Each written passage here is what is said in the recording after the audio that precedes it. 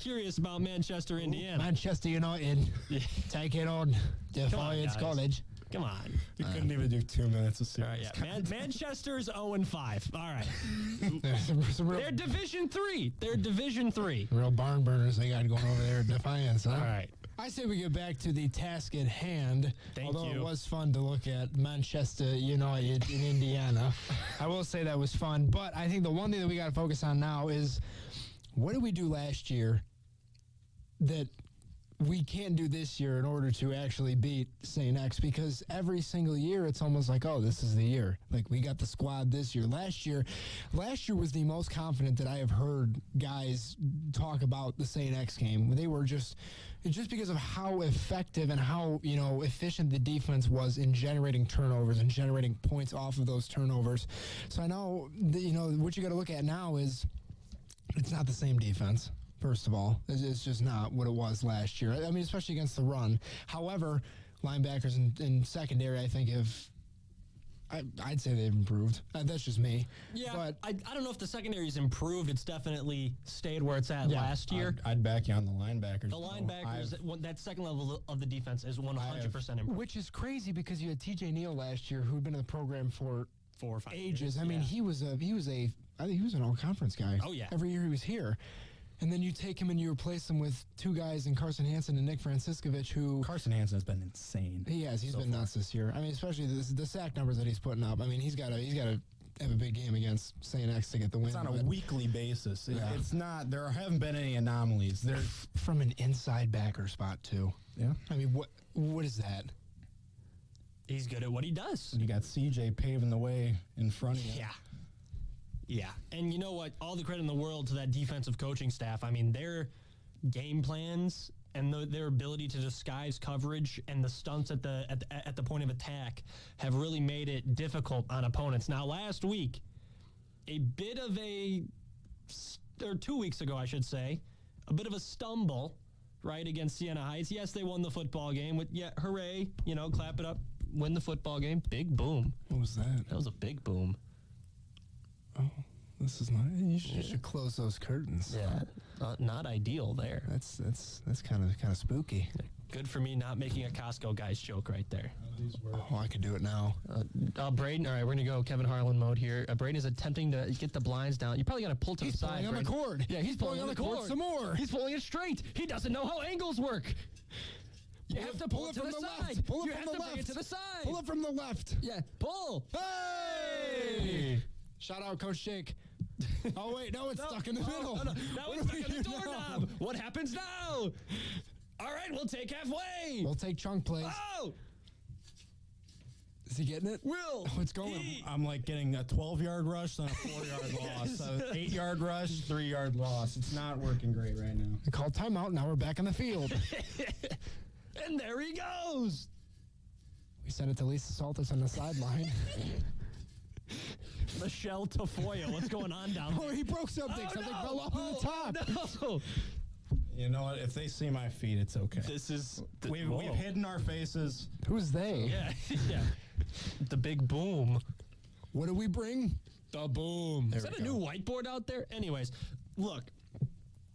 It wasn't the best performance a week ago on both sides of the football, or 2 weeks ago. I'm going to keep saying a week ago. However, I did say before that game that Siena Heights, we were looking at the schedule thinking, Siena Heights, easy win. They were always going to be a tough game. It was just one of those games where, It was a trap game. Yeah, that's the words I'll use. Yeah, you have to beat Siena Heights. They've played good competition, but they've been beat by that competition. Same thing a couple years ago when we played them. This same exact situation. It was a closer game than it should have been. Very rarely is there a high-scoring game against Siena Heights, right? We're talking like 17-7, 14-7 ball games. Like last time these two teams played prior to this matchup, it was a defensive safety by the Fighting Saints, and then a kick return touchdown by Scott Tumulty. That was the difference. Today, the difference was a Joe Tumulty onside kick return for a touchdown late in the fourth. That was such a weird play. But, I mean, it worked out. It did. Saints got a touchdown out of it. And Sam Tumulty looked all right also in the backfield, 17 of 21, 94, 2 touchdowns. He did exit shortly with an injury. We thought, there was a bit of panic.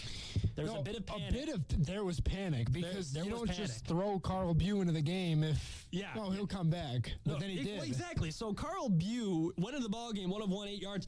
The guy, we used a participation on him there. Like, at the time it was a close football game, I get that. And Carl Bue's your number 2.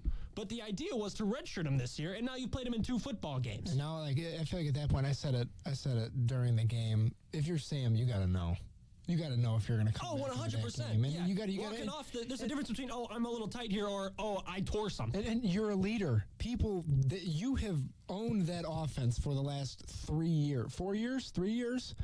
Year 4, as long as I've been here. So 4 years. I've never seen anyone else play quarterback for the Fighting Saints. You got to be vocal. Just I'll be out for a play, just something like that. And even if it's a couple plays, your run game is good enough, or at least we thought it was good enough. We thought it was good enough, and that's another point of discussion here.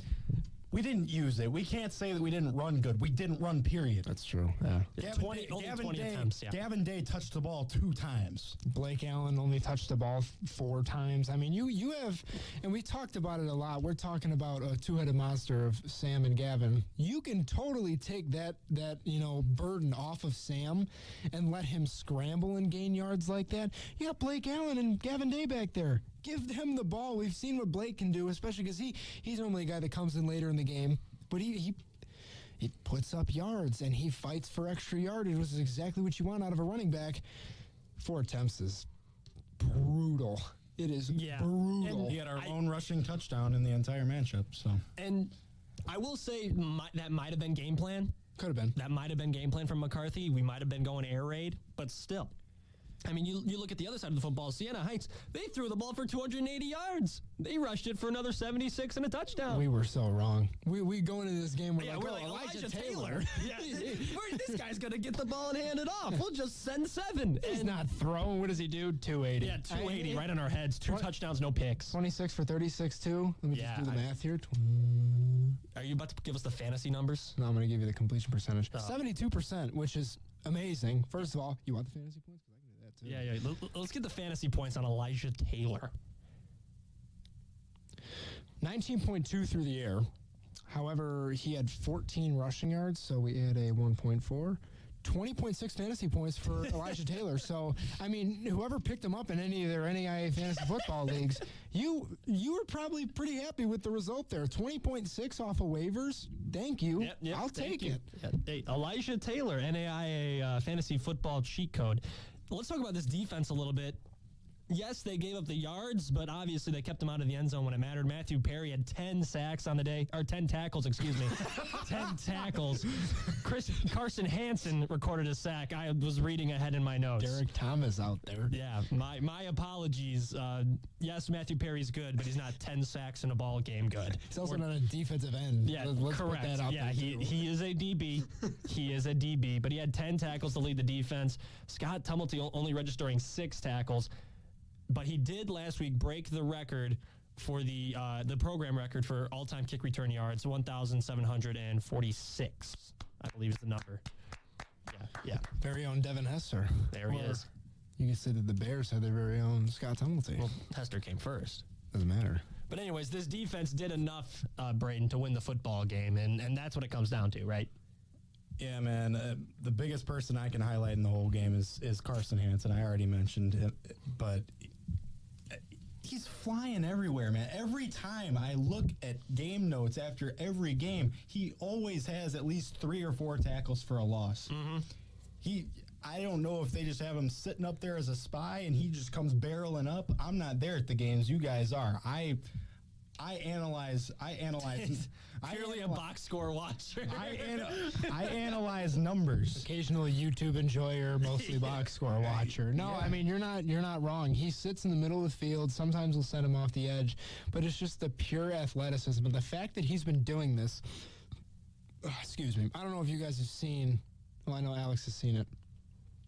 This guy's had a club on his hand for the entire season. Yeah, first week with it off. Yeah. Against Siena Heights. And he has 3 tackles for loss. I mean, are we going to see interceptions now? Yeah, that's all we're missing, I think we could. That's all we're missing. But yeah, no, the guy, he flies to the ball, like you said. He had a great game. Marcelo Bernard, tackle for loss, not sack, my bad. Carson Hansen also had a sack. I read it wrong. I'm sorry, Marcelo. But we only had 1 sack. We struggled to get to the quarterback. 1 sack, no force or no turnovers. No turnovers. Which is not really, it's not our brand of football. Normally we force 1 a game, I'd say, is what we average.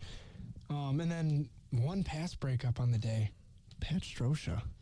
Hey, get that big old hand up there, boy. Come on. DBs don't exist. It's just Pat Strosha. But like I kind of, or you alluded to it, or you actually said it. I kind of alluded to it, but I couldn't find the words.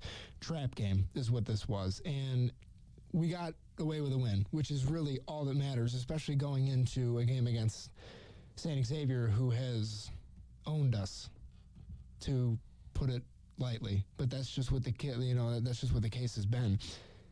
But with the way the team's playing, I think even with the loss against Wesleyan, you played really solid football compared to everyone else that has played Wesleyan. Oh, I mean, a 77-21 defeat of Marion this past week from Indiana Wesleyan. And unbelievable. And St. Francis held them. Their starters as well for most of the game, because I think the starters were in until like the last 2 drives maybe.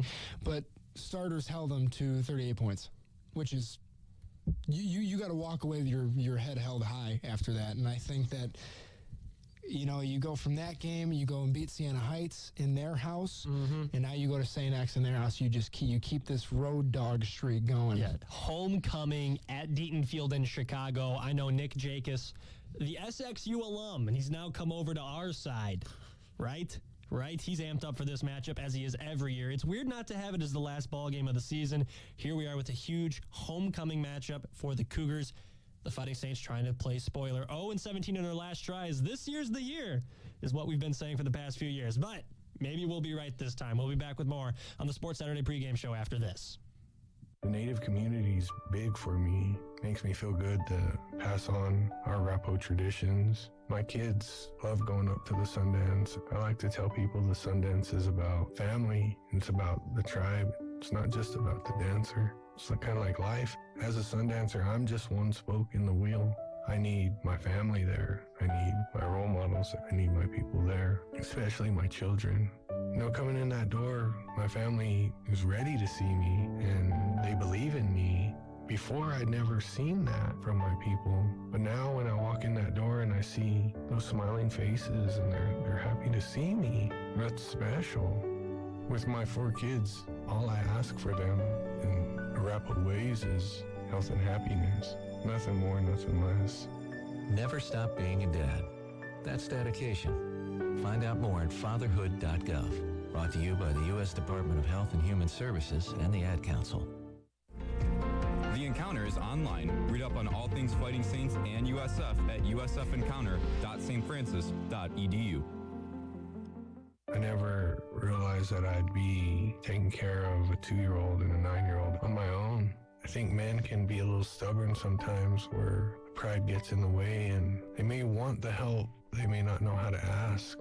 With my traditions, with the family support in line, and just with my mind frame, I was able to turn a negative into a positive. I knew I needed more tools in my toolbox to take care of these little girls that had just lost their mother. It's time for me to be that father that I knew I could be. I think just being that good role model as well, that models good behavior in front of them, going to work every day, coming home and being able to put on that smile. The biggest reward about being a dad is sitting back and watching your kids be happy. Never stop being a dad. That's dedication. Find out more at fatherhood.gov. Brought to you by the U.S. Department of Health and Human Services and the Ad Council. Fake, keeper, Sam, runs over the defender, touchdown! Welcome back on WCSF Joliet 88.7 FM. I'm Alex Melkars, joined as always by Jake DiLorenzo and Braden Kidd for an early edition of the Sports Saturday pregame show. The Fighting Saints on the road in Chicago to take on number 18 St. Xavier this afternoon. A noon kickoff for you. We'll have the entirety of the ball game with Nick Jacobs and Dave Laquetta out at Deaton Field. Kyle Lipke will have your halftime report. It is a big, big day in Fighting Saints football, and if it's going to be a successful one, Braden, we're going to have to lean on this running game, a running game that for the past few weeks has really struggled. Well, we talked about what our defense did against Indiana Wesleyan. If we if we're gonna say that, we gotta talk about what St. Xavier did against Indiana Wesleyan. They held them to 39. The offense is gonna have to work for him. Come on, Jake. Come on. Just continue. I didn't know. I was trying to find information or like you're on TikTok. No, that wasn't TikTok. It was actually Instagram. I was going back to find a stat that I saw to talk about the run game, but go ahead, continue. The volume was off, all right? I thought it was. It was not. Oh, man. I love when we do live radio. I apologize. The big difference between, and I'm talking about the Fighting Saints here, the big difference that I see between this year and last year is we've been allowing Sam Tumblety to have so much more of a pocket presence this year, where last year the St. X game was one of the very few games where Sam Tumblety had a pocket presence. The St. Xavier defense is going to be prepared for everything we have to throw at them. It's going to be a matter of having a healthy balance, and it's got to be a lot better than it was against Siena Heights. I don't think that Siena Heights was as much of a trap game as perhaps you guys are making it out to be. I think it was. I think we let up and got lazy at the end. It was 24-7 going into the fourth quarter and ended up being 31-24 as the final score.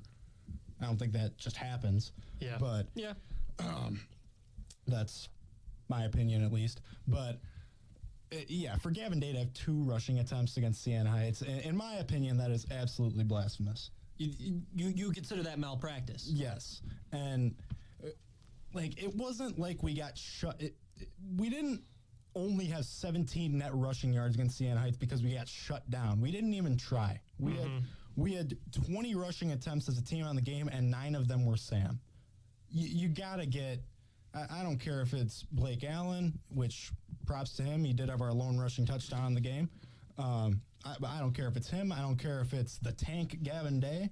But our rushing attack has proven themselves. Our halfbacks have proven that they can take the ball and get those chunk yard plays that set you up well on a second or third down and short.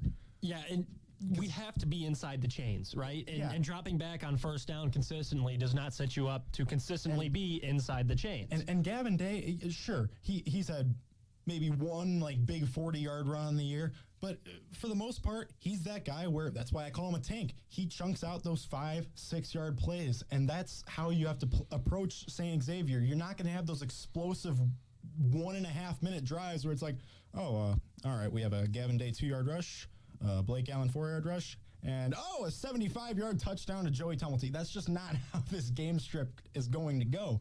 You're going to have to chip away, and you're going to have to use everybody.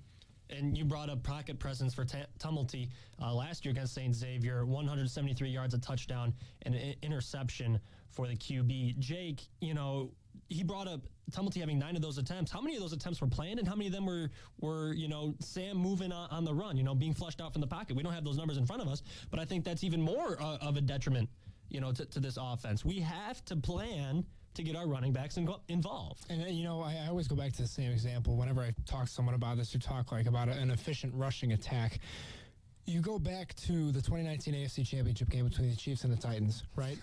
The Titans had a perfect game script in the first. Just listen. Oh, dude, you got me locked in. I missed the Mike Vrabel Tennessee Titans. They had the perfect game script in the first half. Feed your running backs. The running game, when run successfully, opens up so many more lanes, especially in the passing game. Same thing with the Detroit Lions this year.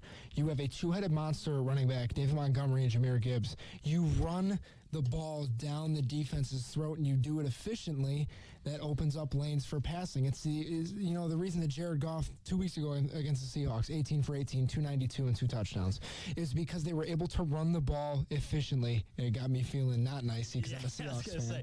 But John Gruden couldn't even do that during pregame warm-ups. But 18 for 18, and it was all because the run was established. David Montgomery, I believe, had 60, 70 yards on the ground. Jameer Gibbs had 50. So that's 120 rushing yards on the ground. That's a pretty solid rushing attack from an NFL team. And it's not going to be pretty to the fantasy people. And it doesn't have to be. We have multiple running backs that can combine for 150. I don't need Gavin Day to run for 120 yards. I need Gavin Day to run for 60. I need Sam to run for 35, and I need Blake Allen to run for another 30. That's how you do this. And thank God that there's no such thing as NAIA fantasy football, because now it is just about winning football games, and the key to winning a football game is establishing the run. Teams that don't establish the run are forced to play on their back foot, forced to play with their backs against the wall, because if you can't run, defensive coordinator sitting up in the booth, they're not going to run. Just stack the box. Exactly. Just stack the box and play back. That's what it is. So establishing the run is going to be the key. I'd say not even for this game, for the rest of the year, because you look at how efficient offenses are when they have a good running game. Derrick Henry is the reason that Ryan Tannehill looked the way that he did. Why he was able to keep a job in Tennessee. Because the second that Derrick Henry left, I guess he didn't have a job this year, but even last year when Henry wasn't as efficient, Ryan Tannehill's not good because we can't establish a run game. You can't establish a run game. Exactly. So establishing the run, you have two guys that can very clearly do it. Three, actually. We have one of those rare trios of really good runners. Establish the run game. It'll open up passing lanes in the second half. I mean, even towards the end of the first half, who knows? Or if it's working that well, keep running the ball. If they can't stop it, they can't stop it, right? So establish the run, go from there. And that's why it's so important to have that perfect balance, because we see it. There are way too many weapons to just be relying on two guys to be the horse throwing everyone on their back for the entire game. We could talk about it in the receiving game, too. You got Joey, you got Dezion, you got Ryan Little. Jason Hartsfield finally, he had Randy Moss numbers this past week. 2 for 2. Yeah. Respectable fantasy football day for Jason Hartsfield. 2 receptions, 21 yards, and 2 TDs. That's my dream flex guy right there. So when you have all that, and then like you said, you have 3 dependable running backs, you have to use everybody. And I feel like we have done, there's maybe been one game where we've done a fantastic job of that the whole year. Other than that, we haven't really had to do it. This is a game where you have to do it. Against Waldorf, the Fighting Saints rushed for 146 yards. Against Lawrence Tech, the Fighting Saints rushed for 325 yards. Against Concordia, Michigan, 232 yards on the ground. Indiana Wesleyan happens. You net 24 on the ground, and then you run away from it and you never do it again. Go back to what was working. And they wonder why the pass game didn't work. Well, it's because that's all that they're expecting. Go back to what was working. I know it's going to be painful. Those first few drives might not go anywhere. This defense is going to keep you in the football game. Establish the run. Establish it. Get me to 4 yards a carry. Keep me inside the sticks. And let Sam cook on 2nd and 3rd down, right? Let Sam cook just on 3rd down. Run, pass. I don't care, but you have to do something to get this running game back towards 100 yards, because this 50 yards a game stuff just is not going to cut it the rest of the season. I feel like, especially in today's day and age, minimum, like bare minimum, because it feels like we started to trend a little bit towards passing the ball more, and, football as a whole, like as a sport, started trending towards passing the ball. Now we're seeing the rushing game slowly make its way back, and people are starting to see how important it is. Because it's so critical. Exactly. You can't have one without the other. You can there's so much more that can be opened up. You can't open up the run game with a pass game. Well, let's look at Sam's throwing numbers, right? The team rushes for 146. Sam throws for 310. The team rushes for 325. Sam throws for 173. The team rushes for 232. Sam throws for 268. There's a pattern here, people. There is a pattern. Run the ball. There's a pattern. And you're not going to have one without the other. And I think today, if McCarthy wants to finally beat St. Xavier, the Fighting Saints 0-17 in the last 17 tries, if they want to finally beat them, you're going to have to establish the run. Your defense has been doing their job against St. Xavier. Every year. Defense has done their job. Offense is going to step up. Whether it's play calling, whether it's execution, whatever it is, you got to step up. Let's just look at the last 4 games. 2020, the defense gave up 7 points, lost. 2021, the defense gave up 26 points, and lost in overtime. 2022, the team gives up 24 points and loses in regulation, a field goal at the buzzer to win it.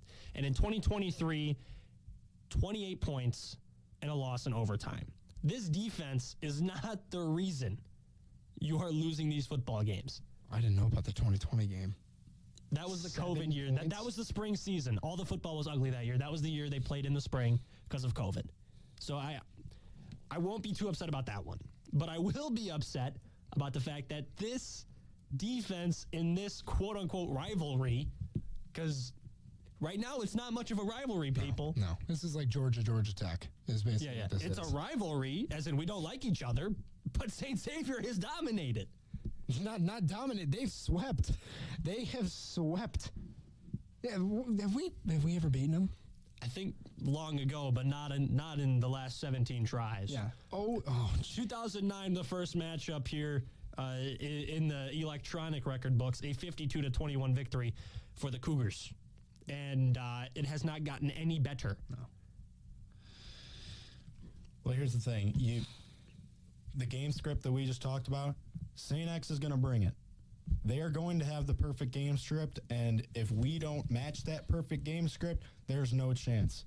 If it's two perfect game scripts squaring off, I trust cinema.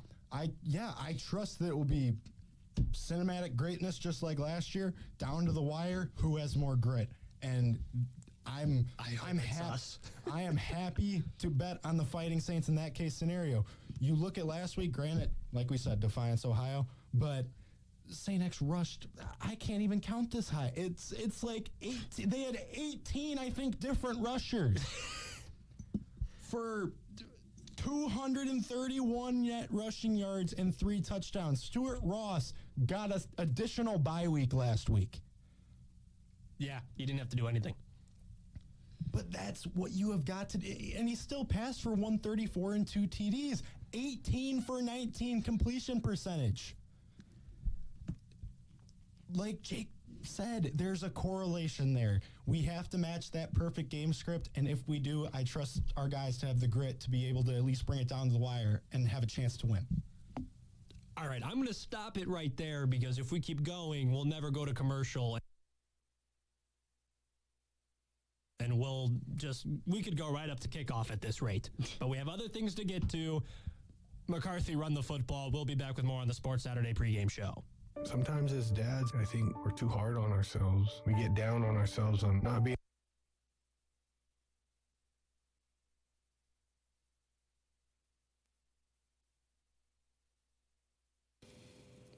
Hello, everybody. This is Kyle from WCSF 88.7 Joliet. We are cutting our pregame short, and we are sending it out to St. X. Our national anthem underway here. Just a moment.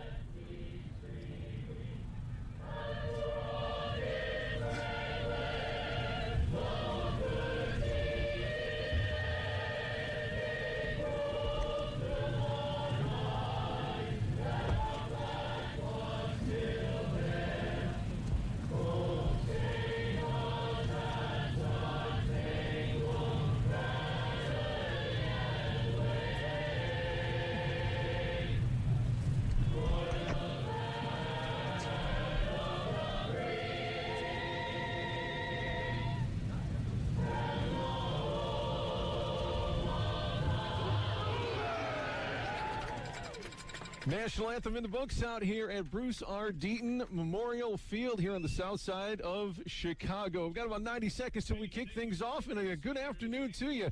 An absolutely gorgeous day for some football here, and what could be the most important game for the Fighting Saints today as they come in at 4-1 under 13th year head coach Joe Curry, taking on his former mentor, Mike Feminis, in his 26th year here at the helm of St. Xavier. They are ranked number 18 in the country, kind of falling through the rankings over the past couple of weeks. We have played some similar opponents. We'll go over that as we continue on. But Dave Lacquetta is here as well, and what is so great about this rivalry is, besides all of the classic close games, especially lately, 2 of the last 3 games have been overtime games, but it's really the crossover of these 2 programs. You got a lot of guys who started at St. Francis, who've gone over to St. Xavier, of course, Mike Feminis being one of them, and a lot of guys wearing the brown and gold have played with, coached with, roommates with people who are on the St. Xavier side, and it's just so much fun when these 2 programs get together, and it's always competitive. Well, and then they're always battling for the same recruits, and some are going east and some are heading west, between St. Xavier and St. Francis. Matt Ladd, you remember, quarterback for the Saints. He played for St. Francis. His 2 or 3 brothers all played at St. Xavier, and one is wide receivers coach now. So, as a matter of fact, we got twins with each twin on either side of the football field today. And I think that might be a first in the history of this long-time series. The captains making their way out to the big red X at the middle of the field here today. We talked about Coach Feminis in his 26th year, 218 wins, who is now tied for 3rd all-time for NAI victories. What a program he's built. He took this over 3 or 4 years into the program's existence in 1999. And from Jump Street, it's been win, win, win, win for this program, and they haven't looked back. Yeah, he's done an incredible job. And when you talk to him, he'll say it all goes back to, the guys that mentored him. Gordy Gillespie brought him from Marion Catholic High School. Mike Slovic, who was on his staff for a number of years, who's here today, was his defensive coordinator. Dan Sharp, who we have every week, in the booth with us, was the offensive coordinator. And then, Mike eventually came on and took on the a defensive assistant position, and then became the coordinator and had the opportunity here at St. Xavier. And they were very smart to hire him. They did. And the success is, like you said, overwhelming. And it includes a national title back in 2011. More recently, though, St. Xavier comes in with a win over Defiance last week, 45-14. They outgained Defiance 408-248, including 213 rushing yards. Their junior linebacker, Chris Swain, the most recent defensive player of the week in the conference, had a couple of picks in that one including a pick six, helped him earn that award for St. Francis. Coming off a bye week, but if you go 2 weeks ago, they beat Siena Heights on the road 31-24. Jason Hartsfield, Blake Allen both scoring touchdowns for the very first time in their careers. Blake Allen, a young career. Jason Hartsfield, he's been around for a while, so glad to see him get on the board. Coin flip has been executed. St. Xavier won it and decided to take the football first. Adrian Guerrero, the special teams player of the week, will put his right foot into it, and we're underway here. It's St. Xavier week.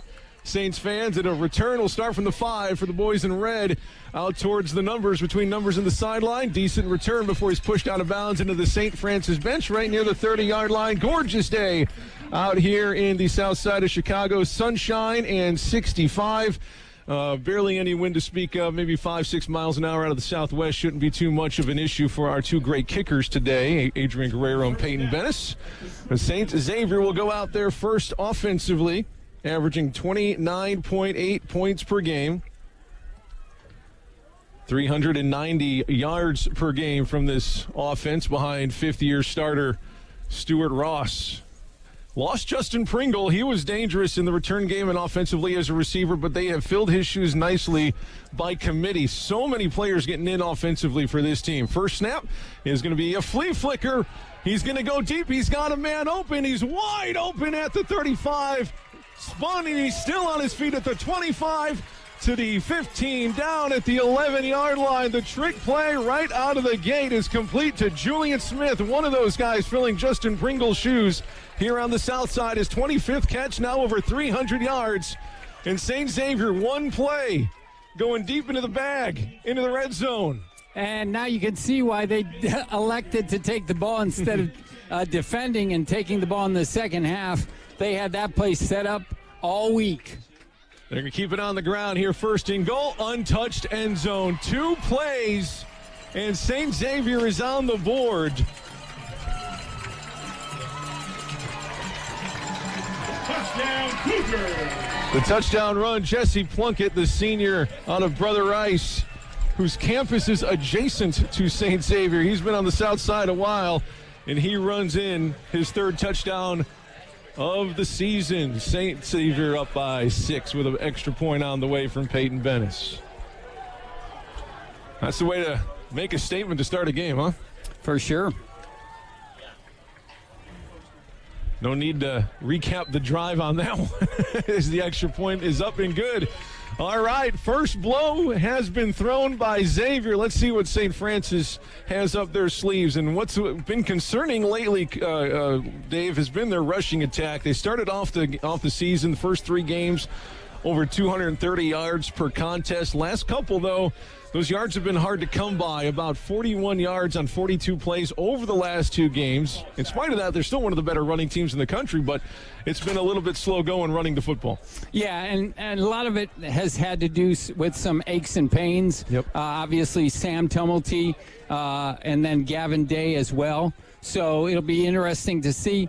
You know, the Saints had the off week. That was great in terms of healing, but as you know, when it gets down to the postseason, like in the NFL, people always question, do you not play your quarterback the last regular season game, or do you? And sometimes when they have that week off, they're not as sharp. So it'll be interesting to see how the Saints come out this afternoon. They're going to angle this one to... That's Scott Tumulty up past toward the middle, trying to cut it up the hash marks. He'll bring it up to the 30-yard line. Maybe the 32, and that is where Sam Tumulty will take over. Sam, 66% through the air, 1,154 yards, 9 touchdowns, 2 interceptions. He's been great at taking care of the football. Like you said, his lower body injury kind of preventing the rushing attack that we're used to from him, but hopefully the week off, or at least the week without a game, has done him well. Here we go, first possession for the Saints. They're 1st and 10 at the 32, their own 32 left hash. Sam in the shotgun takes the snap. Quick fire out to the right for Dezion Jordan. He'll be pushed out shy of the 40-yard line, put it at a 30. So they're going to... 6-yard pickup. They can put it at the 40? Just inside, 39. 39-yard line, okay. Good quick hitter down on the outside that time from Sam Tumulty to Dezion Jordan. Dezion just off the pace, 1 reception short of qualifying minimum-wise, averaging better than 20 yards per game on receptions, and that would rank him 6th in the nation if he had 1 more reception. Trips out to the right this time on the second down play for St. Francis. They're going to run it inside, and that'll be very close to a first down. Gavin Day, I presume, the ball carrier. They're going to take him down 1 yard shy, so they're going to give him 3, 3rd down and 1 for St. Francis on their opening drive. Good to see number 88 out there for the first time this season. Jake Friddle, back from injury. He's missed every single game this season. This is his first game back. Yeah, got hurt in the preseason. Was hoping to come back a couple weeks ago and then tried to run and couldn't. But he's, I don't know if he's 100%, but he's 100% to at least play today. 3 wide receivers left, 1 right ball, right hash of the 42. They need 1 yard for the first down. Gavin Day hit in the backfield. He's got it. And he will fall forward for that yard. Officials motion to move the chains. So first down for St. Francis. And Jake Friddle does add that element of a catch or a pass receiving tight end that St. Francis hasn't had so far early this season. As I say that, he will take a spot on the bench. Scott Tumulty will come in. And we saw Scott a couple weeks ago at Siena Heights with a couple carries, and that was due to the injury to Gavin.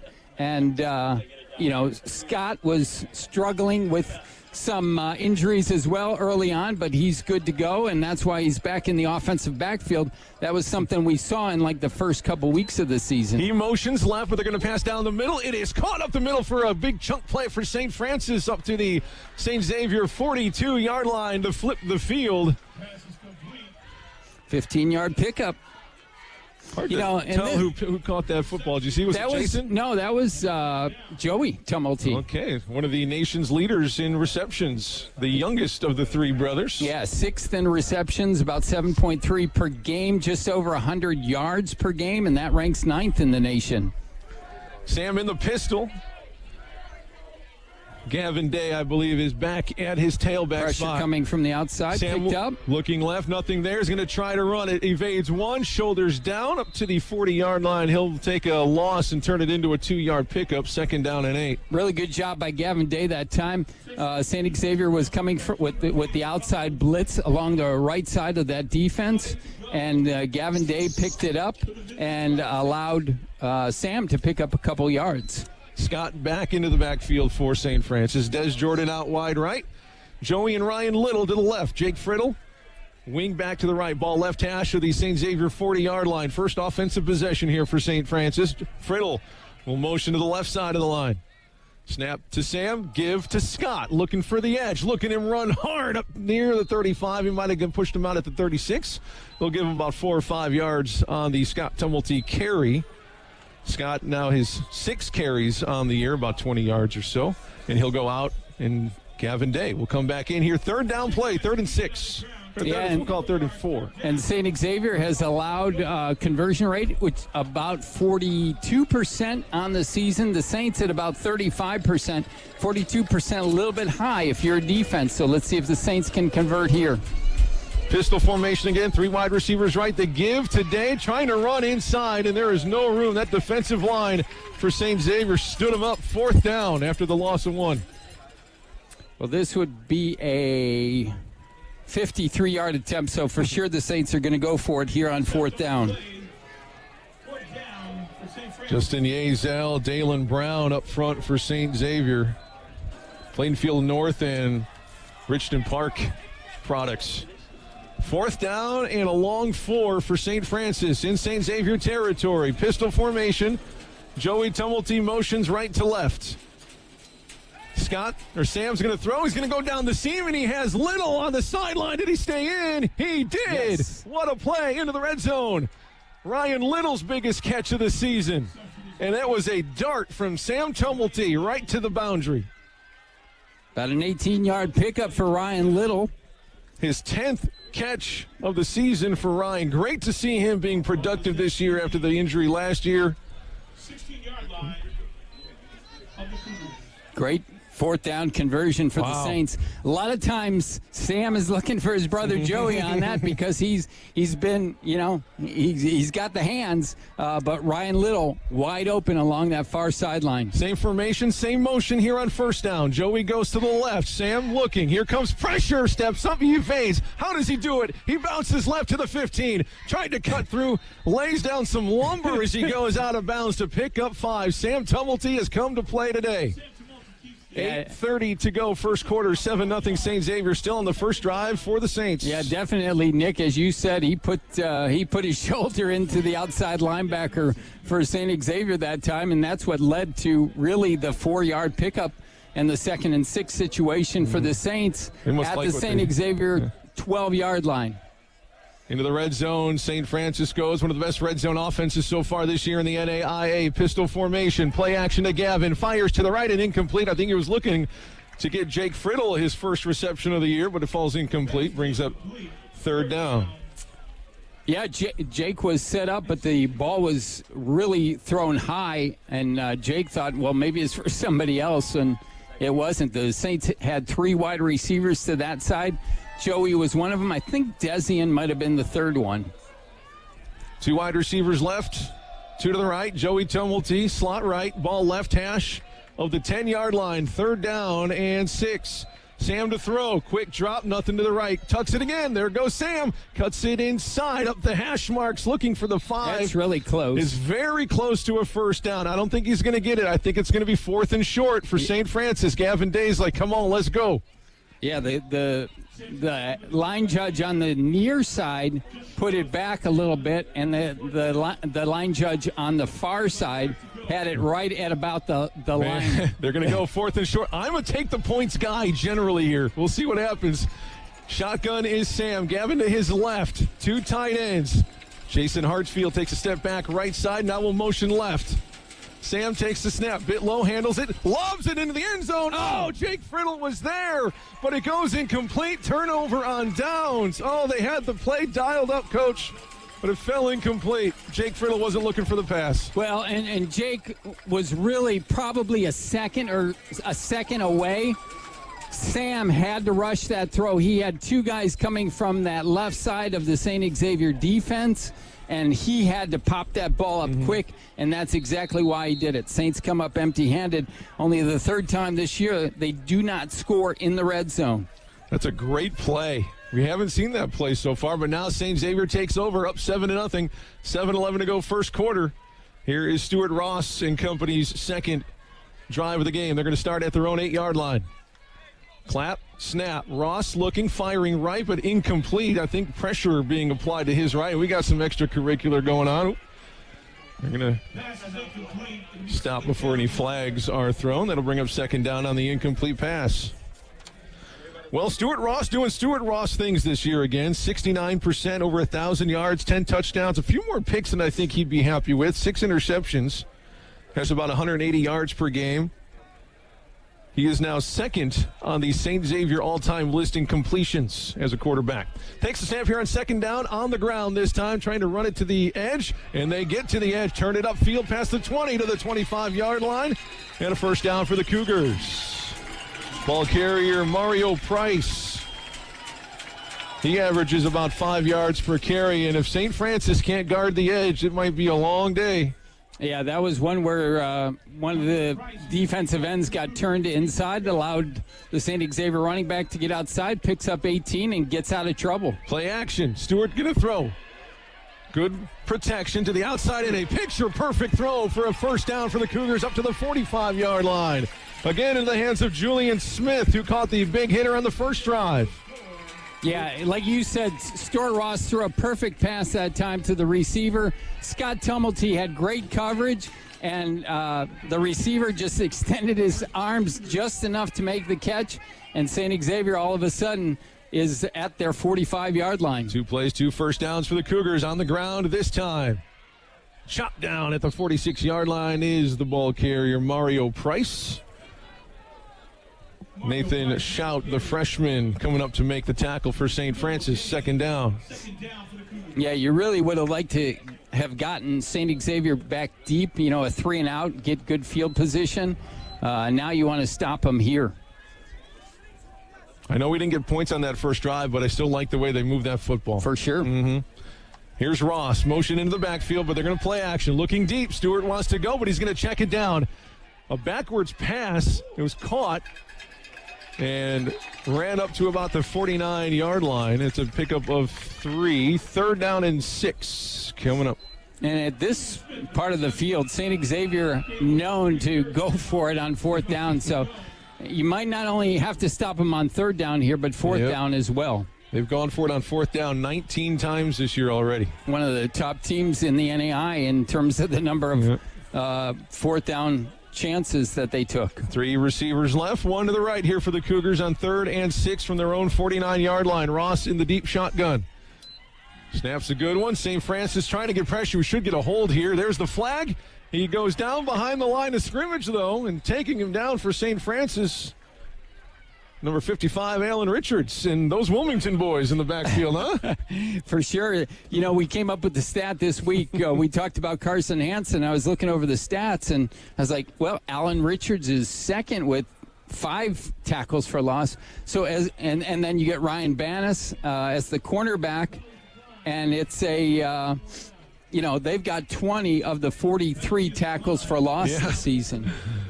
Carson Hansen playing an amazing linebacker spot this year, disrupting offenses. That does bring up 4th down. We got 4:42 left to go in the first quarter. 7-0 St. Xavier. It took 2 plays, which included the flea flicker. Do we have a timeout here? No, they want to run the clock. Joe Pacelli goes out there. Looks like they will punt it away. And Pacelli, you got to keep an eye on because he's a receiver as well. Don't think they'll do anything here, but again, throughout the afternoon, that's a double threat. Pacelli, very good punter, averaging about 40 yards a punt, a long of 65. Good snap. Whistle will blow the play dead. They were going to give Scott Tumulty. Oh, no, they weren't. They kicked him well to the right. Oh, false start on St. Xavier, so they're going to give him 5 more yards. And St. Francis actually going to switch special teams personnel here. I think they were ready for the they had the defense on the field, but now they're going to put their special team return specialist out there. Scott Tumulty back at his own 20, ready to return. Win, not much of a factor here. Just a picture-perfect day. Homecoming here at St. Xavier. Tons of tailgaters out there, folks lining the field along the track. Just a great atmosphere. And full house on the St. Fan section over there on the far sideline. Pacelli, the punter, standing at his 25. Scott standing at his 25. The kick is a low line drive. Scott's going to have an opportunity here from his 19. Up the middle, now cuts it to the outside right. Here goes the Saints leader in punt returns, but a flag comes in behind the St. Francis return. Probably going to be a hold, and it's way back there at the 18-yard line. And really was far away from the play. Oh, that man. was Matthew Perry. Is there another one? I just saw the one. I see one. I see two behind the return for St. Francis. One in the middle of the field, one toward the sideline. There's one here. And one way on the other side. Yep. So we'll have to the sort one was that out. Matthew Perry.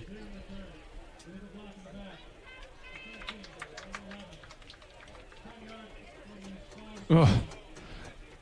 And when you go back the last 17 years, St. Francis hasn't beaten St. Xavier in 15 years and 17 games. And it's plays like that that are one of the biggest reasons. It is drive killers. It's momentum killing. You got to keep it clean. And to their credit, though, Dave, St. Francis is one of the least penalized teams in the nation, so they're doing their job most of the time. But when it comes to a game like this, when it's so big and the emotions are so high, you just have to be really on your P's and Q's. And again, that's why you have to take this game as no different than any other. And like you said, the simple mistakes, we saw the missed coverage on the first play from scrimmage. You know, those are things that you got to be ready for on every play. So instead of starting this drive around the 30, they're at their own 9 because of the penalty. Run play, left side, off tackle. Nice run on first down. That's going to be a pickup of 6. And here comes the flag. They're going to get Jake Friddle for a late hit. Oh, another penalty on St. Francis.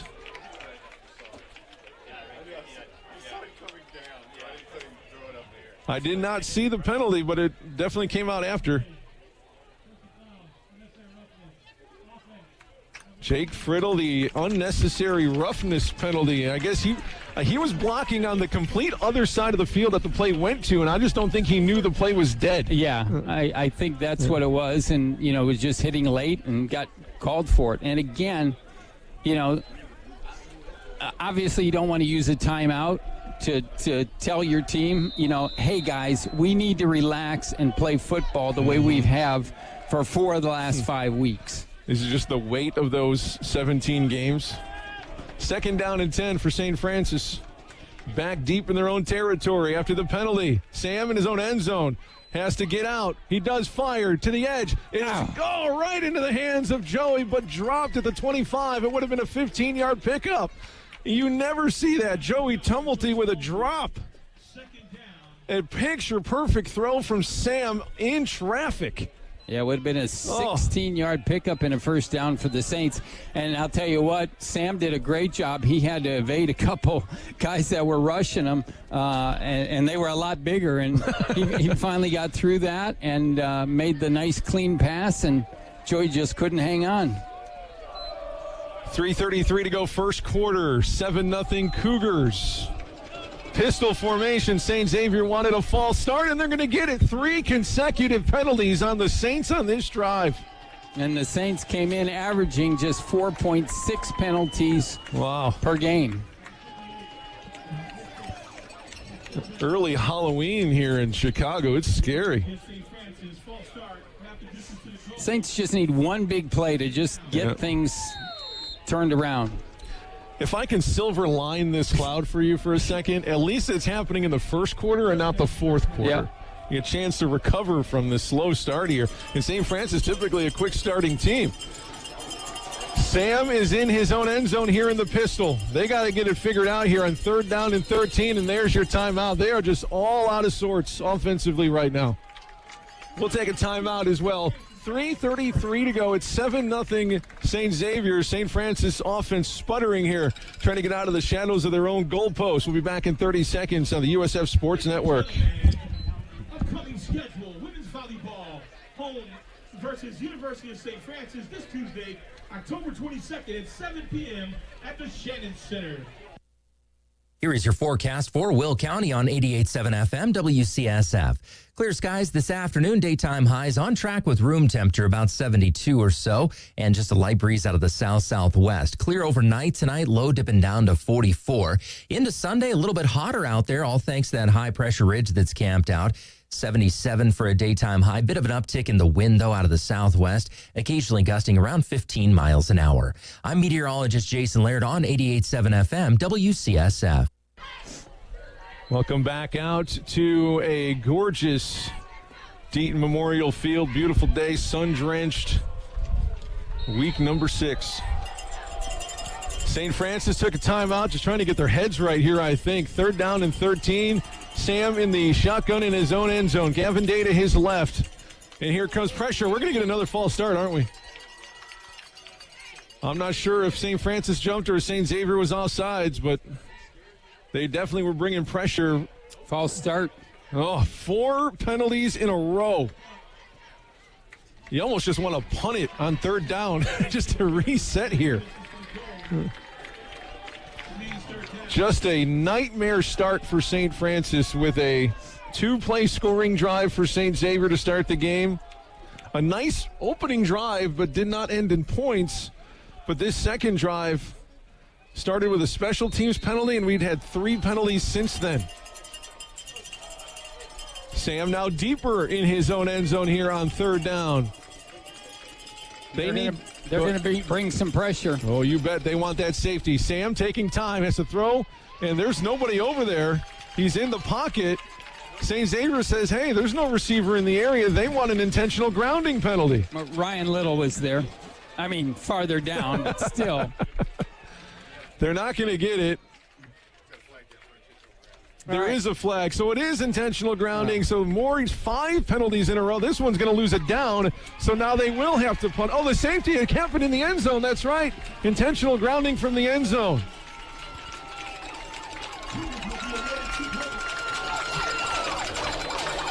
The St. Xavier defense scores points for him.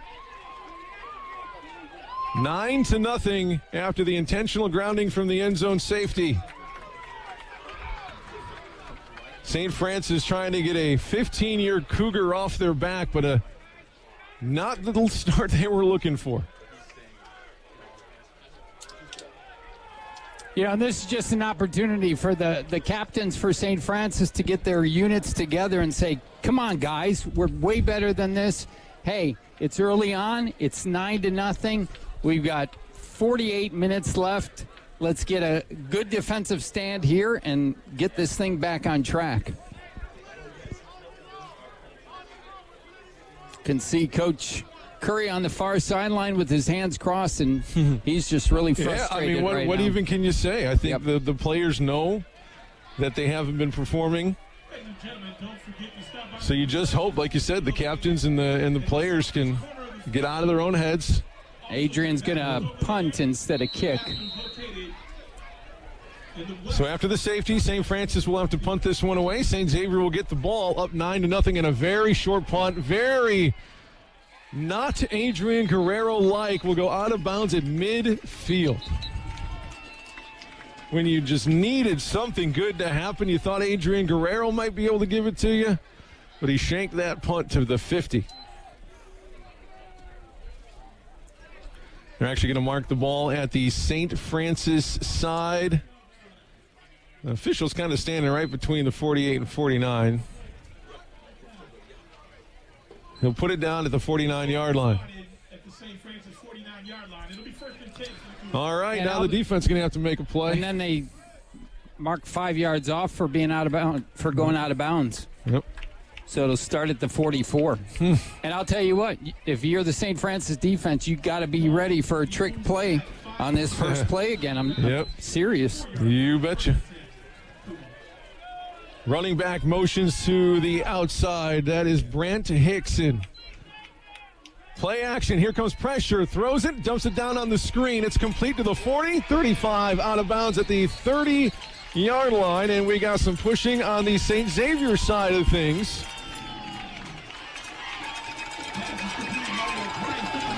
But the check down went to Mario Price out of the backfield. His 10th catch. He's over 100 yards this year, and that moves the chain. St. Xavier just making it look easy now.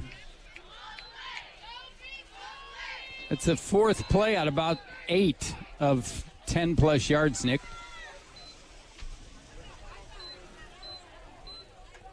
Hickson motions, high snap handle. They're going to hand it off. Price taken down by Alan Richards at the 30-yard line. A loss of 1. Another tackle for a loss for St. Francis linebacker. Second one this afternoon for Alan Richards. He's come ready to play. They did mark it at the 30, so maybe not technically a TFL. I thought he was back a yard. Oh, they do move it back. Yep. To the 41-yard line.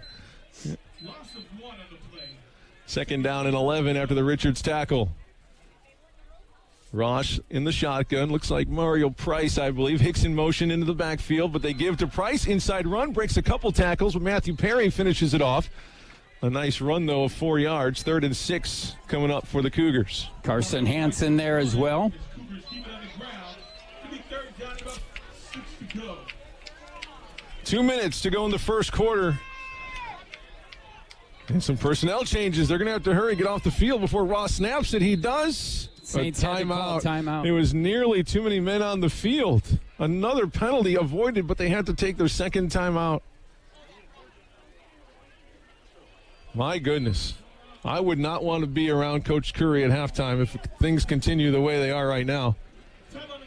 1:48 to go in the first quarter. It is 9-0. St. Xavier on top with a 2-play touchdown drive to open the game. Compliments of a big play flea flicker.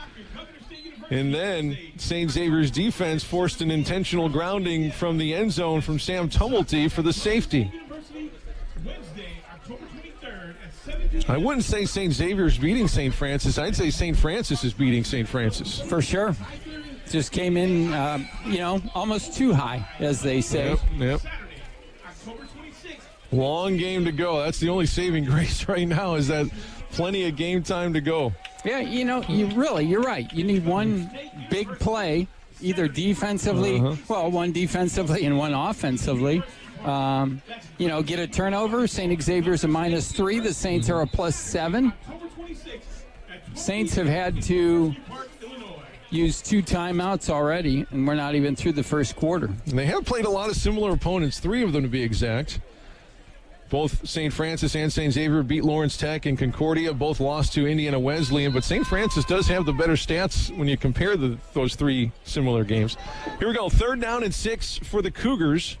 Just inside the St. Francis 30-yard line, looking for more points here. Stuart Ross conducting this offense, trying to get St. Francis offsides. Didn't work, now takes the snap. The handoff going left. Cuts it just near the numbers, but stopped at the 26-yard line. Not nearly enough for a first down. It's going to be 4th down and 5 for St. Xavier. It would be a 42-yard punt. They are field goal. They're not going to do that. 4th down, as they do. 4 wide receivers out there. Play action. It's going to be up to Stuart Ross. Fires down the middle of the field. Caught inside the 5-yard line and down. 1st and goal, Cougars. Brant Hickson, who, if you remember last year in Joliet, the overtime victory, it was Brant Hickson who caught that game-winning touchdown in overtime for the Cougars. He always comes up big against the Saints, and they're going to hurry to the line here. 1 minute to go, first quarter. 1st and goal inside the 5 for the Cougars. On the ground, hit at the point of attack, able to fall forward maybe a yard or 2. It's going to be short. 2nd and goal at the 1 now. And here come the big package for St. Xavier. Stuart Ross, his accuracy is one of the best you're going to see in the NAI. Yeah, 70% doesn't get much better than that. And we've seen some throws already today that, if weren't perfect, would be incomplete at least, but they've been perfect every time. Yeah, there were 2 guys on coverage that time. Jesse Plunkett will be the quarterback in the Wildcat. Takes the snap, running left, looking for help, but he's wrapped up down. It's going to go for a loss. I believe it was Nico Freck who was there. And that will wind us to the end of our first quarter mercifully. 9-0, St. Xavier on top. but they are threatening again here on 3rd down and goal from the 4. We'll be back in 30 seconds. You're listening to Saints football on the USF Sports Network. You took the first step and quit smoking, but even former smokers may still be at risk for lung cancer. That's why SaveByTheScan.org wants you to know about a new low-dose CT scan that can detect lung cancer early. It takes only 60 seconds and could save your life. You took the first step, now take the next. Visit SaveByTheScan.org for a simple quiz to see if you're eligible and talk to your doctor about screening. SaveByTheScan.org is brought to you by the American Lung Association's Lung Force Initiative and the Ad Council. Welcome on back to the south side of Chicago. St. Xavier with the lead and the ball at 3rd down and goal. And Dave, I'm trying to think back through the decade or so that I've been here, and I can't remember a quarter quite like that. That was... Yeah, and it's a combination. I think they're overhyped, and then you also wonder, having that off week, are they just off their game a little bit, and maybe they needed a quarter to get back on track. Hopefully they can get a stop here, at least, keep it to a field goal. It'll be interesting to see what St. Xavier does if they do not score on this 3rd down play. They go for it. I think Feminist and company are just, they're go for the jugular guys. Well, let's see what happens here. Stuart Ross back into the quarterback spot. Motion to the backfield. He's going to throw it. He's going to the corner all alone, and did he get both? He is in for the touchdown.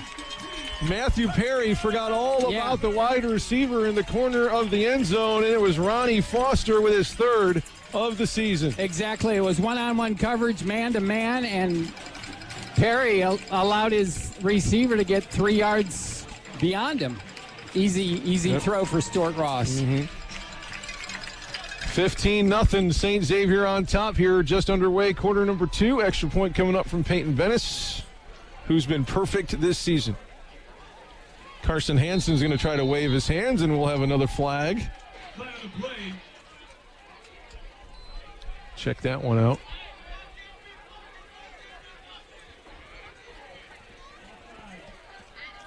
Oh, another one on St. Francis. Offsides on the kick, and they didn't even snap the ball.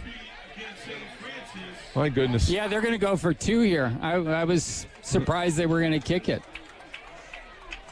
Go for 2, up 15 right now. And I'm not sure the St. Francis team has its right defense, and it's going to be too late. Oh, yeah. They're going to have to call timeout. And it'll be their last time out of the half if they do. Nope. They do get 3 substitutes on the field to try to defend this 2-point conversion. They're going to go with that Wildcat look again. I believe it's Plunkett. He's going to run it right up the gut. He's hit at the line. I think St. Francis stuffed it. Yep. Good. They did. Hey, positive play finally for the Saints, denying the 2-point opportunity. Keeps it a 2-possession game. You bet. We'll keep it right here as we continue the conversation about St. Francis, St. Xavier throughout the years. Last win for St. Francis was 2008. You got to go pretty far back to see that game. Coach Curry, though, was just an assistant coach at that time. He's defensive coordinator. Yep. But what's been great, even though you look at the number 17 in a row, St. Francis 1-25, the last decade's worth of games have been touchdown or less. It's been incredible. And I'm not sure how you can have that many close games and just not get over the hump. Something's got to give at some point. It's just a credit to the Cougars, though, and coaching and recruiting. Or on Instagram at Anglo Stuffed Pizza for more information.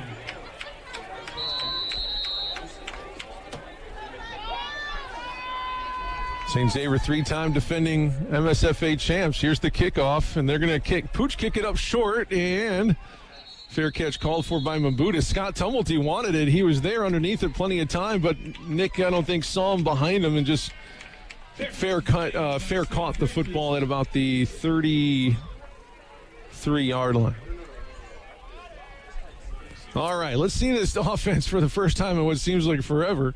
Sam Tumulty and company. When you want to talk about a leader, though, Sam is the quintessential leader of this football team, and I think he's going to be able to get this unit calmed down and start to click here. Yep. I would agree. First down and 10 for the Fighting Saints. Here we go. Gavin Day will be the tailback in the pistol. Des Jordan and Joey Tumulty left. Ryan Little wide right. Probably Friddle. There he is. Friddle is left wing. Snap to Sam. Play action. Sam's going to roll to his right. Lofted into the air. Trying to go for Friddle, but way too much air underneath, and it was almost intercepted. I don't know if that slipped or what, but Sam just put way too much air. He did have Jake Friddle on the out route there, about 8 yards downfield.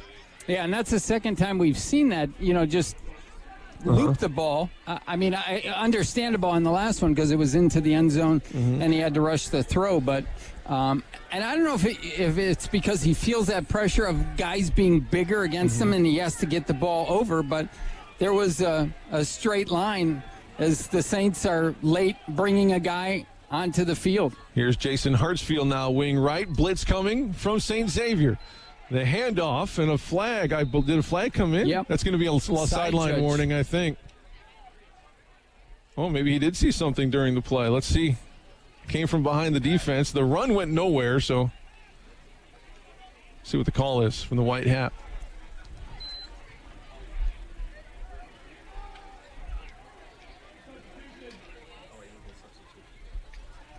Well, looks like it's going to go against St. Xavier this time. Illegal substitution. So St. Francis will pick up a few yards and save the down. Maybe just one of those positive moments that they need to try to get things back on track. That's it. Sometimes it just takes one play like that. We see a lot of times, when a team comes out and it's 1st and 10, you think you're ready to go. You get a 5-yard false start, and then, and then everything goes haywire because now you're not running the ball, you're passing the ball, and you're getting pressure from the defense. 4 wide receivers go out into pattern. Sam, beautifully clean pocket, but he throws it right to a Cougar, intercepted. And the return is on up the middle. Sam Tumulty, the one who has to make the tackle. And it's St. Xavier football.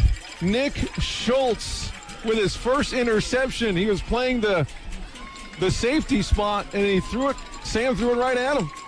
Didn't see him at all. There's a penalty marker down. There was some little skirmish going on between one of the defensive linemen for St. Xavier and Anthony Nikikowski for the Saints, and I think this one's going to go against the Saints. So it's going to be an additional 15 yards. He looked like he gave a sideline warning indication. That couldn't have been it. It did go against the Saints, though. Wow. Frustration on the side of the Saints, and Coach Feminist is kind of jawing with the officials crew here as well. I don't think he got exactly what he wanted, but the St. Francis defense is back on the field here. 14-26. It seems like it's only been, oh my goodness, 30 seconds in this quarter? Yeah. Only 30 seconds have gone off the game clock in this quarter, but I feel it's already been 15 minutes of real time. And this is really where the Saints need to come up with a turnover, Nick. Yes, they do. They got at least one of them in them today. Stuart Ross, empty backfield, 5 wide receivers. Motion into the backfield, play action there. They blitz him, and they quickly throws outside. That one could have been maybe an argument made for an intentional grounding, but the referee here pointing to the receiver saying he was in the vicinity. 2nd down and 10 after the incomplete pass. I like that. They got some pressure on Ross, made him make a choice early. Same formation, 3 wide receivers right, 2 to the left. Ball right in the middle of the field at the 28-yard line of St. Francis here for the Cougars. Look at the linebackers. They're going to bring some pressure. Oh, they nearly blew it out, but the running back dodges in the backfield, and he makes it up to the 25-yard line, which should have been a loss of 2. And a sure momentum shifting type of play turns into a pickup of 4. Yeah, Nick Franciscovich coming on that left side of the St. Francis defense. Had the ball carrier, like you said, 3 yards back at the backfield, but couldn't make the stop. I don't know if Franciscovich knew to go for the quarterback or the running back on that. He was in the backfield so quickly. 4 wide receivers now plunking to the left of Ross. 5-step drop for Stewart. He's going to go to the end zone and caught, but I think he was out of bounds. Out of the back of the... Oh, they give him a touchdown. He got his feet in bounds right over the head of Scott Tumulty and Nick Mabudis. They threw it into double coverage in the back of the end zone, right under the goalposts. And how he got those feet in bounds, I'll never know, but a magnificent play. Makes it a 3-possession game, 21-0. The Cougars can do no wrong.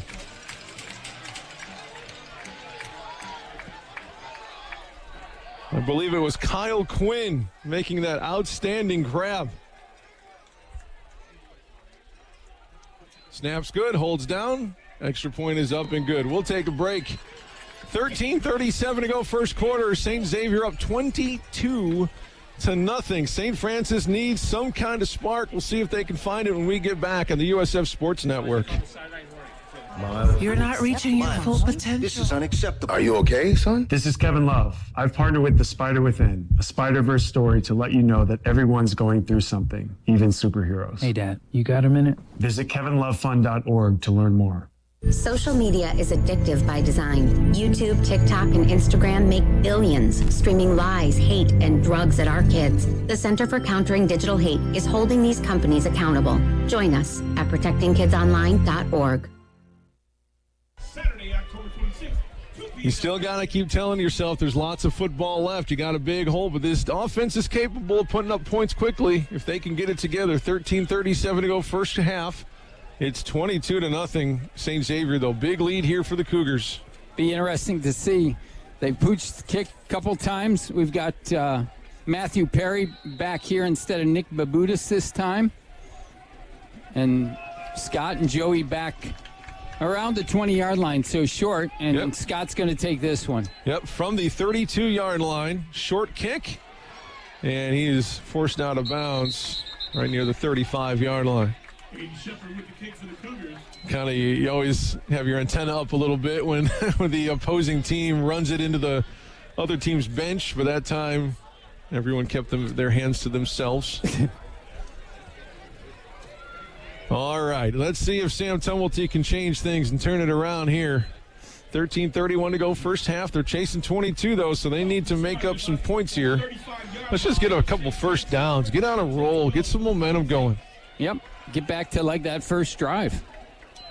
They're going to try it on the ground for Gavin Day. Safety comes up, though, makes a nice play after a 3-yard pickup from Gavin up to the 38-yard line. You know, and that's a play where we've seen Gavin earlier in the season break it off for about 9-10 yards a carry. He was averaging 7.3 after the first 3 weeks of the year. And St. Xavier shut that one off pretty good. Got one of the inside linebackers to come outside, and nobody was on him, and made the tackle. 4 linemen down for St. Xavier. So we're going to get a false start again on St. Francis. I think it was Comandores who jumped offside, the left tackle. And Nyakowski really getting on all of his offensive linemen and say, guys, we need to get it together. Brings up second down and 14. Make a second down and 13. Pistol formation again. 4 wide receivers right, 1 left. Sam Tumulty in the pistol with Gavin Day behind him. St. Xavier will bring 1 man on the blitz. He'll fire to the right side. It is caught at the 40. Ryan Little tried to get upfield to the first down marker. Will come close. It'll be 3rd down and 3 for St. Francis. Nice pitch out to Ryan. So far, Ryan's been the target to go to. 2 catches, 1 for 11 yards, the other one for 18. 3rd down and about 3 to go. For St. Francis. 3rd down, big third. Hate to say big 3rd down here with 12:18 to go in the first half, but it really is. Here comes 2 men on a blitz.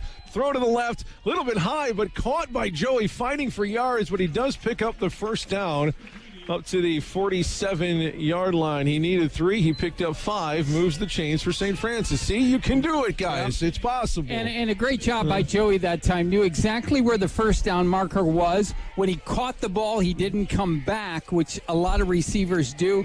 Went straight forward, picked up the first down. Saints at their own 47. And 4 down linemen for the Cougar defense. St. Francis takes the snap, hikes it right. Oh, he gives it to Gavin Day, and he's hit immediately at the line of scrimmage. Jet Chuchi, the sophomore out of Lockport, makes his 3rd tackle for a loss. Yeah, Kumandaris, the left tackle for the Saints, had the initial block, but then the defender got by him and made the tackle on Gavin Day for the 1-yard loss. 2nd and 11 now. Yeah, if Kumandaris could have held his tackle, I think Gavin Day would have had about a 3 or 4 yard pickup. 2 receivers left, 1 right, or 2 to the right. Jason Hartsfield motions to the right side, and another flag.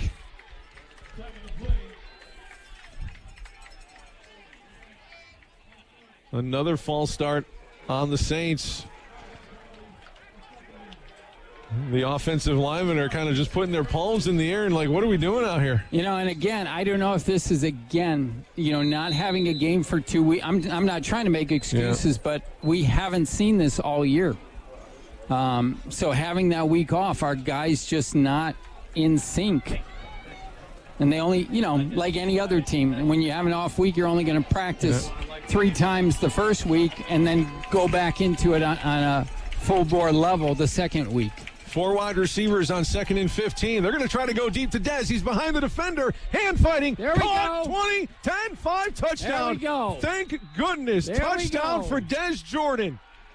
And that might have been pass interference, to be honest with you, on St. Xavier had he not caught that ball. I believe 59 yards to Dez Jordan. Another big play. Literally and emotionally a big play for Dez Jordan. He needed that one, and now look at that St. Francis offense. A little spark, a little energy. Look at Curry. Joe Curry runs up to Dez Jordan and gives him a hug and says, "That a boy." Adrian Curry on for the extra point. Life from the Saints. Game on. It's like going to another planet and discovering life. Extra point is up and good. St. Francis has finally arrived in Chicago. And I'll tell you what, it was a great job of getting that kick off by Adrian Guerrero. The snap was high, and Sam, who's the holder, had to reach up to grab it and then bring it down. And Guerrero was already in his steps, and he had to stop and still made the kick. Dez Jordan's 3rd touchdown catch, approaching 400 yards on just 15 receptions, averaging 23 yards per catch. That'll go up now. We just got to make sure that he has enough receptions to be considered in the rankings now. Adrian Guerrero, the special teams player of the week, will tee it up for the kickoff after the touchdown. 22-7. Hopefully the defense can feed off of that energy as the ball falls off the tee. 8 penalties for 39 yards already. 8 penalties. Yeah. Oh. And a couple of those were 10-yard penalties, but erased a lot of return yards. Yeah. So honestly, it's the real yards are even more.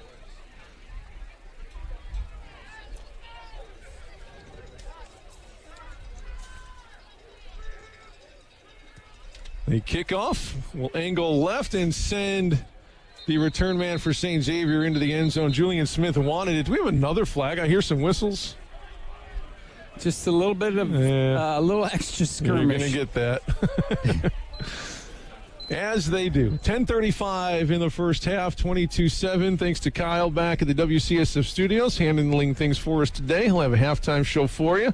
I'm sure he's diligently preparing all the news and notes and scores from around NAI football and the MSFA.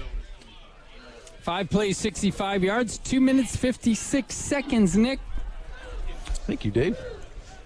Ends with a 59-yard touchdown to Dez Jordan. Now, usually this is when St. Xavier just sticks it to you again. So let's see if this defense can feed off of some of that energy. Look at Franciscovich. He's blitzing. Nobody was there. Tried to get a hand on it. It was a backward pass, I believe, and it'll be complete. The run up to about the 30-yard line. So they do pick up 4 yards on the play.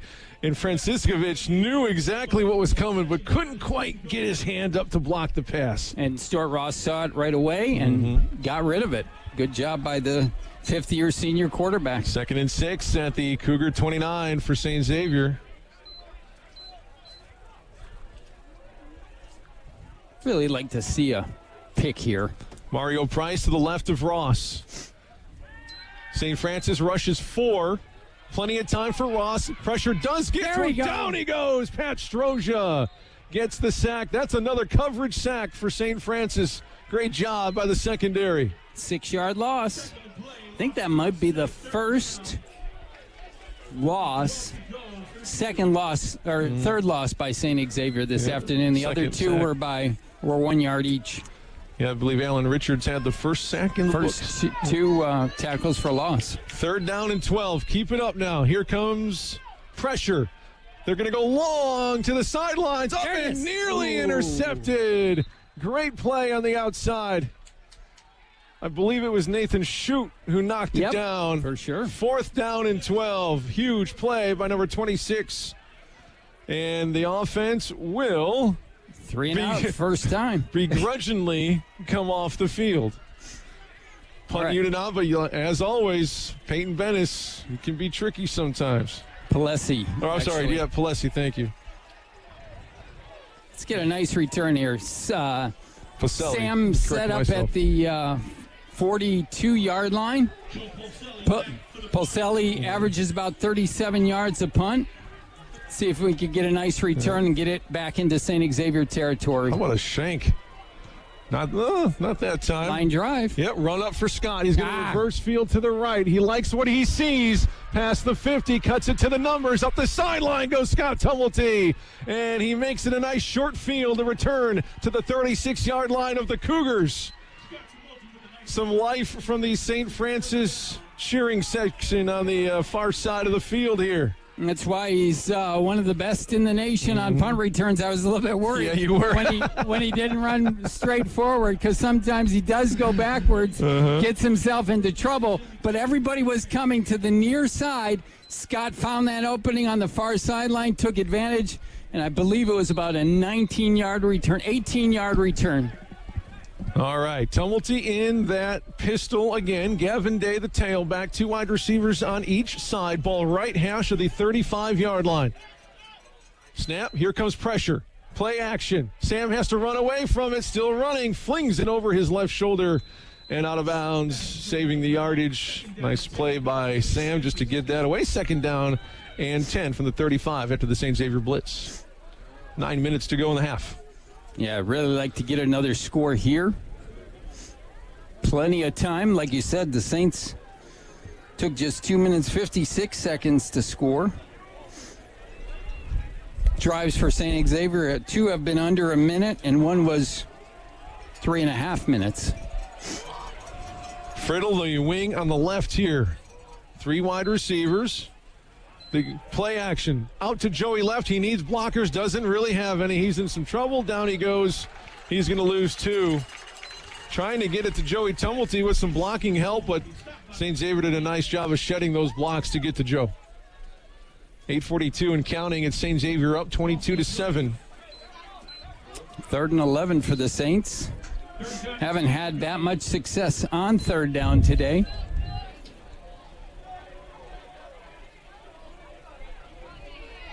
Actually, 2 for 4. Yeah, St. Francis on the year, only about 36%.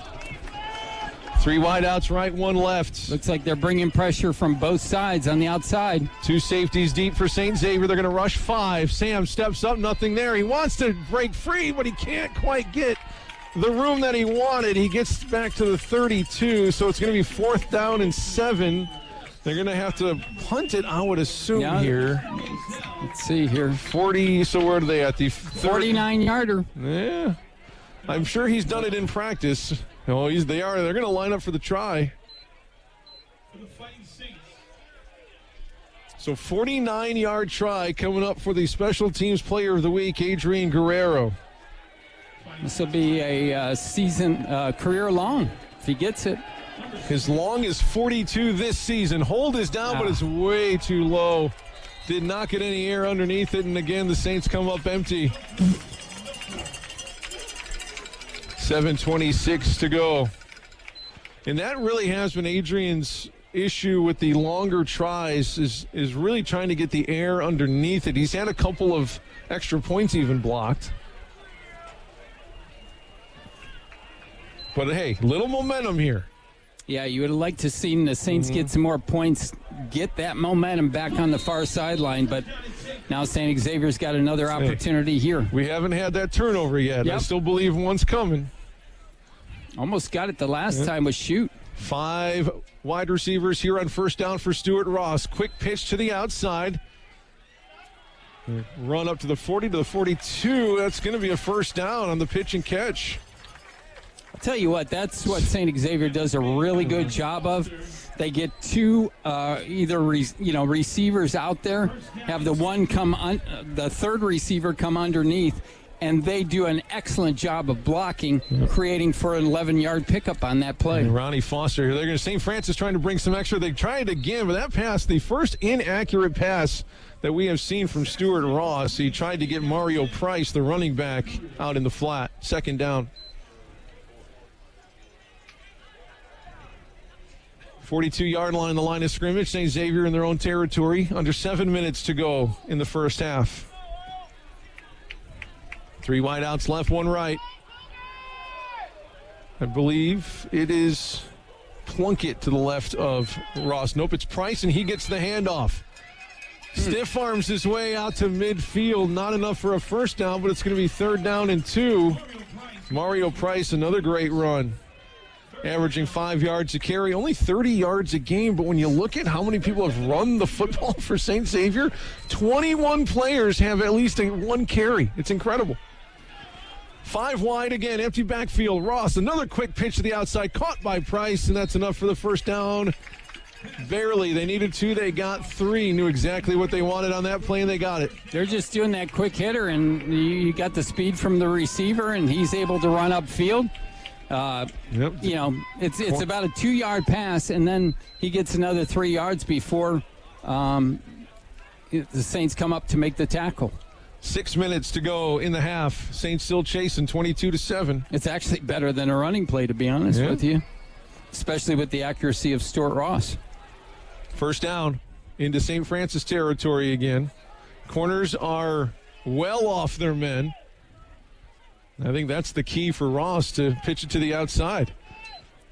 Touch pass to the man in motion, and he's tracked down, and he'll go down behind the line of scrimmage. Franciscovich and Hansen. I'm giving that to Carson Hansen. I think he might have been the first one there. Nice play by Carson, the middle linebacker, to sniff that one out. Julian Smith was the wide receiver who was in motion, who got that little flip from Ross on the jet motion. Second down, back inside St. Xavier territory as they go backward to the 48-yard line. 2nd and 15 on the loss of 5. So many weapons for the Cougars offensively. You just never know who it's going to go to. Single deep safety for St. Francis. Corners are back. Fake handoff. Ross down the middle of the field. Threads the needle complete to the 40. Penalty marker down. Oh, that's in the area of a holding there. It was about a 13-yard pickup. It would be 3rd down and 2 if this was a complete pass. And there's one on the far sideline, too. Oh, no. So it might have been an ineligible man downfield. I think a lineman, yep.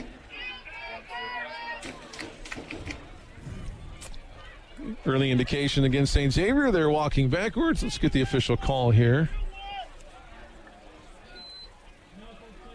Yep, ineligible player downfield for St. Xavier. One of the offensive linemen got a little happy there. Under 5 to play first half. Still 22-7. Yeah, now instead of, 3rd and 5, you've got 2nd and 22. I like that. Stuart Ross, though, man. I'm still not very comfortable here. St. Francis will rush 4. Another quick pitch to the outside, and more blocking ahead. Alan Richards finally takes him down. My goodness, they just love what they see on the right side of that offensive set. It was 2nd and 20, and now it's going to be 3rd down and about 6, right? Where'd they mark it? 3rd and about 5, actually. 5, yeah, 3rd and 5. Cougars converting at about a 41% ratio on the season. You know they're going to go for it on fourth if they don't get it. Yep. Yeah, especially, again, to keep the ball out of the hands of St. Francis. Just 4 minutes remaining here in the second quarter. St. Xavier 22, St. Francis 7.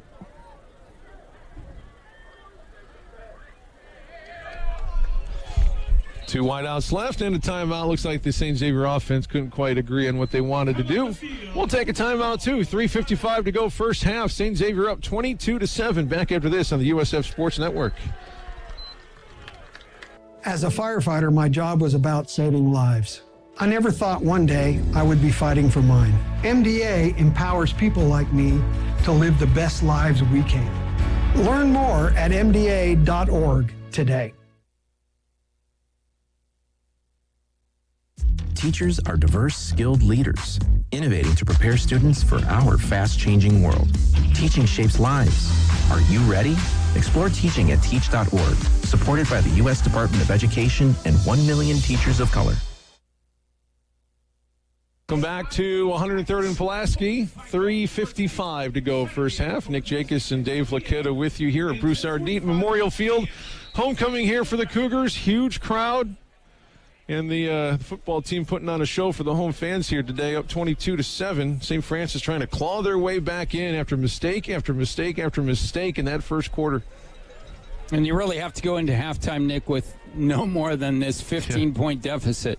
Can't let St. Xavier score here. They're in a 3rd and 5 situation at the St. Francis 42-yard line.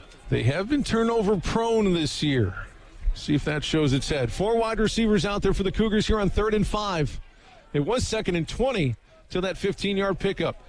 St. Francis corners are off. They will rush 4. Ross pitches to the outside again, wide open and caught at the 35, and that's just enough for the first down. I'm not sure they can keep the soft coverage like that, Dave. Yeah, for sure. Exactly, Nick. You leave that open, and, you know, all you need is 3 to 4 yards every time, and if you're going to leave that kind of coverage, they're going to be able to pick up those 3 to 4 yards on each attempt. Are they just afraid of the big play?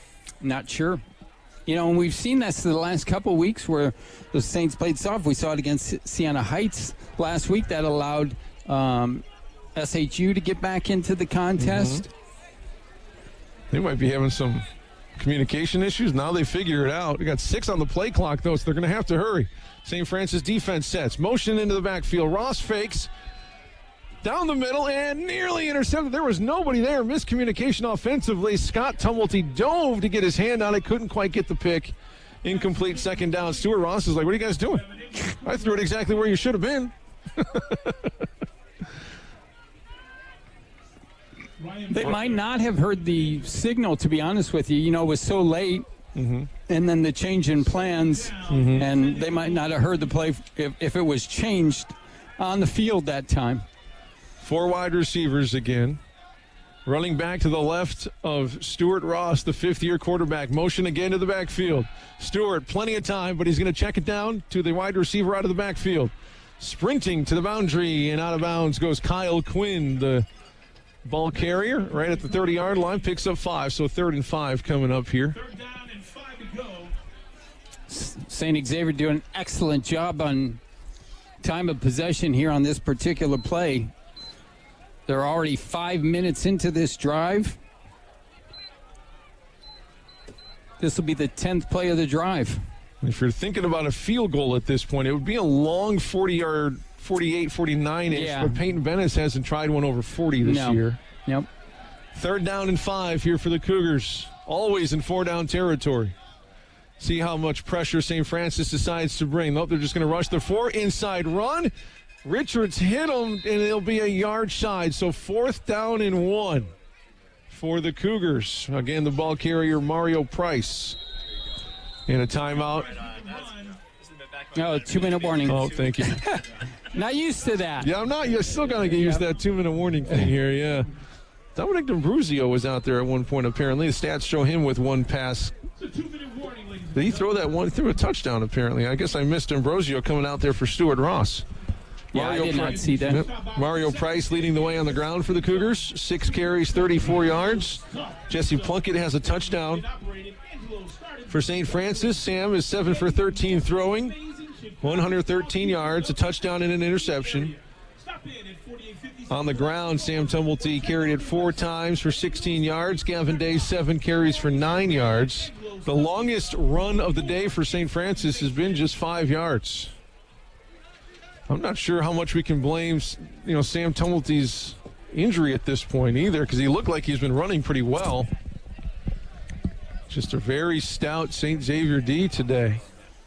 And St. Xavier on the season, what are they, about 75% on fourth down? Yep, 74%, 14 for 19 coming into today. And looks like they probably will get this one here as they go with the power I formation, offset left, 4th down and 1. Turn, fan action, open. Receivers wide open. Man. Everyone thought they were going to run it. They throw it for the score. Ronnie Foster again. I'll tell you what, the offensive coordinator for St. Xavier is out here having the game of his life. Another touchdown to Ronnie Foster, who they brought in as a pseudo replacement to Justin Pringle, and he has certainly done the job. Foster's 2nd touchdown of the game. He's got 4 on the season. Bennis on for the extra point. Under 2 minutes to go in the first half. Fooled everybody. Kick is good. Flag came in from behind St. Francis. Legal shift? Too many men on the field, I believe. I think it was on St. Francis. Yeah. 29-7 after the extra point. 1:53 to go. You had a big touchdown from Des Jordan. You thought momentum might be swinging, get their feet back underneath them after a rough start in the first quarter. But a long, sustained drive from St. Xavier. 11 plays, 68 yards, taking almost 6 minutes. Yeah, one of the keys after the Des Jordan series, or touchdown, I should say, was you got St. Xavier 3 and out. You got the ball at the 35-yard line after the nice 18-yard return by Scott Tumblety, and you did nothing with it. Mm-hmm. And that was a big shift. So now you don't get any points, and now St. Xavier's up 29-7. And hopefully it's less than that heading into the break. Saints have plenty of time to put some points on the board, 153. Again, usually the kicker takes a long run-up on these kickoffs, but looks like Kyle Quinn, I believe, kicks it off short to Scott Tumblety.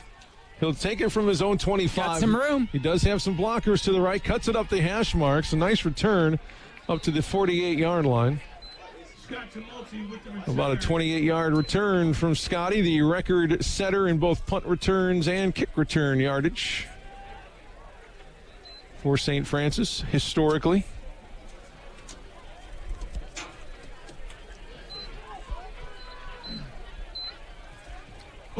Drive for St. Xavier on the touchdown. 11 plays, 68 yards, 5 minutes, 33 seconds. Nick, longest drive by either team. What's your this afternoon? What's your mentality here with a $1:43 to go? You got to put points on the board. Yeah. 4 wide receivers. Here comes the blitz. Picked up, though, by St. Francis. Quick pitch to the outside. Joey Tumblety caught it at the 49. 1-yard pickup and tackled immediately in space by Taj McLennan, the sophomore out of Joliet Catholic. It hurts even more when they come from Joliet. No gain. Second down and 10 to go. They're getting it into the hands of the playmakers. Just great tackling from St. Xavier. Yeah. Second down and 9. Here's Sam again, throwing again to the boundary right. Ryan Little the catch. He was at the first down marker, but tried to spin. And I think if he would have just tried to plow his way forward, he would have. I think he's going to get it. No, he's a foot shy. Yeah. Second down. Third down. Or third down and 1. No huddle offense for St. Francis. Snap to Sam, looking left, nope, looking right. Again to Little, up high, near the first down marker. Yeah, they're going to give it to him this time, yep. Needed one, got one there on third down. First down. Got out of bounds. Really good job that time by Ryan Little. Very high pass. He's on that far sideline, straddling it, knows where he has to get to the first down, does that, and then gets out of bounds. You're kind of in Des Jordan territory here as well. And Saint fans, just remember, the Saints only have one timeout left. Snap back to Sam. Steps up in the pocket, throws to the outside, and it's Hartsfield trying to get out of bounds, and he does not. 30 seconds to go. It's going to be second down and 1. Trying to reset the football to the right hash. 25 seconds. Well, I thought they called for the timeout. St. Francis is going to take their last timeout with 25 seconds to go. And second down and 1. And Joe Curry arguing that Jason Hartsfield, when he got tackled, put the ball on the far sideline, and that should mean stoppage of play. Now, it matters if you're going forward or backward too, correct? If he was diving backward? Or is that only if you run it out of bounds? If you're running it out of bounds. Yep. So they're going to move the clock back to 28 seconds. So they're going to add a few more seconds to that. Take every second we can get. No kidding.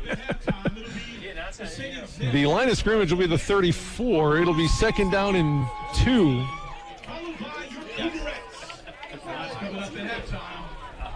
God, a touchdown would be so big right now. For sure. Need it. They really do need it. I think Ryan Little kind of limping out to his wide receiver spot. Man, trying to gut it out. He's got to be in some pain. 3 wide receivers left, 1 to the right, and timeout St. Xavier. We'll take a timeout too. 30-second break. Final 28 seconds of the first half is coming up on the USF Sports Network.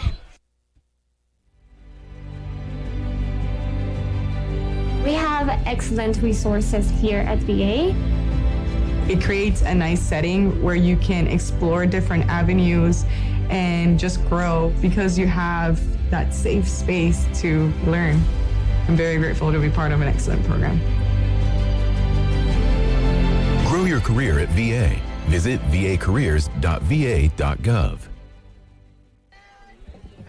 Welcome back to Chicago. Nick Jacobs, Dave Lucchetta with you. It is 29-7. St. Xavier on top here with 28 seconds left to go in the first half. Just a mistake-riddled first quarter, leading to a lot of points. Nick, with 28 seconds left, the Saints are also going to have to either go deep or pass the ball out of bounds because they have no timeouts left. St. Xavier showing pressure from the edges. Let's see how many they bring. They're just going to bring 3 and drop 8 into coverage. Sam throws right, has him wide open at the 10. Joey trying to fight. Got to get up there. No timeouts, but they will stop the clock to move the chains. What a pitch and catch from Tumulty to Tumulty. First and goal to the 6-yard line. They're just going to leave the chains where they are. Under center, Sam will take the snap and spike it to stop the clock with 19 seconds to go. Plenty of time. Heck of a play from Sam to his younger brother, Joey. I was a little nervous when they put 8 into coverage there, but Joey able to find a hole, and Sam threw it right on the numbers. And you know why this drive is so important to score, Nick? I'm going to give you a chance to answer that question. Is there a stat where they leading by halftime or the number of scores in a game? Nope. You get the ball first. Oh, true. To start the second half. Yes, St. Francis will get the ball. So you got to score here. Here we go. Second down and goal. Sam throwing to the end zone. Des Jordan at the 1. Spins. Dives. Touchdown, Saints. But the ball comes out. But it was after he broke the plane. After he broke the plane, it came out. Touchdown, Saints. And St. Francis coach holding up 2 fingers. Yeah, Coach Curry had 2 fingers up. He wants to go for 2. Down 29-13. If he goes for 2 and converts, it's a 14-point game. Oh, but Guerrero's out there. So I guess there was a change of heart. I thought he had the 2 fingers up too, but Guerrero's on there to kick the extra point. 13 seconds to go in the half. Kind of feel like they might be giving Stuart Ross too much time. Snap is low but handled. Kick is a wiggler but gets it through. 29-14 and a big score from St. Francis. They needed it. Des Jordan's second touchdown of the game. Whew. Clawing and fighting to stay in this one are the Saints. With 13 seconds left to go. I'll tell you what, it's a good thing Des Jordan is 6'4". He needed every inch. He had to put that whole body frame out there along with his hands and get it about a half yard into the end zone. Good for him. 2 touchdowns today. I'll take 2 more. I wouldn't mind. Him. 13 seconds. I can't help but think they're not just going to knee it here. We'll see. I don't know. Maybe they're up by a couple scores. Maybe they do, but the cynic in me. You've seen enough St. Xavier football is what you've seen. Yes, I have. Adrian Guerrero tees it up at the 35, checks down each line, and puts his right foot into it. Short kick. One of the upbacks will muff it. It's loose at the 10, but he picks it up inside the 10. Trying to return it outside. Stiff arm spinning down at the 15-yard line. Now I think they will kneel it with 4 seconds left to go. Sure. That almost worked to perfection. Yeah, with a receiver like that, not your main receiver, could have jogged the ball loose even as he returned it. Caden Brand, the sophomore special teamer, had to work his way through that return. 4 seconds left to go in the half. Kyle back at the CSF studios. We'll give you a halftime report momentarily. Kneel down formation for the Cougars. Stuart Ross digs his knee into the turf, and that brings us to the end of one of the more interesting first halves of football we've seen in a long, long time. St. Xavier up 29-14, but a big score by St. Francis to end the half, and the Saints will have the ball when we start our second half. 29-14, our score here in Chicago. You're listening to St. Francis football on the USF Sports Network. Hello, everybody. This is Kyle from WCSF. Thank you, Nick, for passing it back. Saints are down 14-29 at the end of the first half. The Saints have had many issues for the sake of penalties. The penalties have been killing the Saints. I'm pretty sure they have a total of 6 penalties in the first quarter alone, which when you're trying to win a football game, that's a very hard thing to do. They just getting those little costly plays in there that are really taking the momentum out of the game. And they came off a bye week this week, and usually when anybody comes off a bye week, they're coming off a little not so strong. They're not really going out there and they're not doing their thing. So I believe that in this second half, we will see Saints football back to where it was previously before the bye week. I think that they will come out and that they'll have more energy and they'll bring it at St. X, especially since they get the ball in the start of the second half, which is huge because they are still trailing. They are trailing 14-29, and that would be huge to get a touchdown for the Saints right coming into the second half. That'd be huge. Here's some stats from the first half of football. Sam Tumulty, he had a QBR of 157 with 13 completions on 20 attempts. He's thrown 1 interception, and he has 165 yards and 2 passing touchdowns. Des Jordan, the man of the hour. He has 3 receptions for 72 yards, 24 average, and 2 touchdowns. That's my guy. Yes, sir.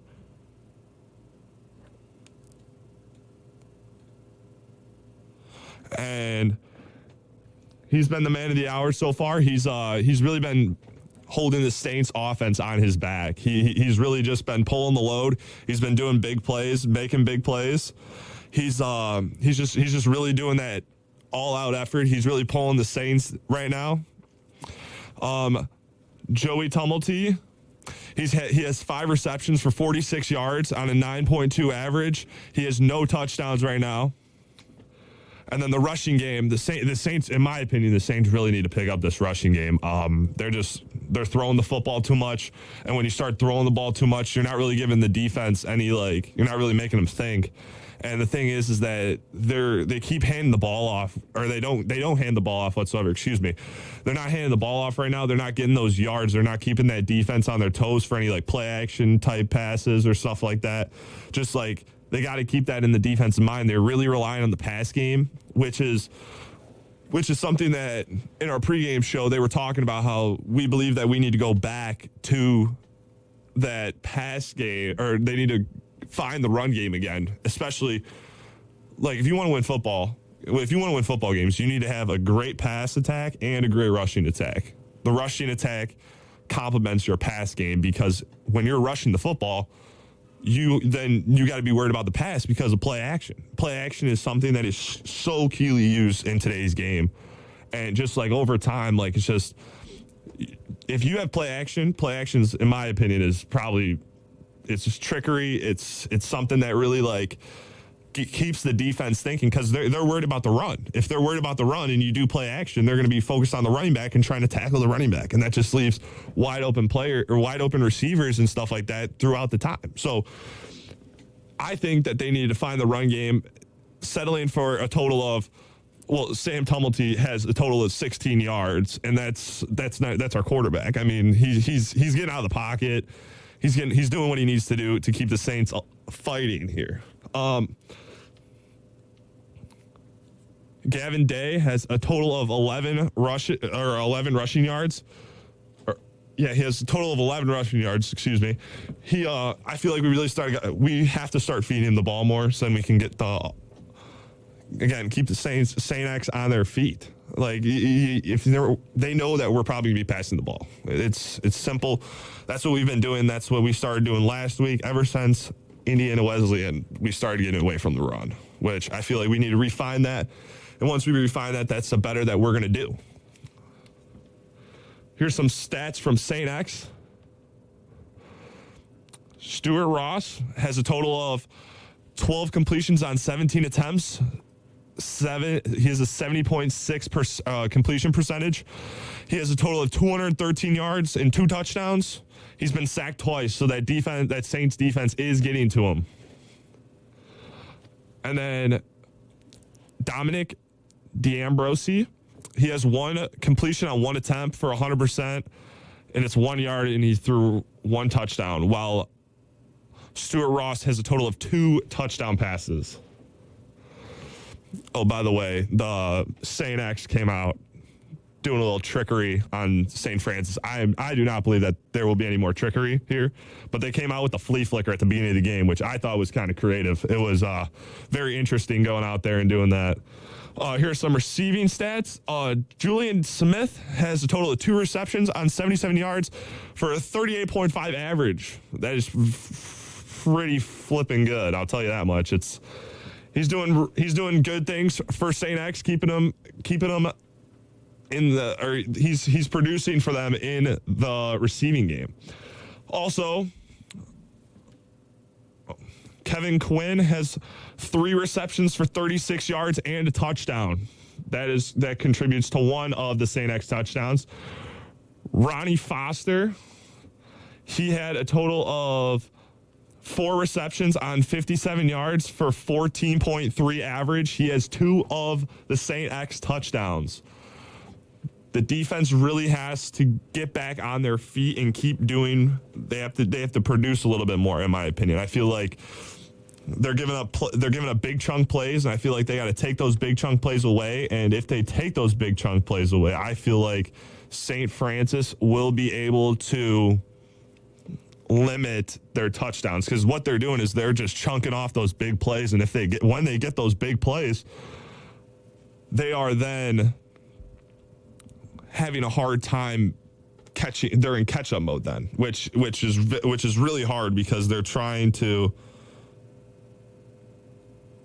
and it's hard because they're trying to catch up, and playing catch-up is not something that is ideal for anybody. I mean, if they're playing catch-up, trying to, they throw a 60-yard pass and then they're on the 10, I mean, you're in catch-up because now you're trying to stop them, and you got the pressure on you're on your heels because you got pressure, and the pressure is that you just let up a huge play, and by letting up that huge play, it then hurts the defense because of the fact that now they have to make a stop. If they don't make a stop, they will probably score. You cannot. The defense has to hammer down on these chunk plays. If they can stop the chunk plays, the better off that they will be. Here we are going to go to break real quick. I will be back in 15 seconds. Compared to a similar home right around the corner, our home was appraised for $80,000 less. Has this happened to you because of your race or national origin? Contact HUD at hud.gov/fair housing. A message from HUD and the National Fair Housing Alliance. In times of struggle, conflict, poverty, good finds a way. Good never stops, and neither does Children International. To learn more, go to children.org today. Hello, and we're back. This is Kyle from WCSF 88.7 Joliet. Here are some games around the NAIA. St. Ambrose is playing Culver Stockton. St. Ambrose is up 21-14 at the end of the first half. Also, Olivet Nazarene plays today at 1:05 p.m. They play at Marion. Also, Siena Heights is up 20-7 at Lawrence Tech.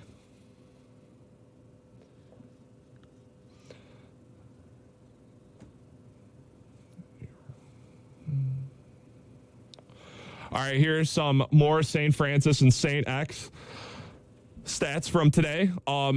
St. X is leading the Saints in first downs, 12-9. The Saints, when they get the ball, they have been having a very hard time, in my opinion, trying to move the ball. The St. X defense has been looking very good, and they have been playing they've been very adaptive to what the Saints are throwing at them. They're making the plays, and that's the thing. St. X is just making a couple more plays that the Saints need.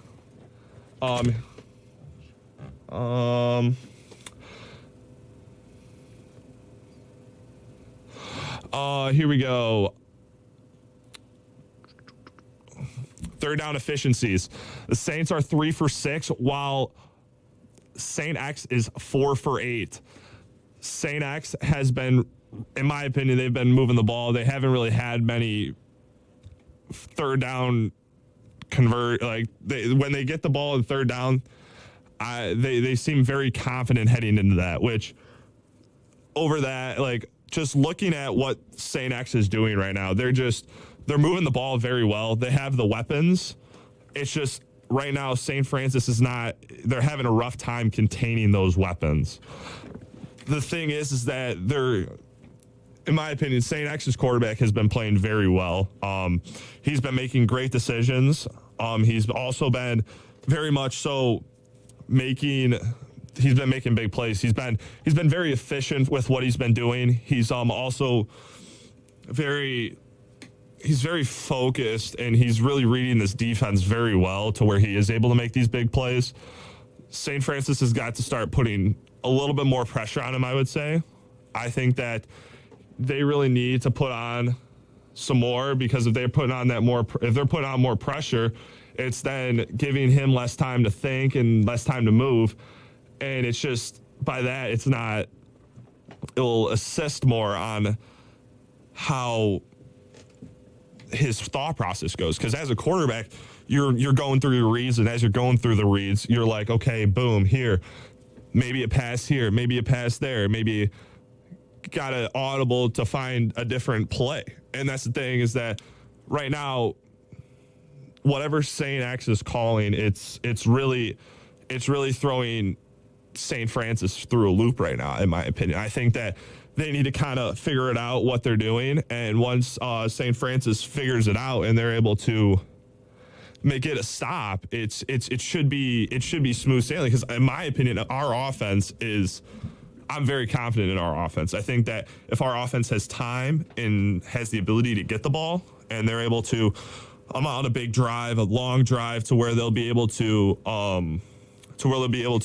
move the ball, obviously, number one, and probably score touchdowns. I mean, they got to get that run game going. Once they get their run game going, it's going to open up a lot more. And also, if they can start moving the ball on offense, it's going to put pressure on St. X's offense to go do something. And that's the thing. And then we're going to be leaning on the defensive side of the ball for St. Francis.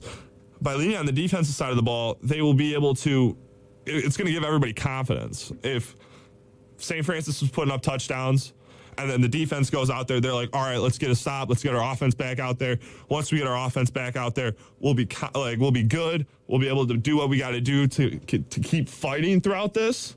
And as they're fighting, they'll just be able to – they'll be able to stop them. They'll be able to get the ball back to the offense so then the offense can take care of what they need to do, which is put up more touchdowns than St. X. And also by putting those touchdowns up, they're giving the ball back to St. X, and St. X has got to – the St. Francis defense needs to stop St. X from those chunk plays. If they're not able to get off those chunk plays, and I think if you start getting them to short passes, that's the thing. St. Francis is losing right now because of the chunk plays that they have given up. And in my opinion, you take away those plays. First play of the game, trick play, flea flicker. St. X ended up on the 5-yard line. 5-yard line on the first play. In the red zone, first play. Guarantee St. Francis coming off bye week. That's, in my opinion, that's something that everybody goes through. Coming out soft, not bringing the energy. In this second half right here, this will tell me a lot about St. Francis. If they're willing to do that extra and come out with that big, come out there and just say, no one's going to beat me. We're going to come out here and we're going to go all out for the win, which I believe that they will. We're going to bring the energy. Once we bring the energy, it's going to turn St. X, and it's not going to be able to, we're just going to contain whatever they're throwing at us because they can't beat us. If they bring that energy, if they can't beat us, and we're coming back and winning this thing, there's no doubt in my mind that St. Francis will come back and they will make a fight. They'll fight against St. X, and they will get through whatever is going on right now.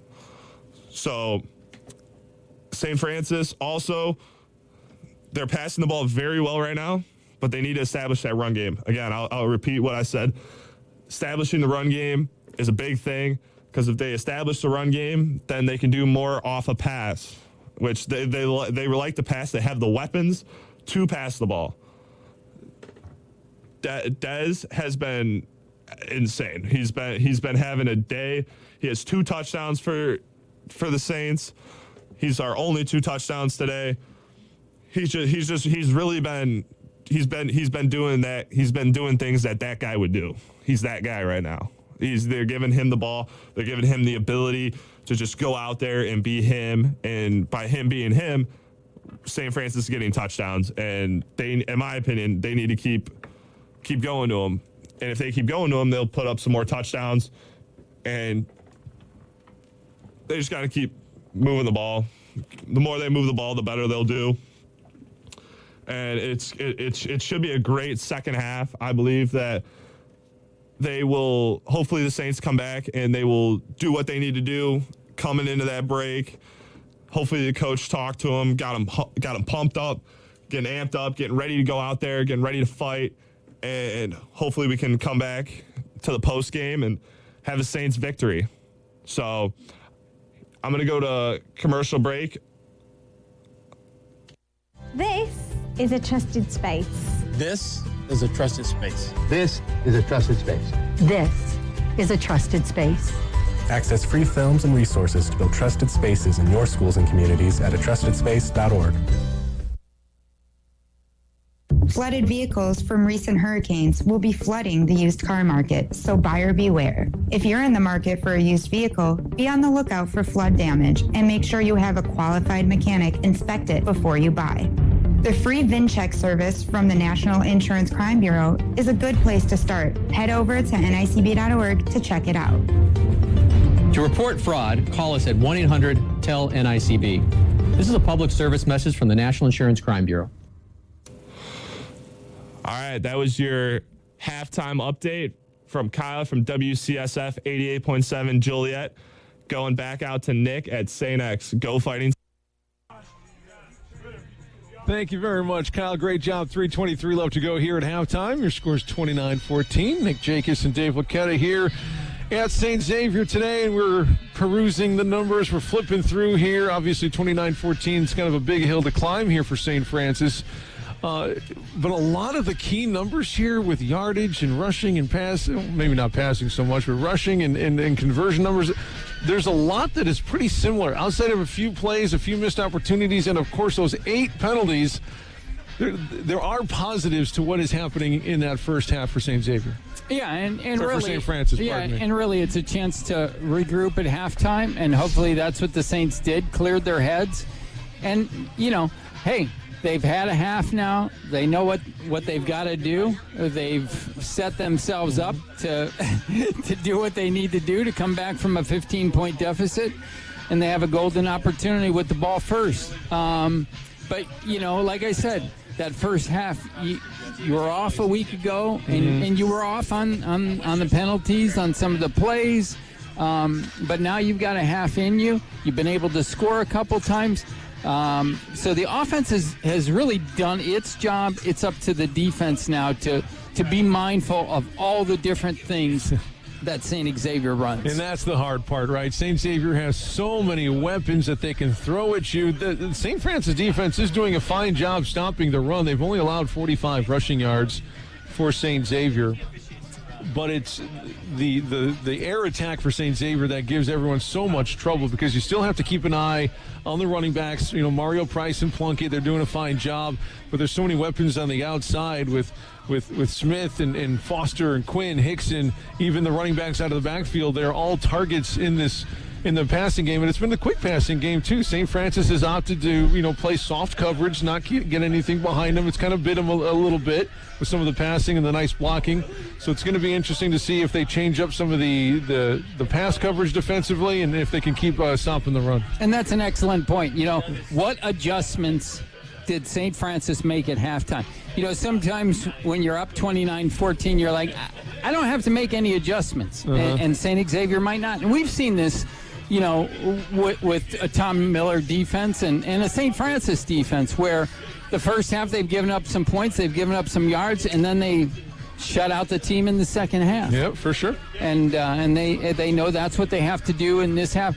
And I think one of the key things, again, and I say this every week at the beginning, it's so important to get those first points on the board, and that's exactly what St. Xavier did. Yep. And it just added to that pressure for St. Francis, because now they're like, all right, we got to score, and then we didn't score, and now you're starting to jump, because you want to get out there in front on the offensive line, because you want to be the key to spring a play for St. Francis, and then it leads to the 8 penalties that you saw. So, like I said, now, again, for St. Francis, the key, as I said, is going to be this first drive. Yep, you need to score. You put points on the board to end the first half. You are fortunate enough to get the ball to start the second half.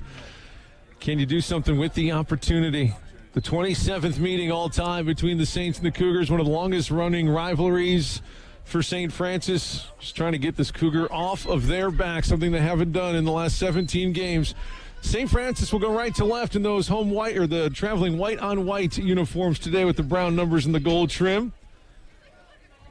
I believe that, I don't know if that's Aiden Shepard who is doing the kicking today. Yep. And he will short kick it again. Who's standing in that spot in front of Scott? Is that Nick again? Yep, Nick's back there, and Perry's on the other side. Nick Mabudis will not. He'll let it go. Scott Tumulty races up behind him, starting from the 30-yard line. See if he can find some daylight. Not quite. Decent return past the 40 to the 41. And that is where the St. Francis offense will take over. Keep it clean. Nothing after the whistle. Don't cost your team yardage and momentum. That's another big key for St. Francis. You got to have a clean half. And each team, Nick, had 6 possessions in the first half. Sometimes we've seen only 4, and teams have controlled the ball. And that's what the Saints have to do. They have to get these points and then get 3 and outs against St. Xavier, which I know is a difficult task. Yep. Not a lot of running yards for either team this game so far. Just 45 for St. Xavier, 29 for St. Francis. Des Jordan has 2 touchdowns so far. He'll go wide left along with Ryan Little. Well, they're actually going to switch spots on the left side of the formation. There's the snap to Sam. On the ground to Scott. He'll bust it right side, and he'll run for 10 plus a couple more for a first down. It's a good way to start it. Scott Tumulty, an 11-yard run into St. Xavier territory to the 49. That was like a cannon shot out of a shot out of a cannon. You know what? Right? I love the way Scott, he's run it a few times today, and he's run it hard, and he's picked up big yards. You almost have to keep him in there. Snap to Sam, give to Scott. They're going to have him go again, right up the middle. Hold on to the ball there, young man. And he goes, the flag comes in behind St. Xavier's defense. A gain of 8 as it sits, and we're going to have to check the flag. Face mask. I think it might have been a face mask. Let's check the flag here. Yep. 15 yards. 15-yard variety on St. Xavier. So an 8-yard run, tack on 15 more on the penalty. That looks familiar. It's like they flipped colored jerseys. Face mask against the Cougars, 15 yards. There we go. Let's go. You got to keep feeding Scott with the way he can run the ball right now and how hard he's running. He's so difficult to tackle. And it's that different element. And now, how is St. Xavier going to respond? First down for St. Francis into St. Xavier territory. They're at the 26. Snap to Sam, give to Scott. Now left this time, but the entire Cougar defense is there to lift him up and take him down. He got a yard on the play before he was carried like a toddler back to the 30-yard line. And again, that's one of the things, I think we saw Scott a little bit last week, maybe 1 or 2 plays. But I think it was only week 1 and possibly week 2 where he was running the ball. So St. Xavier looking more at film from probably the last 3-4 games. So they haven't seen Scott Tumulty in the backfield. Scott will line up left of Sam this time. Tight end left, 2 wide receivers to the right. Second down and 9. Pressure coming from the left. Play action. Sam steps up. Nothing downfield. He does look downfield and that was close, but it skips incomplete. Looking for Joey at the goal line. It's going to bring up 3rd down and 9 for St. Francis. Now, if you're saying scoring first is important, this is a huge 3rd down play. Yep. And again, if the Saints don't get it, they'll definitely go for it on 4th down. 3rd down and 9. They're at the St. Xavier 25. Again, I'm going to take the points guy, although the kicking has been hit and miss a bit. You gave that a shot. You got to go for a touchdown. Trips off to the right this time. Des Jordan left. 2 deep safeties. Corners are soft. Joey motions to the left. They're looking his way. Nothing there. Sam's going to tuck it. He's got to go 9 yards. Shoulder down to the 15, and he will be just enough for a first down. Huge play for Sam, but a flag comes in. Where is it at? Oh, it's right. Oh, in the place of a holding. It's on us. A gutsy run by Sam to convert on 3rd, and another penalty, the 9th penalty on St. Francis. Again, just trying to get that edge to spring a guy and got caught. My goodness. Penalty is against the Fighting Saints. Holding.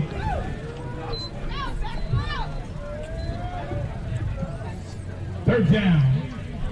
St. Francis had just 25 total penalties through the first 5 games. Definite passing down, and we'll see how St. Xavier attacks it defensively. They brought pressure. Usually they've got the 4-man front, and they usually bring pressure from one side of the outside linebackers.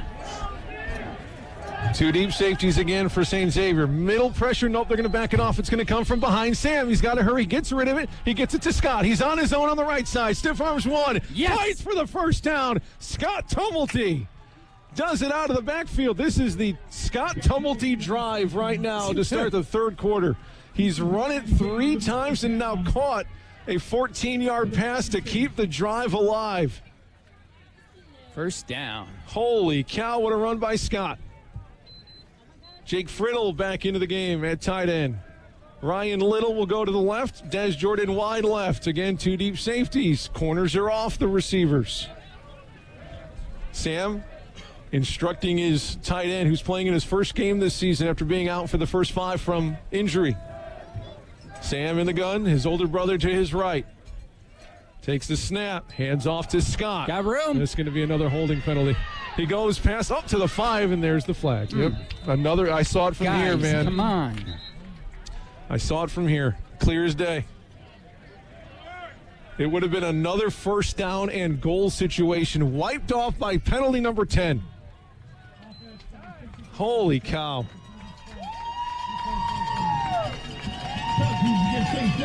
And Sam trying to plead his case to the referee, saying it was way away from the play, and the referee's like, it was an offensive lineman right at the point. No, it wasn't. It was a legitimate penalty. Oh, I think we need a Des Jordan touchdown right here.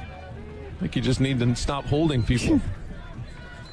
You're doing just fine. What you're doing is working. You know, Scott Tumulty is doing the job, and the holding penalties is wiping the yards right off the board. That's a 10-yard penalty, but it should be first and goal at the 5, not the 30.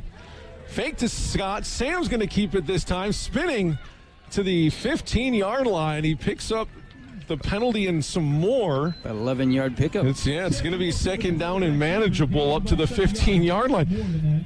12 yards.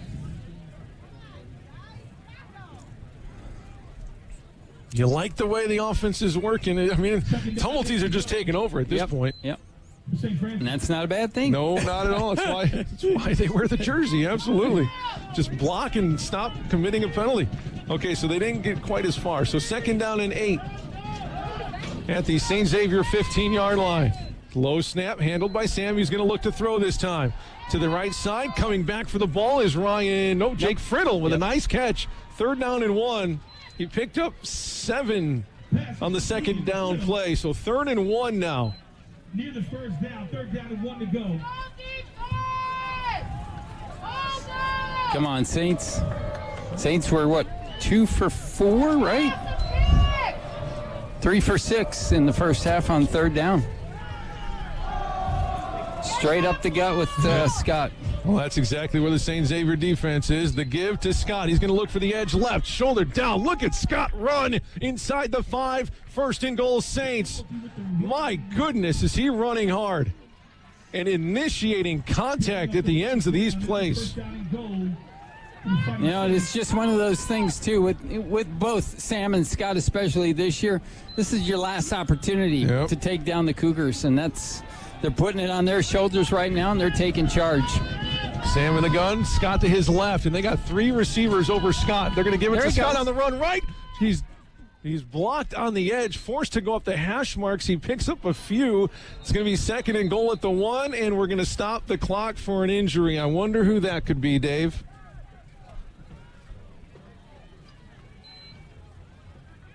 Stop short of the goal line.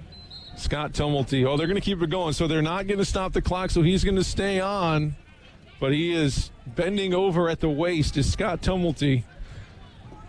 And that's the danger in running like that, man, is you open yourself up for the injury. Second down and goal.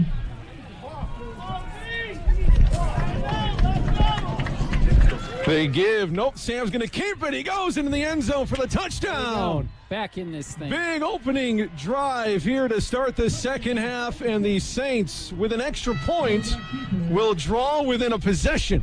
It's 29-20 with an extra point on the way. A little clarification up here in the box. We thought it was an injury, but a helmet must have come off, which is why they paused the play. So thank you very much for clarifying that. Adrian Guerrero on for a very important extra point here. You want to get this to within 8. It's 29-20. Good snap, hold down, kick on the way, and it is true. It is an 8-point game after a heck of an opening half drive by St. Francis. 11 plays, 60 yards on the drive. 5 minutes, 40 seconds. Oh. And how about this? This is the most impressive thing about it. Well, there's 2 impressive things. Yeah, Scott and Sam.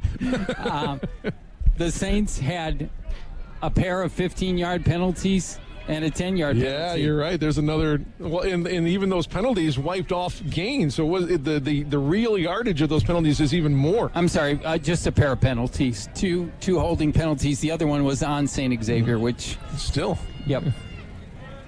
Overcoming two big holding penalties. One that was, a 10-yard penalty, but it wiped off like I said, the real yardage is even more. Yep. So that was almost, if you add up the yardage they've actually had to gain, you're up near like 80.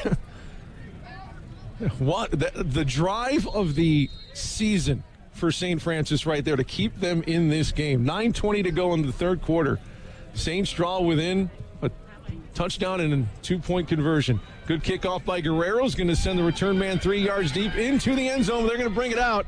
Here comes Smith. Finally brought down before it could do any damage, down just shy of the 30-yard line. You think Scott Tumulty is a good returner? Well, they got a good one in Julian Smith there as well. Two of the best returners in the country on display here today. Nathan Shute comes up. He's made some nice stops. Slight injury, but he's going to remain in the game. Oh, careful. If you can't go, young man, they will pick you apart. He's going to take his corner spot off to the right. And here comes Stuart Ross for the first time in the half, trying to answer the St. Francis drive. I want to pick here, Nick. Okay. St. Francis, 3 down linemen, linebacker on the line of scrimmage as well. They will rush 4. They're going to keep it on the ground. They ramp up Plunkett, and they're going to go backward a yard. Maybe no gain on the play, depending on the spot. Second down. And that's one of those plays in the first half, Nick. There was nobody from St. Francis on that side of the ball. It led to 15-yard pickups. This side, Saints created, contain, and led to no gain on the play. Again, the corners, soft coverage, so they're going to stick with that. Safeties are up. Now they back off on the snap. Here's Ross looking right, nothing there. He's going to try to run it. He can do that. Oh, but he'll slide early. He'll slide at the 32 and only pick up 4. He probably could have got 3 or 4 more yards, and he's also limping a little bit. I believe it's Ross, because the two quarterbacks is 18 and 19, but their jerseys bunch, so it's hard to tell. We're told that D'Ambrosio wears the long arm sleeve, which is how you can tell the difference. So this is Stuart Ross. Clap, snap. Third down, they're going to go long. They're going deep, looking, and it is complete. What a catch inside the 40-yard line. It was great coverage by Mabutis, but Kyle Quinn with a grab to flip the field for the Cougars just when you thought you had them. One of their playmakers makes a play. 29-21 still the score, and they're quick to the line. Clap, snap to Ross. Play action. They're going to look to throw. Here comes pressure. They do check it down to Plunkett. Need to make a tackle, and they do. Right at the 40-yard line. Heck of a solo tackle. 3-yard loss.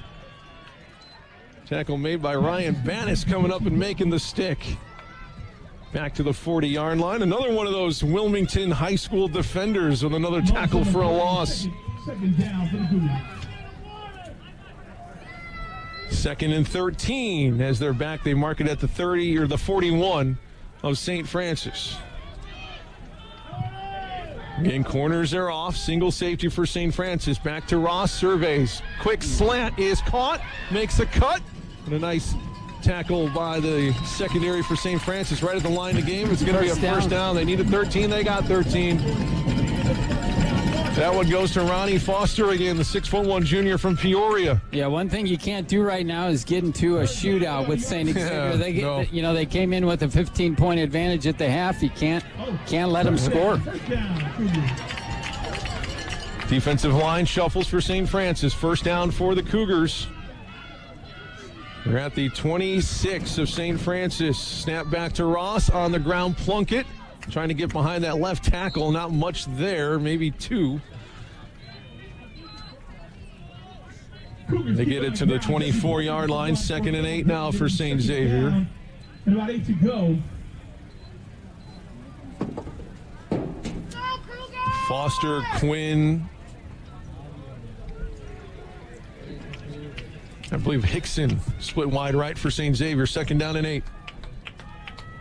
St. Francis defense needs a play, at least a stop. Clap and snap to Ross. Play action. Here comes pressure. There we go. They get to Stuart Ross down at the 30-yard line. That's a loss of 7. 4 guys on the one. blitz. They brought everybody on second down. Stuart Ross sacked for the 3rd time today. 5.5 to go in the 3rd quarter. Takes him out of field goal range. 3rd down play. They just hit on a 3rd and 13 a moment ago, and they're in that similar position again. Let's see if St. Francis brings heat again or not. Plunkett to the left of Ross. 3 wide receivers right, 1 left. Snap back to Stewart on the ground. Nice tackle right in the middle of the field for St. Francis. Minimal damage on the run. They picked up 2. It's going to be 4th and long. Decision time for Mark Newell and company. Big stop by Alan Richards that time, one of the middle linebackers for the Saints. Here comes Bennis to try to tack on 3. Line of scrimmage. Keep an eye on the fake. Keep an eye on the fake. 28, so they're 45 yards. This will be his longest of the season. He hasn't even attempted one over 40 yards, but he certainly has the leg. Bennis does have a big leg, and it'll be in the middle of the field. No wind to talk about. No wind to speak of. Snap good. Hold down. Kick is on the way, and it is no good. Short. Yes. Stop made by St. Francis. The defense with a couple tackles for a loss on that drive. Pushes them just far enough outside field goal range. And the Saints will take the field with a chance to tie. Well, 2 big plays for the Saints that time. The sack to take him out of field goal range, and then the 2-yard gain only, and the stop by Alan Richards. That was a one-on-one tackle. If he misses, he's going to go for at least 3, 4, 5 yards, and that would have been the difference on the field goal. So just as bad as this game has started, the second half has gone just to plan for St. Francis with a long opening drive for a score and a stop for no points for St. Xavier. Sam in the gun, Scott Tumulty still the running back. That's been the difference. The give to Scott, and he's wrapped up, but he's still able to fall forward for 3 up to the 31-yard line. Scott Tumulty with the run. Gain of about 3, 2nd down and about 7 to go.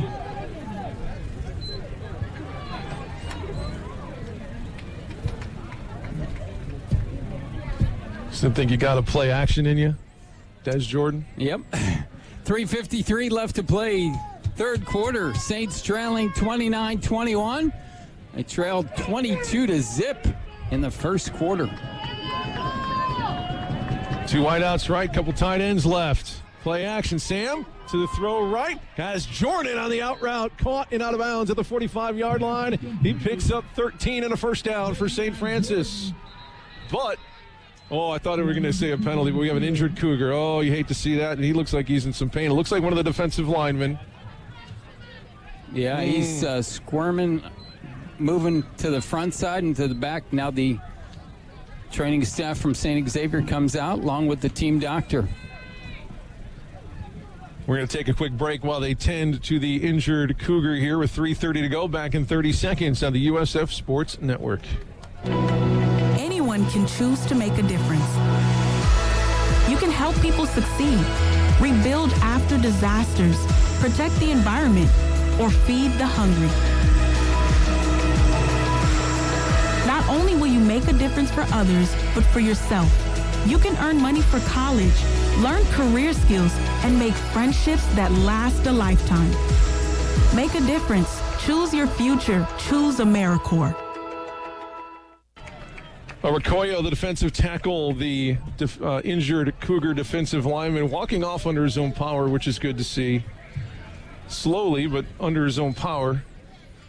He's been a stalwart on that defensive line. 3 tackles for a loss, couple sacks this season for that 5th-year defensive lineman. Here we go. After the 1st down catch out to Des Jordan, St. Francis has it 1st and 10 at their own 45. Scott Tumulty again looking for some room inside. He still picks up about 4 there. 3, 4. Terry Elias, yep, 4 the yards. junior there to make the stop for St. Xavier. Hey, I'll take 4 yards on first down. Oh, unless you can't get up, that's the other thing. That's what you worry about so much with these Tumulty brothers is they run so hard, and there's, as we made up the word earlier this season. He's going to come out.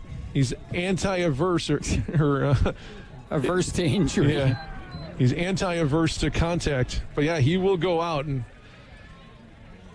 I believe Gavin Day will come back in at his running back spot. But Scott has been so productive in the last drive and a few plays. The other thing you have to be careful of is with him coming out for injury on offense, it also affects the defense. Here's Gavin, his first try of the half. Nice pickup for Gavin Day. Nice burst at the end of that run to pick up a first down. He picks up 8 to move the chains inside St. Xavier territory. The run game, Dave. The run game, which was so great in the first 3 games of the season, which has almost been non-existent the last 2.5 games, has made an appearance again. Yep, and I'm going to tell you why I believe that is. I think the offensive line at halftime just got together and said, hey, guys, we're screwing this thing up. Let's get it together, and that's exactly what they're doing. I mean, they've had the 2 10-yard penalties, but they're doing the things that they need to do to get the ball into St. Xavier territory, and that's what they do. It's ball's at the 43 of SXU. First down for St. Francis. Snap to Sam. They're going to want to throw this time. Go to the right side. Yep, underthrown. That's an interception. They go to Jake Friddle on the short out route, but it's incomplete. I think he wanted a pass interference on the play. Didn't get the flag for second down and 10 after the incomplete pass. 1:32 to go in the third quarter. As slow as that first half was, this third quarter's flying here. Maybe it just seems slow. I don't know. Well, there was so much action in that first half and so many quick scores. Give to Gavin Day again behind the right side of that line. He's able to get past the 40 and pick up about 4. So third and manageable. Another big third down coming up. You feel like they have to score a touchdown every single time. 3rd and 7. Gavin Day with the run, gaining about 4 yards. Third down. Got a good receiver in Ryan Little here to the near side, along with Des Jordan. Ryan Little, he always knows where that first down marker is. And it's 7 yards away here. Still kind of keeping my eye on Scott there on the far sideline, trying to work out that right leg, stretch it out a bit. If I'm a betting man, he's going to be back in this game on offense. Pistol formation, low snap, play action. They're going to look. They're going to go downfield, triple coverage. Des Jordan, the flag comes out. And another flag. I think there were multiple pass interferences on the play. Pick your poison. That's going to move the chains on a penalty. Again, and they're both at the same spot. There was either holding or pass interference. I like the enthusiasm on that far sideline, but be careful. It'll put the ball at the 30-yard line. I think Sam knew that there was a flag that was going to be thrown there because he threw that ball into triple coverage. It's holding. I think he said number 33, if I'm not mistaken. I thought I heard 43. Okay. Ryan Fitzgerald, who's one of their two-way players, the weak linebacker. So that put the ball at the 30, Nick. Those are two big, costly penalties for St. Xavier. On the last drive, the 15-yard, the personal foul, 15-yard face mask penalty. And this one moves the ball 10 yards and another first down on a third down play for the Saints. First down and 10 for St. Francis. Sam is like, hey, guys, I need the play. 17 on the play clock. They finally get the cards up. Here we go. Pistol formation. Gavin Day still the tailback. 2 wide receiver stacked left, 2 stacked right. The St. Xavier fans getting loud. Here's Sam. Steps up in the pocket. Throws it. Check down to Gavin. He picks up the first down. Big hit at the 18-yard line, but it's going to move the chains for St. Francis. 11-yard pickup. We've seen that play very successful the last couple weeks, especially at not Siena Heights, a couple weeks before that, where Gavin Day was coming out of the backfield, picking up 8, 9, 10 yards of crack. Got 11 that time. Ball's at the St. Xavier 19 inside that red zone. Got to score here, Nick. Friddle, tight end right, 2 wide receivers left. The give to Gavin. Nope, Sam keeps it, but they sniff that one out. He gets back to the line. He maybe picks up a yard. Well defended by Xavier. Yeah, and for sure. timeout, I believe. End of the quarter. Oh, thank you. I'm so enthralled with the action, I forgot about there's a clock that was involved in this. 29-21, end of quarter 3. Biggest fourth quarter of the season coming up as St. Francis chasing 8 here against the number 18 St. Xavier Cougars. You're listening to St. Francis football on USF Sports Network. Child abuse is not a bad parent problem. And the causes may be different than you think. You see, paid family leave that prevents child abuse. And high quality, affordable child care prevents child abuse too. Prevent Child Abuse America promotes programs and resources informed by science that help communities, parents, and kids thrive. Because when we keep families out of crisis, we prevent child abuse from ever happening. Go to preventchildabuse.org to learn more. Let's solve child abuse before it ever happens. We flip sides of the field, fresh 15 on the clock. Can St. Francis pull it off? It's been 15 years and 17 games. Joe Curry has never tasted victory against the Cougars and his old mentor, Mike Feminis. But is this the year? Regardless, it's another close game. 9 of the last 13, is that the number? 9 of the last 11. 9 of the last 11. And 2 of the last 3 have been in overtime. So par for the course for St. Francis and St. Xavier. After that first quarter from St. Francis, and didn't know if it was going to be this close here as we go into the final frame, but here we are. Another one-possession game between the Saints and the Cougars. This is a crucial. You got to score here, Nick. Here we go. Second down as we go into the final 15. St. Francis has it at the 18-yard line of St. Xavier. Tumulty motions, that's Joey, from right to left. Snap to Sam. Looking right, nope, nothing there left. Wide open, left side, Ryan Little. Ryan was wide open, but Sam's going to try to run it. He picks up the first down and just a bowling ball. A late hit there out of bounds, right? Or was he still in bounds? No, he was still in bounds. I don't he might think have been he knocked got down. The first down. Oh, he just stood up so straight. The collision there was violent. Oh, but he's walking back to the huddle. Oh, my gosh. Yeah, it was helmet to helmet there, it looked like. Was there a flag? No. Or is that with the boos coming from St. Francis' sideline you hear? I think they wanted a late hit. But 6-yard pickup. I thought he was out of bounds, but I guess he stayed in. He had Ryan Little on that far sideline. I don't know why he didn't throw to him. Oh, my gosh. What a run. It was similar to that play where Ryan Little had the 3rd and 1. Okay, I bet. 3rd and 1, motion man, same play, same motion. Sam in the gun, takes the snap. He wants to throw here on 3rd and short. Nothing downfield, but there goes Sam, middle of the field, spinning at the goal line, but he's short. It's going to be 1st and goal at the 2-yard line for St. Francis. The last 2 drives have been immaculate. You got to finish it off, though. And the St. Francis crowd is what you hear from the other side of the field. Yeah, it is packed on that side. Ashton Shorge, he's saying, get up, let's go. 1st and goal. Kevin Countryman doing the same for the Cougars, trying to get his crowd into it. 1st and goal. Scott Tumulty back at running back. There he goes. To him. There goes Sam. Yes. Touchdown. Saints score with 13:20 to go in the game. A 2-point conversion would tie it. A lot of lums in that far corner of the end zone there for St. Francis football. It's good to see, and it's great to see the Saints get in the end zone. They are 2 points away from tying the game. Do they go for 2 with the way they've been running the football? Scott Tumulty's in the game. I'll tell you what. How do you not? I'll tell you what, come back with the same play with Sam on that. Because even if you miss, you're still that field goal in. So I think even without how they've been running it. Des Jordan on that far sideline. This place is going to erupt if the Saints can score here. I think Ryan Heersing just vomited on the offensive line. Scott will go to the right of Sam. 2 wide receivers right. Timeout. Saints want timeout. Yeah, look at Joe Curry sprint onto the field. Like, give us our timeout. Oh, my gosh, the excitement you can cut with a knife. 13:20 to go. The Saints a 2-point conversion away from tying it, which was unfathomable after the first quarter. Unfathomable. But they have owned the second and third quarters, and this fourth started off just as the Saints would like with a touchdown. Yeah. Fortunately, we got the failed field goal, and again, hopefully those two plays come back to be a key here late in this contest. This is what it's all about. This is amazing.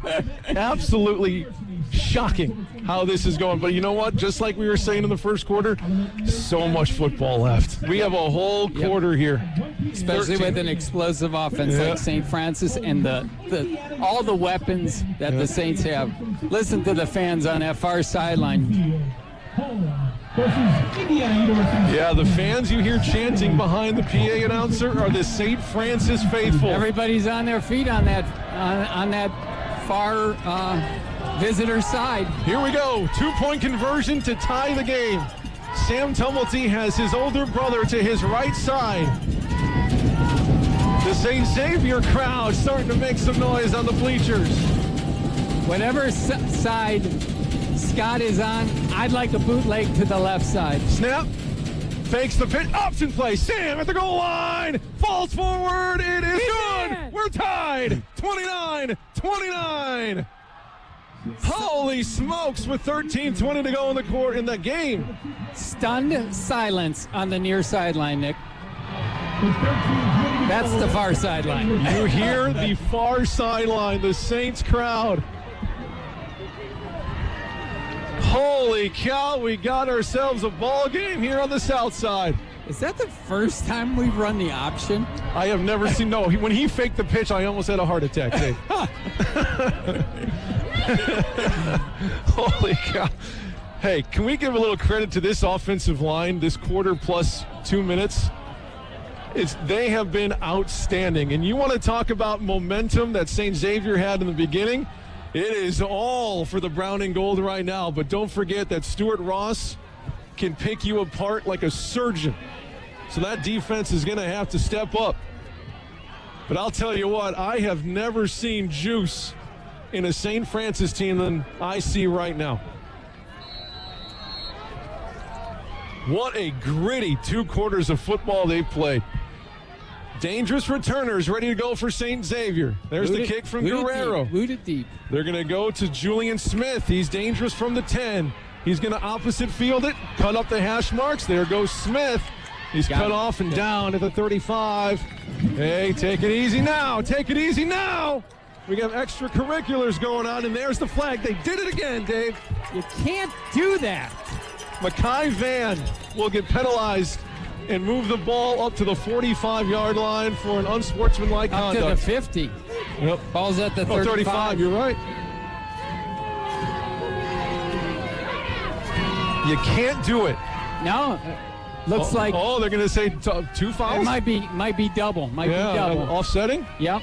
Because there was a St. Xavier player who threw him down first, but it's always the second player who gets called. So that's why I just assume it's going to be on Mackay. Let's see what...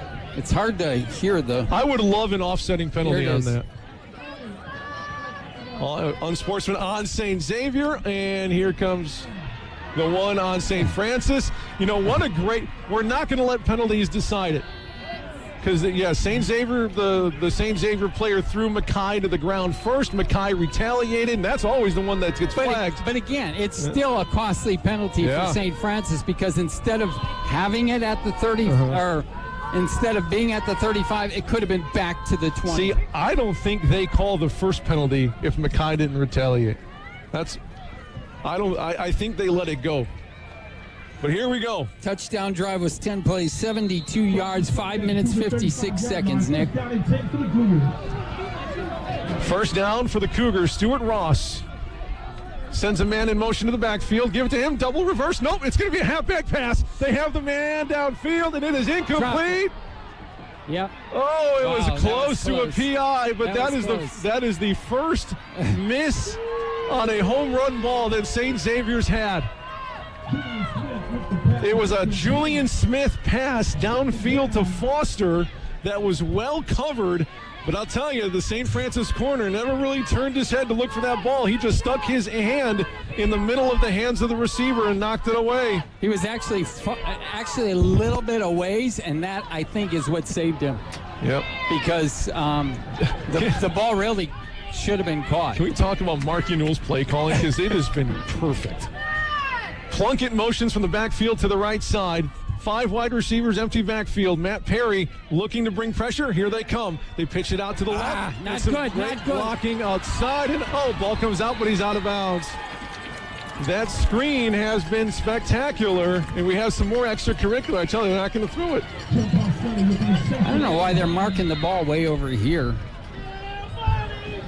Oh, yeah, I thought he was up a little further, but they're going to put the ball at the 43. So St. Xavier in the St. Francis territory now. 23-yard pickup, Nick. They do so well with those screens. Yeah, and with St. Francis on the blitz that time, that left the Saints pretty much single-handed over there and finally got the tackle, finally got some help on the near sideline here. 12:22 to go in the game. We're tied at 29, friends. 3 linemen and a linebacker up on the line of scrimmage for the Saints. Still 12 minutes left in the fourth quarter. 2 safeties are deep. The clap and snap to Ross. Give to Plunkett inside. Go. It goes nowhere. That's a loss of at least 1. Was that Hansen in there first? Yep. Carson Hansen has been a monster as he's been all year long. 12.5 tackles for loss coming into today. 6 sacks. Leads the team in both categories and only has about 30-some tackles. The majority of them are in the backfield. Just knows where the ball's at. Bringing pressure this time, Nick. Here's Ross. Empty backfield. Again, they go for that wide receiver screen, but St. Francis has it fenced off that time, and only a minimal gain, but they still get about 5. 3rd down and 6 coming up.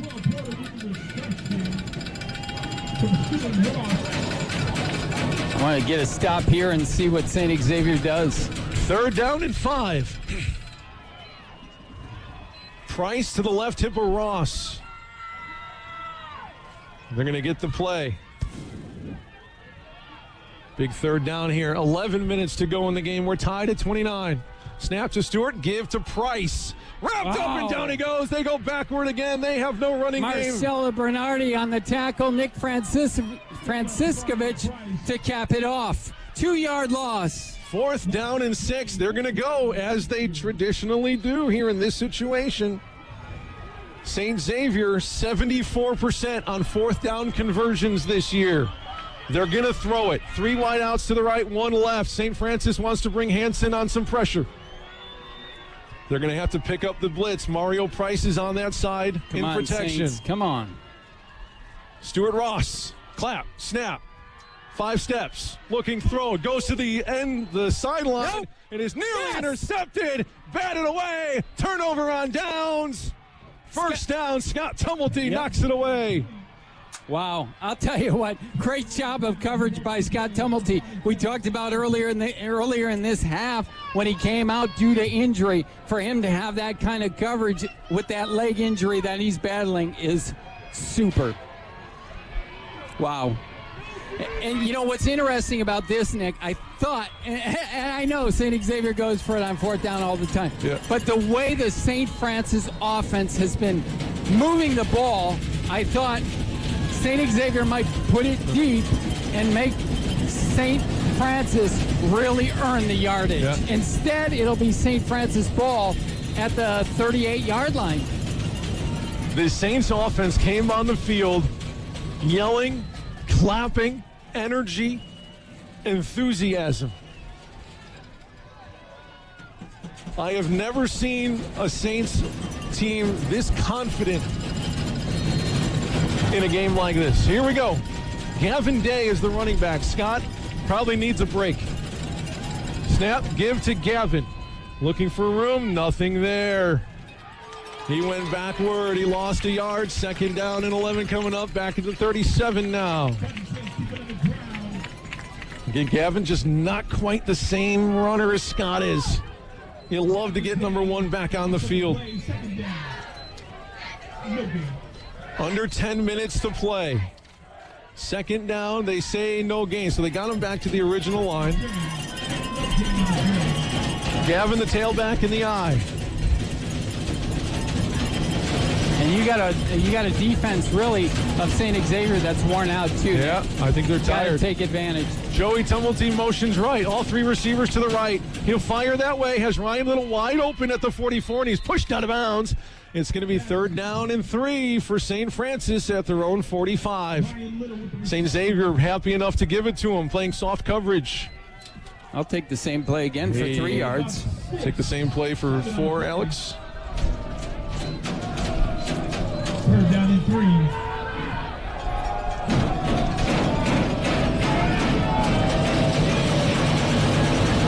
Play cards go up for St. Francis. 9 minutes to go in the game. We're tied at 29. Saints football. 3rd down and 3 at their own 45-yard line. Gavin Day to the right of Sam Tumblety.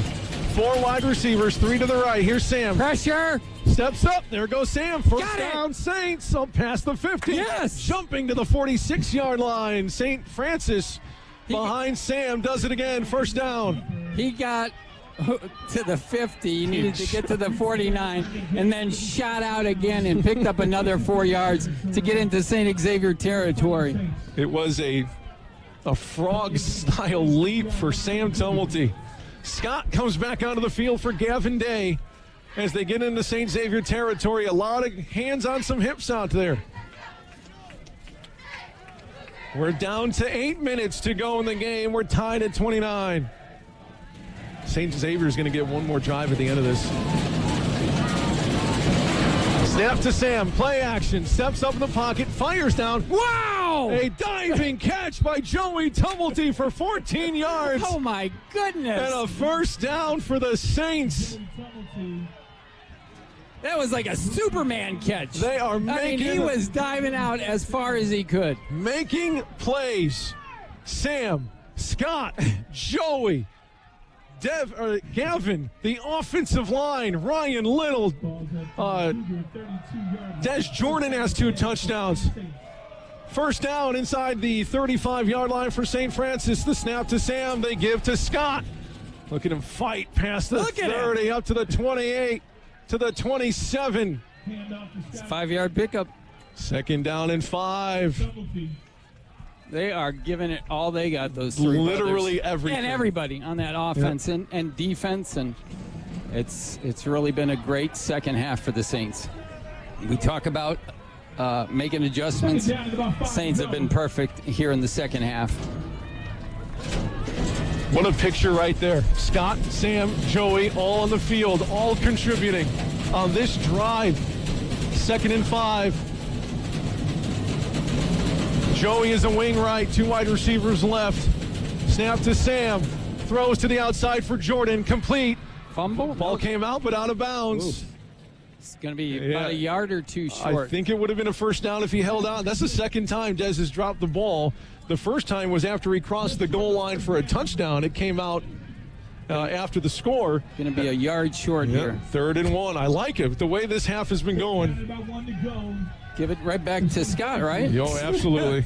And Sam's like, you stay right there, older brother. He's going to dot the pistol here. Scott, the tailback. Another option play. Soft coverage on the outside. They give to Scott. He just battering ram up, and that should be enough for a first. I don't like the coverage. I don't like where they spotted that ball. I think he got it.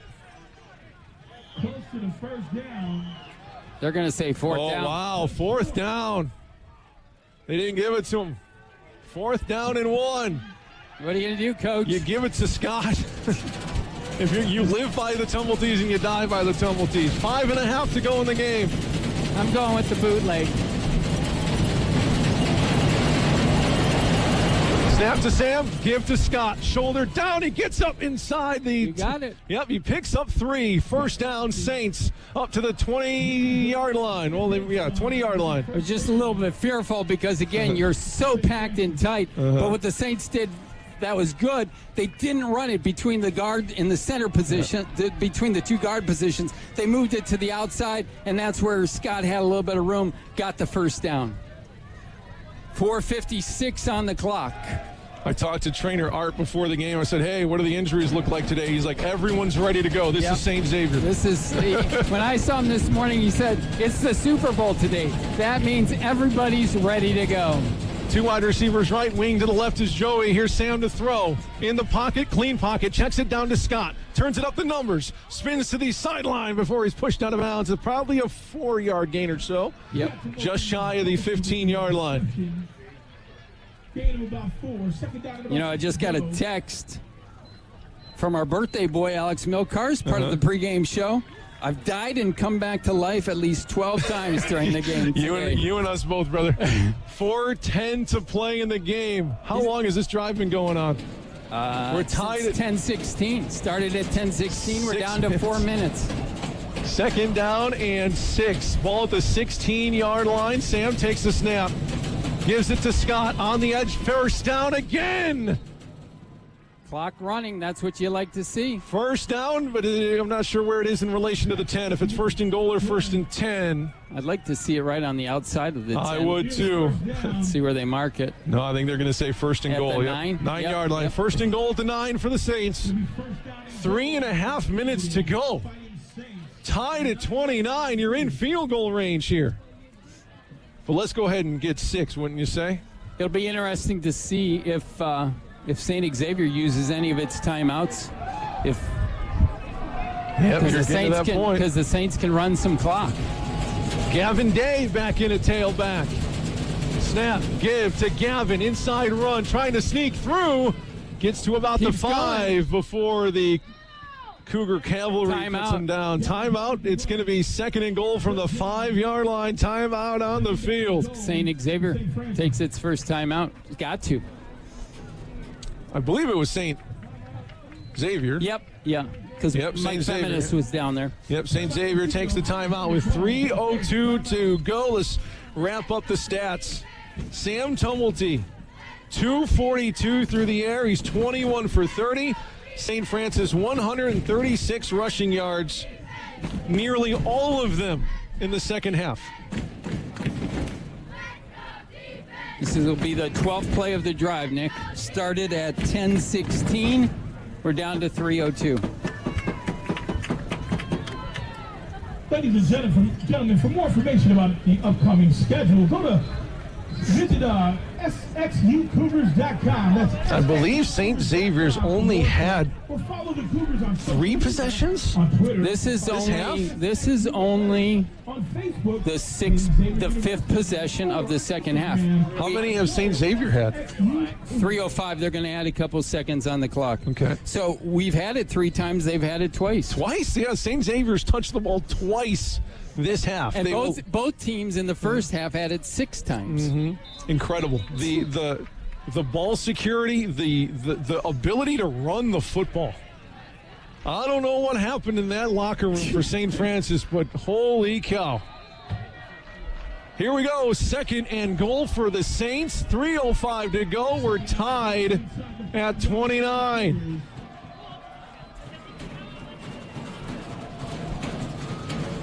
Scott Tumulty, the running back to the right of Sam. They're going to run it with Sam behind his older brother. Needs a block. Did not quite get all he needs, but he picked up a few. And they're going to use a second timeout for St. Xavier. Under 3 minutes to go. There will be a 2-minute warning as well. Short gain on the play, third down and goal. It's going to be third and goal from, I believe, the 2. Yep. Cougars call their second. Another Cougars timeout. I wish we had our splits, our halftime numbers to compare, because I got 'em. It's been a completely different game. The game has been. What do you got total yardage right now? For St. Francis? Yep. Let me get here. Receiving play. Let's see. 380 yards for St. Francis. And how many plays? In 66 plays. Okay. And then for St. Xavier? They have 48 plays, 330 yards. Okay, so St. Xavier has run the ball 14 times. Run the ball or run 14 plays? 14 plays. And they've run 71 yards. They've run 14 plays in this second half. And the Saints have run 34 and have 186. Some difference in this fall air here, David. Got to get a touchdown here, Nick. 3 minutes even to go. The ball's actually at the 3 now, not the 2.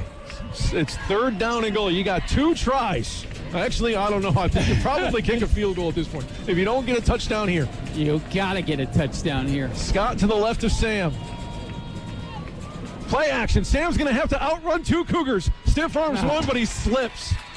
He slipped on the turf and lost 2 yards. 4th down. Adrian Guerrero is going to have to come out. Actually lost about 3 yards. I think they're going to put the ball back at the 6. No way. And the clock continues to run. They're just going to take a timeout? Yep. So St. Francis will let 20 more seconds tick off this clock to about 2 minutes and 10 seconds. On the field, limping off. And then I presume Adrian Guerrero would go out to give the Saints the lead, which would give Stuart Ross a 2-minute warning to play with. Yeah, unfortunately, you hate to use a timeout here if you're St. Francis. Mm-hmm. But you got to, yeah. Yep. You got a big decision. Well, I don't know. Is it a big decision? You kick it here, right? For sure. Thank you. Timeout on the field. St. Francis calls a timeout. I'll tell you what. Tell me what. If they would have gotten the ball positive yardage on the previous play, you might have, but I still would have gone for the field goal. But the fact that you lost 3 yards on that last play pushes it back to the 6, makes it that much harder. Can I throw another one out at you? Do you fake it? No. I mean, Guerrero's had a couple quick kicks blocked. Nothing is given. You just told me earlier in the game. Take the points, right? I'm going to take the points, guy. Now you're changing your tune. But now, you know what? You smell blood in the water, right? You smell blood in the water, and it kind of messes with your logical thinking. Hopefully, Mr. McCarthy and Coach Curry are more logical than I'm being right now. Adrian Guerrero's on the field. Sam Tumulty's the holder. Biggest kick of Guerrero's life. The 23-yard attempt, left hash. The wind has picked up a little bit, but the flags are waving, but the flags on the goalpost are not. Here we go. Guerrero from 23 yards, left hash. The snap is low handled. Kick is blocked. Oh, my God. Oh, my goodness. It was low to begin with. He didn't get the air under it. Might have had something to do with a low snap, but now the defense is going to have to make a play, or we're going to go to a 3rd time in 4 years in overtime, which I don't love. The kick is blocked, the kick that would have given St. Francis the lead. All right, defense, you got to come ready to go. Get a stop or get a pick. They haven't had that turnover yet. And watch for every trick play in the book. Every trick play in the book. The fans chanting back and forth. I love it. What an atmosphere tonight. And you still got the 2-minute warning, Nick, so they get an extra timeout. So they have 1 timeout and the 2-minute warning coming up after this play. Stuart Ross in the gun. Price to his left. Motion into the backfield. Play action. Stewart's going to throw it. Check down. There's that screen again, and out of bounds he goes. Did he get out? Okay, so 4 yards. 4-yard pickup, and we are under 2 minutes, so here is our 2-minute warning. Hey, we'll be back in 30 seconds. We're tied at 29. St. Xavier with the ball trying to win the game at homecoming.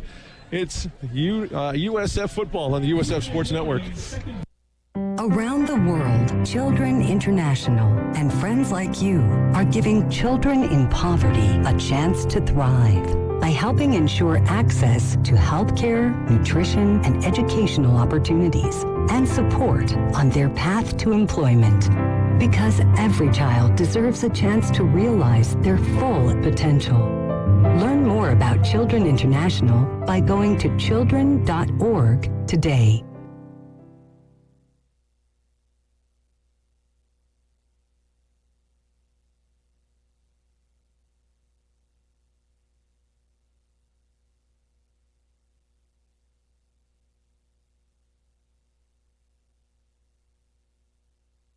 The Cougars. We have been in this position before many times over the past 5 years between these two teams. St. Francis has been unable to come out on top, but the defense out there to try to preserve a tie. Stuart Ross in the shotgun. Price to his left. 4 wide receivers out there, 2 on each side. Pump fake short, trying to go long. Nothing's there. We're going to get a hold. There's the hold. And they threw it away, but a hold coming up on St. Xavier. Take the penalty. It's all they could do because Stuart Ross was holding the ball. And I know we got some palms to the sky there from the St. Xavier offensive line, but it was clear as day. Take it back to the 15. You betcha. That hold, it was actually wow, the hold actually happened back at the 11. Yeah, they take it from the spot of the foul if it's positive yardage. If it's not, take it from the line of scrimmage. Mm-hmm. All right, so 2nd and 5 is now 2nd and 15 after the penalty. Stewart in the shotgun, 3 wideouts left, 1 right. Scott Tumblety trots back into coverage. Here is... Guy out of the backfield, covered. And he's going to tuck it and go. Here goes Ross. Thought about sliding, but instead was pushed out of bounds by Matthew Perry. I think Perry's like, hey, man, if you're going to slide. Picks up 3. So it's going to be 3rd and long for St. Xavier. 1:36 to go. Clock stops as he ran out of bounds. Yeah. Huge play coming up. That's a huge play that he got out of bounds soon, Nick. Yep. That's why he didn't slide. Yep.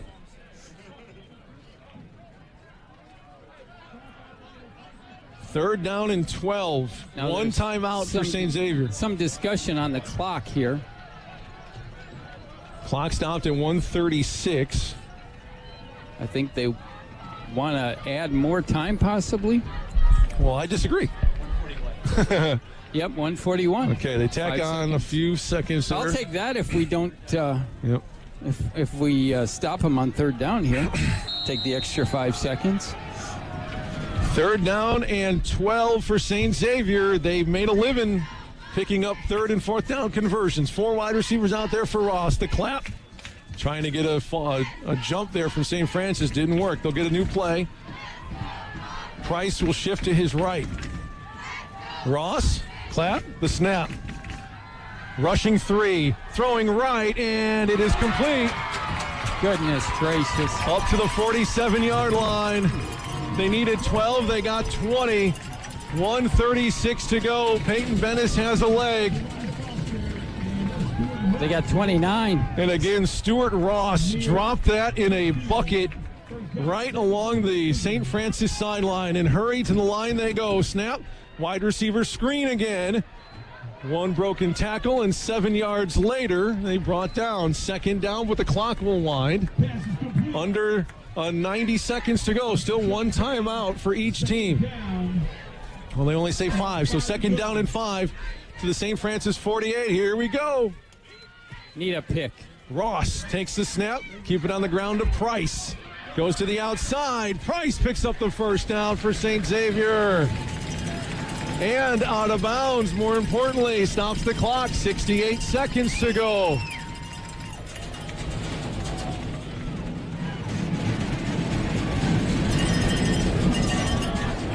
Defense just has to step up here. Got to make a big play. Got to get a sack. Got to get a pick. Got to get something. 1st down for Ross. See if St. Francis brings pressure. They will rush 4 on the ground. Price sneaks inside, takes a big hit at the 38-yard line, but picks up 5. They can afford to do that now because I think the clock is in St. Xavier's favor a bit with 1 timeout. They're going to let it wind. 55 seconds. St. Xavier is driving. 2nd and 6 at the St. Francis 38. Ross takes the snap. Keeps it on. No, he keeps it. He's going to try to throw. Get him. He sacks him back at the 41, and they're going to take a timeout. Carson Hansen and Pat Stroja with a big sack and a loss of 4. Oh, they're not going to take a timeout. 30 seconds. Are they going for overtime? I don't think so. I'm shocked that they didn't take a timeout there.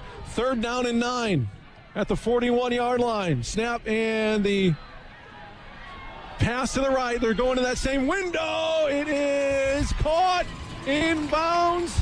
1st and goal. St. Xavier. How did he stay in bounds? Stuart Ross with another dime to Foster on the boundary. And there were 2 Saints right there, Nick. 10 seconds to go. The clock stops, and they are well within field goal range with 10 seconds to go. Unbelievable. Is St.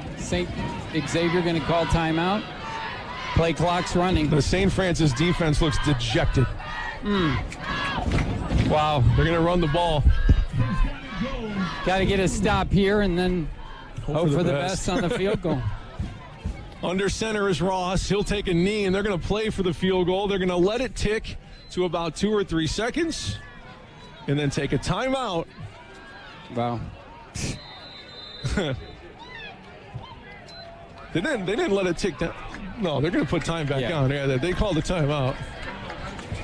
Timeout called by St. Xavier. We're going to have a field goal to win the game.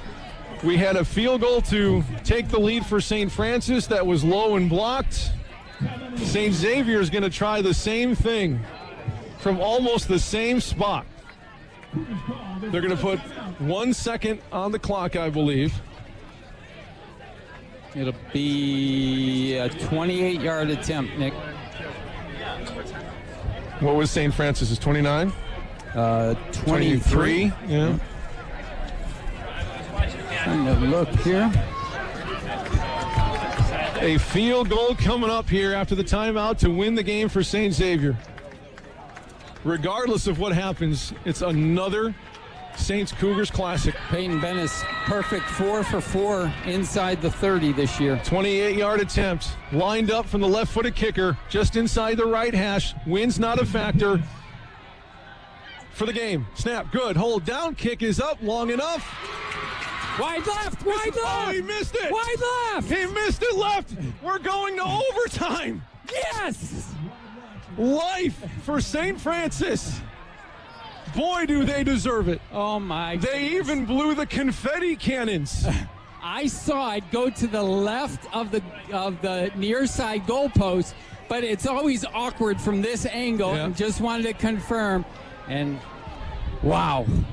Here we go again. For the third time in 4 years, the Saints and Cougars are going to overtime. Give me the overtime rules, if you please. Well, you both get the ball from the 25-yard line. You get an extra timeout. There's no time on the clock.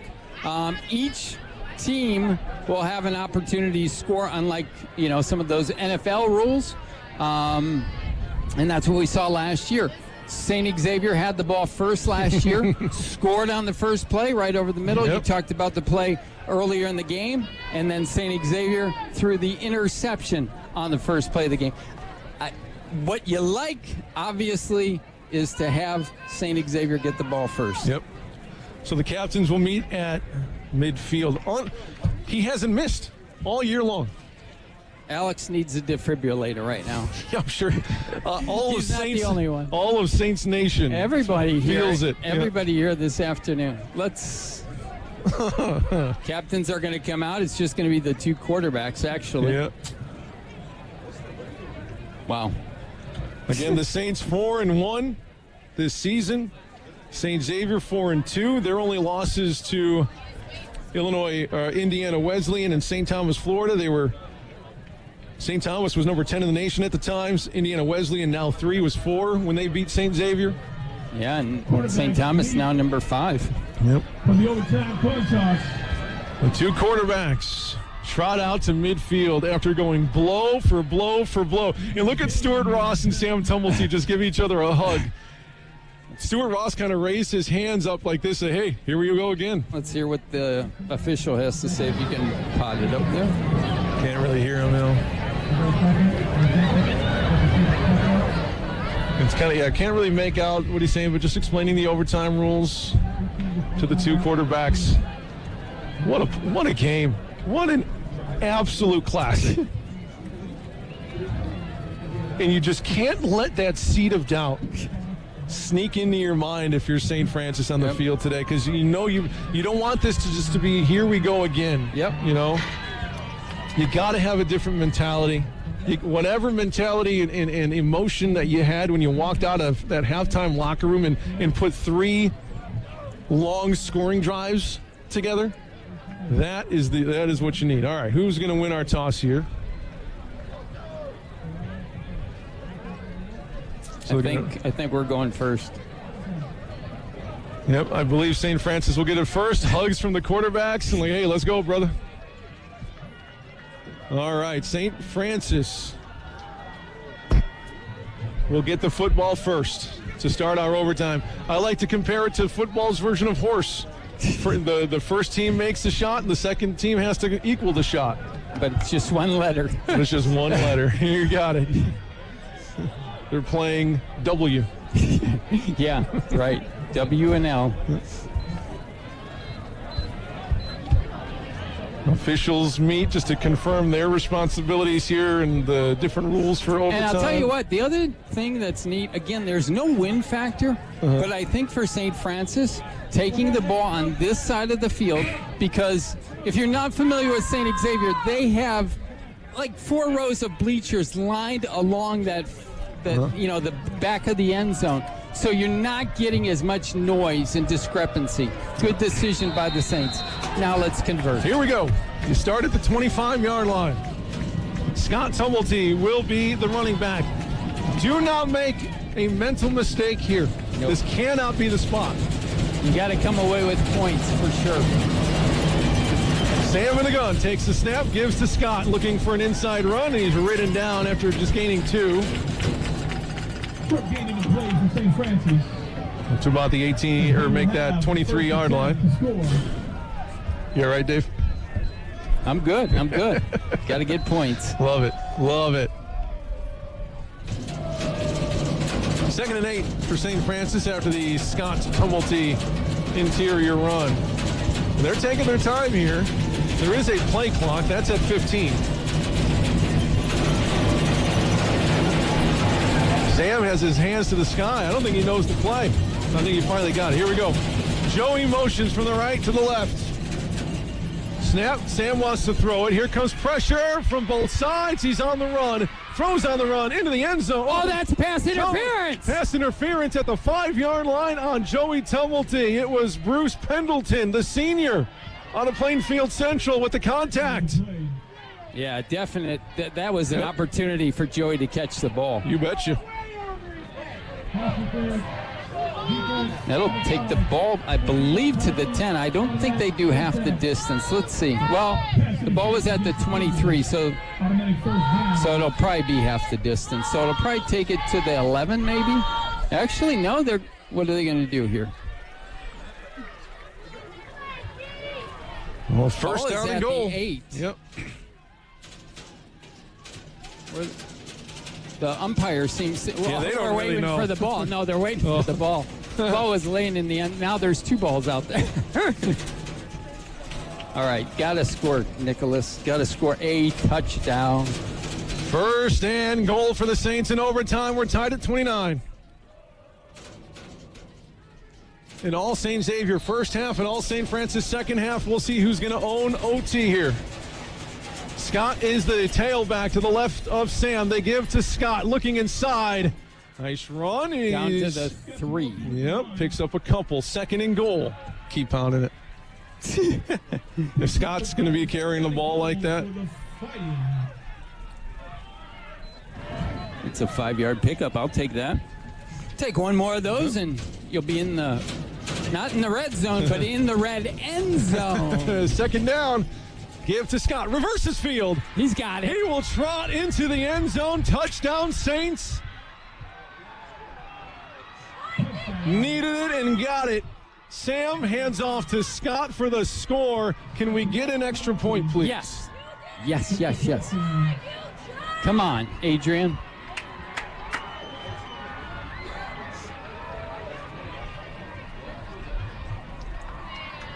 Adrian Guerrero will line up middle of the field, what amounts to a 20-yard field goal. We had a 23-yarder that was kicked low and blocked, but Adrian on the season, I believe, has only missed 2.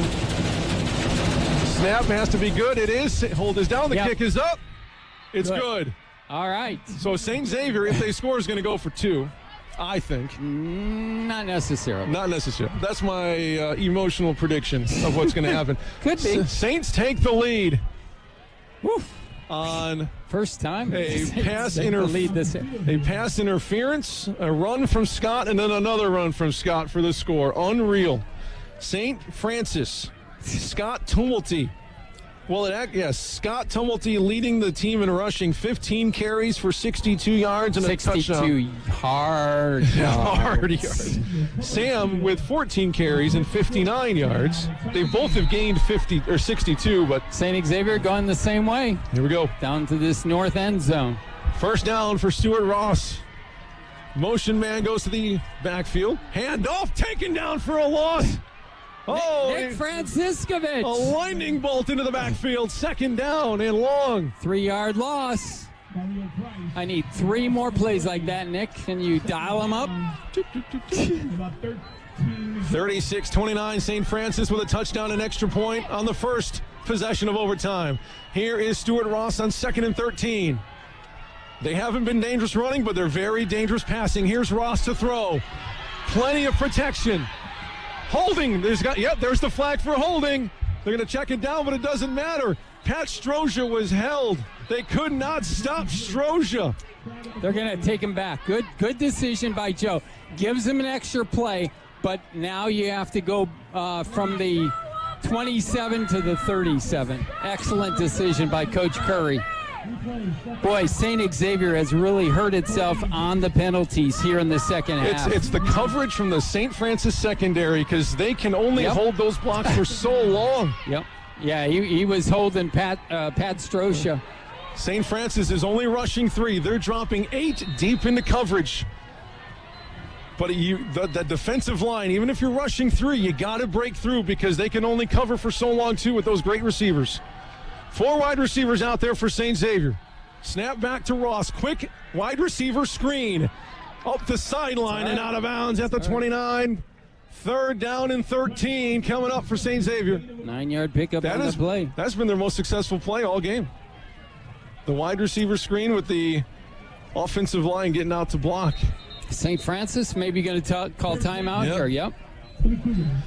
Oh, baby. I think, just looking at the far sideline, Coach Curry called that timeout, and I don't think he's happy with the coverage on that play. Mm-hmm.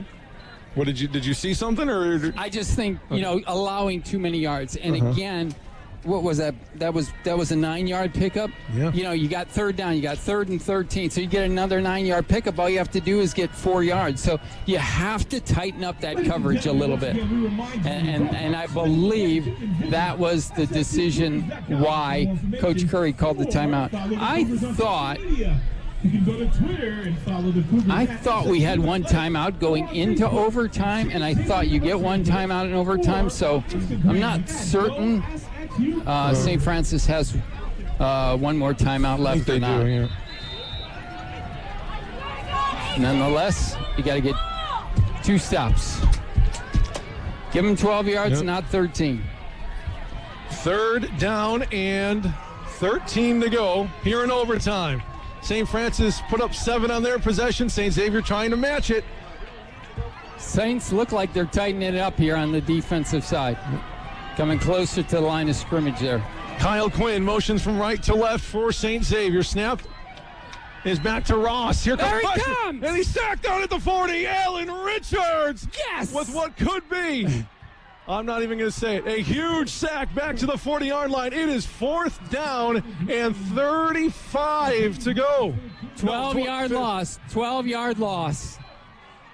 Ball's at the 40-yard line. Those Wilmington boys coming up huge today on defense. Barry Southall, offensive coordinator for Wilmington High School, here this afternoon. Saw him. He's got to be excited with the play of those guys. You got to get to the 15. They've got to pick up 25 yards on this play. Don't let it happen, Nick. Coach Feminist. And there's that wall of defense at the 20. Do you like that kind of? Do you like guarding the first down marker? I like guarding 5 yards in front of the first down marker. and that was something we saw at Siena Heights last week or a couple weeks ago, where the Saints didn't do that, led to the score to make it 31-24 and kept Siena Heights in the contest. Wow. I don't want to say it. Nope. Got high tension here on the banks of Lake Marion. St. Xavier needs at least a first down here, and it's going to be 4th down, and I did my math right? 25? Yep. 4th and 25. They got to get to the 15.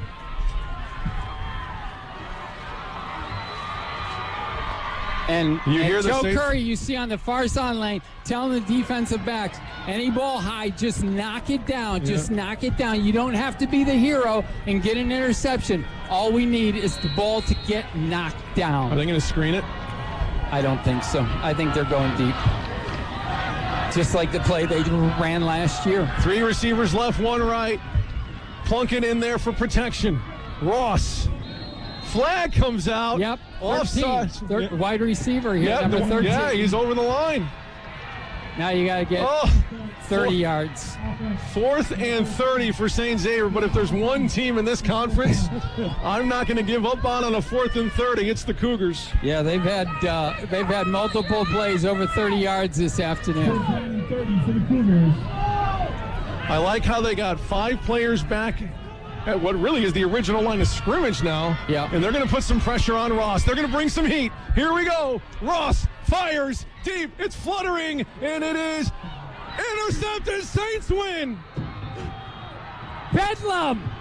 The Saints. 103rd and Pulaski. The Saints, for the first time in 15 years and 17 games, finally get the Cougar off their back and win it on the road. Just take the win, Saints.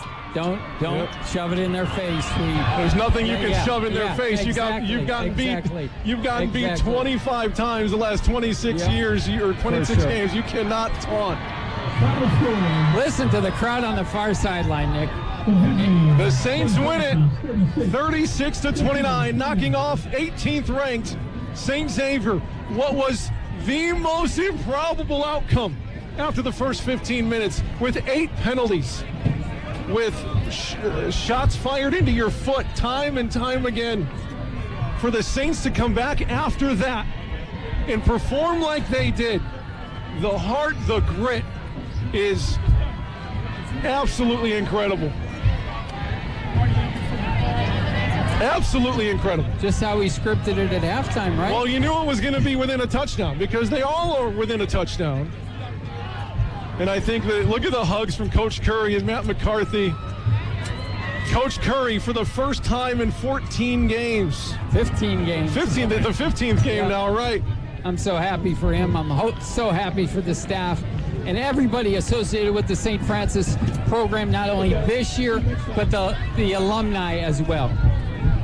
This is the biggest win as long as I've been here. And look, you got Joe Curry's kids coming out to give his dad a big hug. Love it.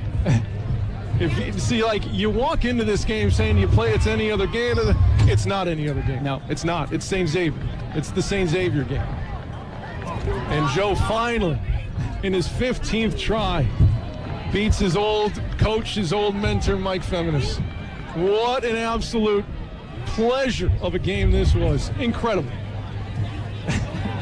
This was unbelievable. So standout players today for St. Francis, obviously Scott Tumblety, playing both ways. I think he got that game interception at the end, but more importantly, his running of the football offensively. I actually, just to interrupt you, I think it was Mabutis that got the interception. They were both right there, right? Yeah. But Scott Tumblety's performance defensively and offensively was the spark. Sam was great, especially in the second half. He took care of the football. Was there even one turnover from either team today? I don't think there was. Well, there was the interception. Oh, well, at before the very last play of the game. And then St. Francis had the one in the first quarter. Okay. But other than that, there were no fumbles. And all the credit in the world to the Tumblety brothers, especially Sam and Scott. But the unsung hero today, this afternoon, too, is Alan Richards. Alan Richards defensively was phenomenal. Getting into the backfield. He got the sack here in overtime. He got the big stop on the play that was only 2 yards that kept Peyton Bennis about a yard or two short from kicking that ball in the fourth quarter. And there were a lot of tackles. Alan Richards made a lot of them, but even if they weren't tackles for a loss, especially with the one that led to the possible field goal on at the other side of the field here. That without that tackle would have put him in an easier field goal position. Able to stop when that field goal came up a few yards short. Huge defensively, huge offensively for 3 quarters. They didn't play a full game. That first quarter was the absolute trash of a ball game that I've seen this team play in a long time. Just like Sam only played 3 quarters that one game, right? Against Lawrence Decker or whoever it was. Just a little bit different. This was the different second because to the fourth. Just because of the mistakes that I've never seen before that this team made. I have never seen a St. Francis team be as low as they were, to literally as high as they have been in decades. To beating St. Xavier is as close to the biggest win that they've had in my time here. So to be at the lowest point in that first quarter, the highest point right now, to climb that mountain is, I'll remember this for a very long time. You trailed 22-0, Nick. 22-0, and they outscored. And that was with 13:37 left to go in the second quarter. Outscored them 29-7 before the overtime period. So an absolutely incredible game. Quick final number. Sam Tumblety, amazing again. 21 for 30, 2 touchdowns. He did have 1 interception, 242 yards on the ground. Scott Tumblety, 15 for 62 and a score. Sam Tumblety, 14 for 59 and 2 touchdowns.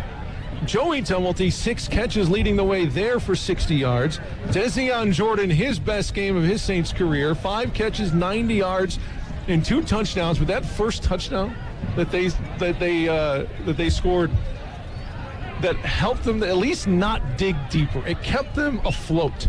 So that was a big touchdown by Des Jordan. Ryan Little had a nice game, 4 catches for 44, and all of Ryan's catches came at very opportune times. Scott Tumblety had a couple catches out of the backfield as well.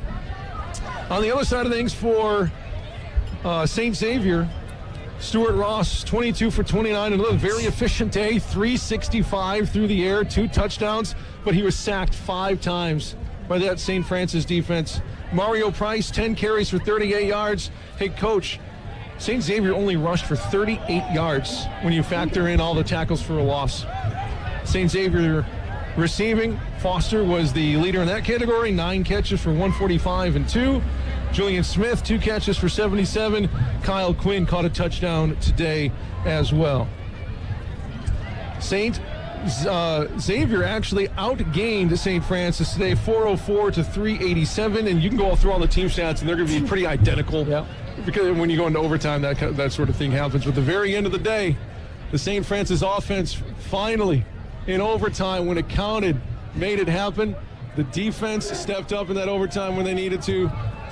Dave, I mean, you've been around the program from the very beginning. Can you think of a game like this? And I mean, it doesn't even mean anything at the end of the day outside of giving you a chance to continue, because you still got to play Marion and St. Francis, Indiana. You're 1-0 in conference, and that's crucial. And you know, it really puts an emphasis too on. I felt the Saints should be ranked, especially over Marion. Not so much St. Xavier. St. Xavier lost 2 games to top-ranked teams. Top 5 teams, yeah. Marion lost or beat Lawrence Tech by 2 points. They beat Concordia by 3 points. They got shellacked by Indiana Wesleyan. Yeah. And here we are, 4-1. Yeah, we didn't play, but we played those same 3 opponents as Marion. And here they are, number 17, above St. Xavier, and they haven't performed. And the Saints have performed, with the exception of Indiana Wesleyan, which who's going to perform against them, right? Nobody. Until the postseason. So all the credit in the world. And you know what? And I would have loved to have been a fly on the wall in that halftime. Oh, my God. Because I believe the seniors stepped up. I believe the coaches stepped up. The adjustments that were made were incredible, both from the coaches and the players just doing their jobs. And then also, just knowing what happened last year. And guys like, I know there's a bunch of seniors out there, but, Sam and Scotty especially, just how much hurt that was. And Scotty been in the program for 6 years, never beat St. Xavier. Sam, threw the interception a year ago. And for them just to come back, there were so many, you talked about so many crucial plays, and I really think that first quarter was just a reset because the Saints didn't play last week.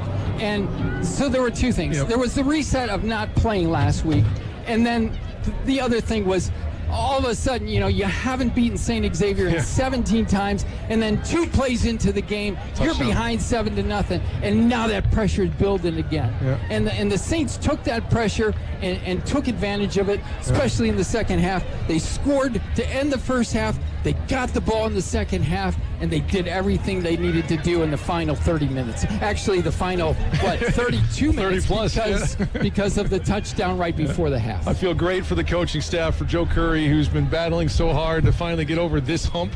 I know if you ask him, it's like, hey, we went 1-0 today. Yep. And then, you look at the schedule with all the games you got coming up. You got Judson next week. And then you're on the road at St. Francis, Indiana, which isn't a gimme. They're always a solid squad. Then you got Olivet and Marion at home back-to-back weeks to hopefully secure your spot in the NAIA playoffs, which is looking pretty good right about now, since you're probably going to be ranked at least number 18, I would think, in the next poll, hopefully. You never know what the coaches are going to do with that, but at least going to be in the top 25 for sure about that. So congrats to the seniors, congrats to the coaching staffs who's been here for so long, who's had to deal with coming up to this dang stadium for so many dang years and going off with so many dang L's to finally get the W. Man, it feels so good. So congratulations to the Saints. Congrats to Saints Nation. Saints Nation. We earned the one today, 36-29 in overtime. The third year or the third time in the last 4 years that this matchup has gone into extra time. But finally, the Saints come out on top. Our next game will be on the back at the stadium. Yep, it'll be back at the stadium against Judson, and then a heck of a 3 games to finish off the year on the road at the Cougars of St. Francis, Indiana, and then Olivet and Marion at home in back-to-back weeks. If there's a number 2 rivalry for the Saints, it's that ONU game. That'll be a lot of fun later on this fall. Dave, congratulations to you, man. I know you've been around a long time, and you don't see it's only the second one that you've seen, so congratulations to you as well. Thank you, my friend. Yep. Glad that you were able to broadcast. I am too. 36-29 in overtime. The Saints win it on the road, back in action at the stadium again next week. Big thanks to Alex for getting everything set up for us on the radio side, for Kyle for holding it down at the studio, for David Cutta. My name's Nick Jacobs. The Saints beat the Cougars on the road today on the USF Sports Network. That first time seeing my son, I feel like my life did a 180. He really a definition of like why he loves somebody. Through all of fatherhood's first, never stop being a dad. Visit fatherhood.gov to hear more. Brought to you by the U.S. Department of Health and Human Services and the Ad Council. VA's Home Loan Guarantee made home buying a seamless, easy process. I closed in 30 days with no down payment. Get what you earned. Visit choose.va.gov. Not all veterans are eligible for the type or amount of benefits mentioned here. Hey, everything okay? Yes, I'm fine. Honey. Hey, I'm here for you. Tell me about school today. When kids can't find the right words, music can help them sound it out. Talk to the kids in your life about their emotional well-being. Find tools and resources at sounditouttogether.org. Brought to you by the Ad Council and Pivotal Ventures. Hello. So, this is Kyle from WCSF, Joliet, 88.7. I'm going to start off with this. I only have one thing to say.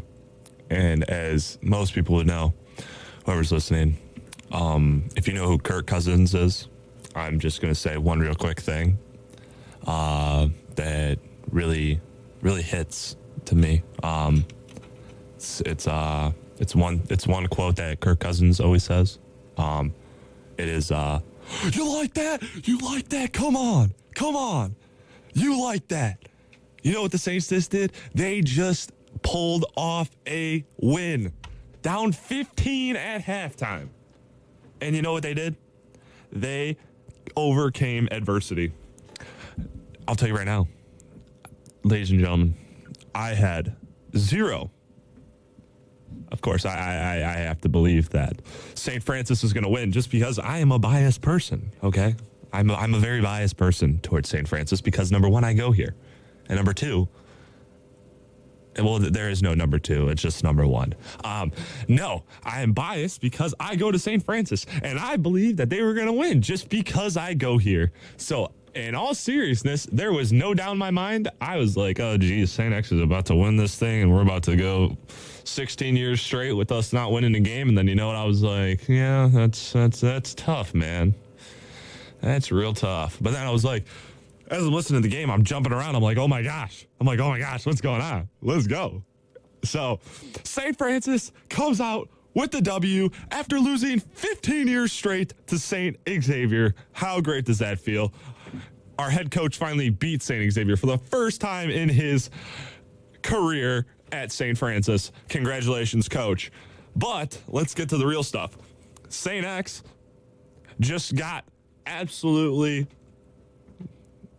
I'm not going to say humbled because they did beat us the last 15 years. And year 16, obviously, we won year 16, but they still beat us the last 15 years, which we're not going to talk about anymore because now we're winners. So, you know what I'm saying? So, now, St. Francis got the ball in the second half, and you know what they did? Just ask the Tumultees. That's all I'm going to say. No, the Tumultees came out there, got the run game going with... Sorry, my bad. 1 second. Let me pull up my notes. Quick second. Hold up. 5 seconds. 3 seconds. 2 seconds. All right. So, we came out firing. No doubt. There was one Tumultee that decided to play both sides of the ball today and gave me Travis Hunter type vibes. And it was the one and only Scott Tumultee, who just happened to decide to play running back today for the boys. I don't even know where that came from, but you know what? I'm not going to complain because you know what? He looked like an insane running back. I'm not going to lie. He really controlled that backfield. Sorry, excuse me. No, he controlled the backfield. Once we got him going, it was a nice 1-2 punch between Scott and Day. I really like that little 1-2 punch of give Scott the ball a couple times, and then once he gets tired, send him off to the sideline. Say, hey, good job. Go get some water. Get ready to go play defense. By the way, he was still playing defense at the same time as him going out there and playing running back for the Fighting Saints. But between that 1-2 combination of him and Day, I just think that that just was looking nasty. I really like that. They both were very good together. I feel like that's the reason why our offense started to thrive was because of the fact that, all right, wait 1 second.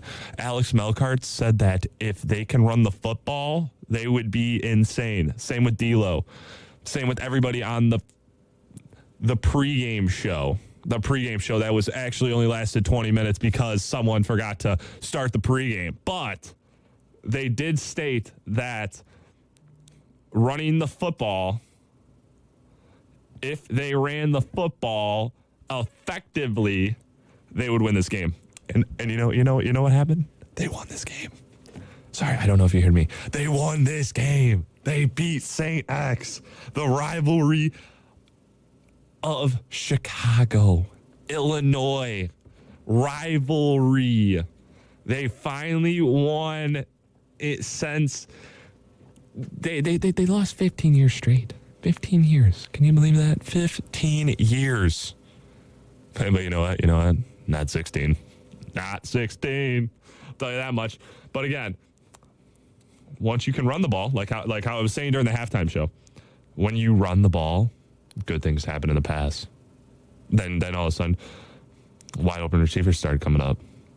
They were able to run the ball more effectively because of the fact that now that's dual threat. That's you want to guard it, you want to guard us, and you want to play us pass. Well, guess what? We're going to run it right down your throat, and we're going to make sure that you respect our run. In which which then St. X had to respect the run because of Tumulty and Day. Tumulty and Day in that backfield right then and there, they looked phenomenal.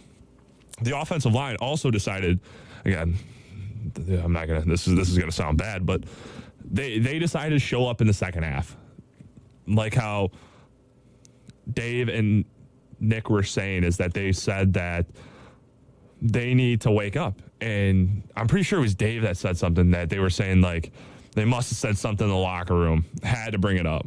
I agree with them. I mean, there was a complete revamp of that offensive line that really showed up, because they were like, guys, guys, we got to show up. What we're doing is not working. We're not getting our running backs yards to where we can open up different options of scoring. So what they proceeded to do is that offensive line decided to say, hey, they're not going to beat us, and we're gonna take this line. We're going to control the line of scrimmage, and they controlled the line of scrimmage, allowing the boys to run. Which letting them run the ball, they actually looked very productive because there was more options. You were able to run the ball, which, again, everybody wants to run the ball. They were able to run the ball, and by them running the ball, they got more options in the pass. Again, I think that in the second half, we really relied on the run game, which, in my opinion, that's what they should be going to. That's something that they need to feel confident enough in to go to, rather than going to the pass, because the pass is great, but the run game is going to set you aside from everybody else. And I'm gonna quote that because I'm pretty sure it was D'Lo. Jake said that on the 20-minute pregame show. So. Or it was Alex. I swear, if it was Alex, he will probably never let me hear the end of this. So please I believe it was Jake. So let's hope it was Jake. I hope it was, or else Alex is never gonna let me hear the end of that. But all right, let's hear some stats from the Fighting Saints of this game for the offensive side of the ball. Sorry, 1 second. My computer is not allowing me to do anything right now, which is not very fun. Okay. Sam Tumulty decided to go have a 153 QBR with 21 completions on 31 attempts. That is actually pretty darn good, if you ask me. He had one interception on the day, finished with an even 70% completion rate with 242 yards and 2 passing TDs. Again, the man of the hour. You can call me crazy for calling him the man of the hour, but the thing is that, in my opinion, he was. He kept St. Francis in the game. Des Jordan, 5 receptions, 90 yards, 90, 10 away from a 100-yard game. He averaged 18 yards per catch, and he had 2 touchdowns, both that Tumulty threw to him. So he had a way today. And then you got Joey. Joey had 6 receptions on 60 yards and averaged 10 yards per catch. Finally, Ryan Little, 4 receptions, 44 yards, and 11 yards average. Between those 3, they looked unstoppable, in my opinion. And by the way, Jake Friddle finally decided to come back from injury. He had 2 receptions for 9 yards. He caught for an average of 4.5 yards per game, or per catch. So, so the offense is looking very good. I believe that they, like, just looking at these stats, they have the weapons to be very good. Again, Jordan, Tumulty, and Little, like, between those 3 wide receivers, I mean, that just looks scary. I mean, that's just straight weapons all around. Like, sorry, my bad. But that's just straight weapons all around. They just that list of those 3 guys, those top 3 guys, that just looks scary to me. That's something that people are going to have to look into in the upcoming weeks, because between those 3 guys, all 3 of them can just break out at any moment, I feel like, and they're all willing. Like, in my opinion, when I hear these 3 guys, I hear unselfish, and when they get the ball, they make the most of their opportunities. they all want to succeed, and by them doing what they got to do, it opens up different passing lanes for them. It puts having those three weapons on offense. It just makes the defense kind of. I mean, it makes them think a little bit more. Like I tell you right now, Des Jordan scoring two TDs today. That's just big for the program right there. That's just big for the boys. Like again, I'm not saying him solely, but like by him scoring those, getting like those extra rack yards, he really gave St. Francis that push to go into halftime with. They came in and. Again, St. Francis at the beginning of the game, they were having penalty on penalty on penalty, and it was just flag on flag on flag. And the thing is that when you get a lot of flags against you, there's not like that. That's a lot of air. Like that's scary because it's like you don't know what to do. Like it's like. You're getting flagged and you're giving up free yardage when you should be making the offense beat you rather than you beating yourselves, because that's what was happening in the first half. And then it seemed like all of a sudden when we got to the second half, it just automatically flipped. Does that make sense? Like St. X started getting these little flags here and there. They started sorry, excuse me. No, it feels like the complete game just flipped. Like it seemed like St. Francis was getting all the penalties in the first quarter, and then all of a sudden they come in. St. X comes in, and they're getting ready to go, and for the second half. And you know what? It's like the complete other. It's like the complete other thing. Like St. X just started getting all the penalties. Like it just seemed like just with the flip of the switch. It turned from St. Francis getting all the penalties and all the flags thrown at them to St. X basically shooting themselves in the foot. And it was like oh dang, they were giving costly errors, which then allowed St. Francis to crawl back all the way from a 15-point lead. St.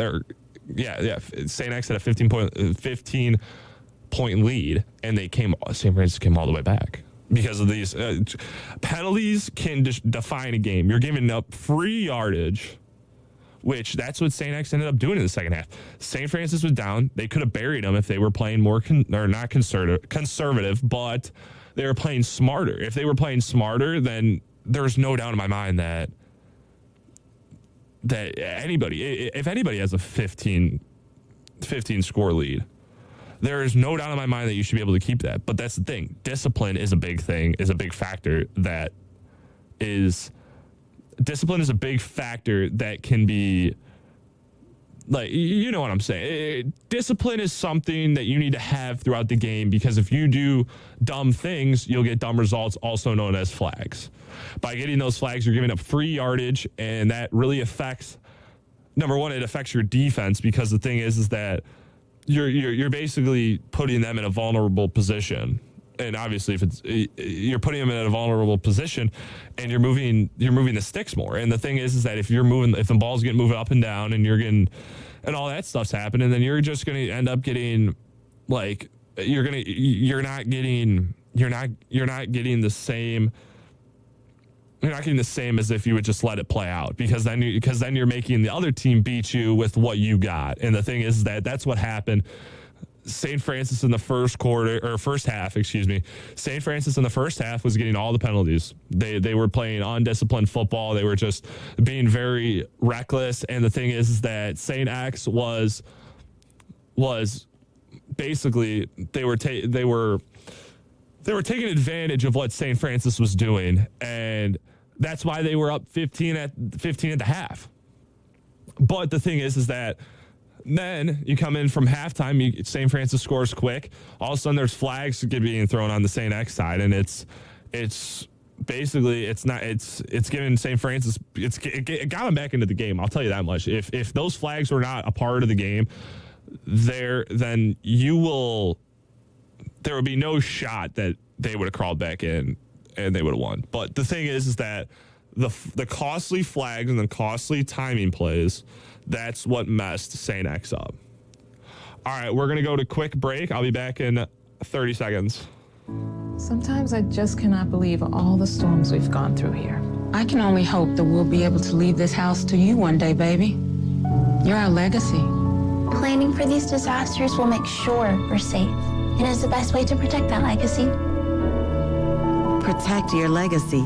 Visit ready.gov/plan for the tools and tips you need to start your emergency preparedness plan today.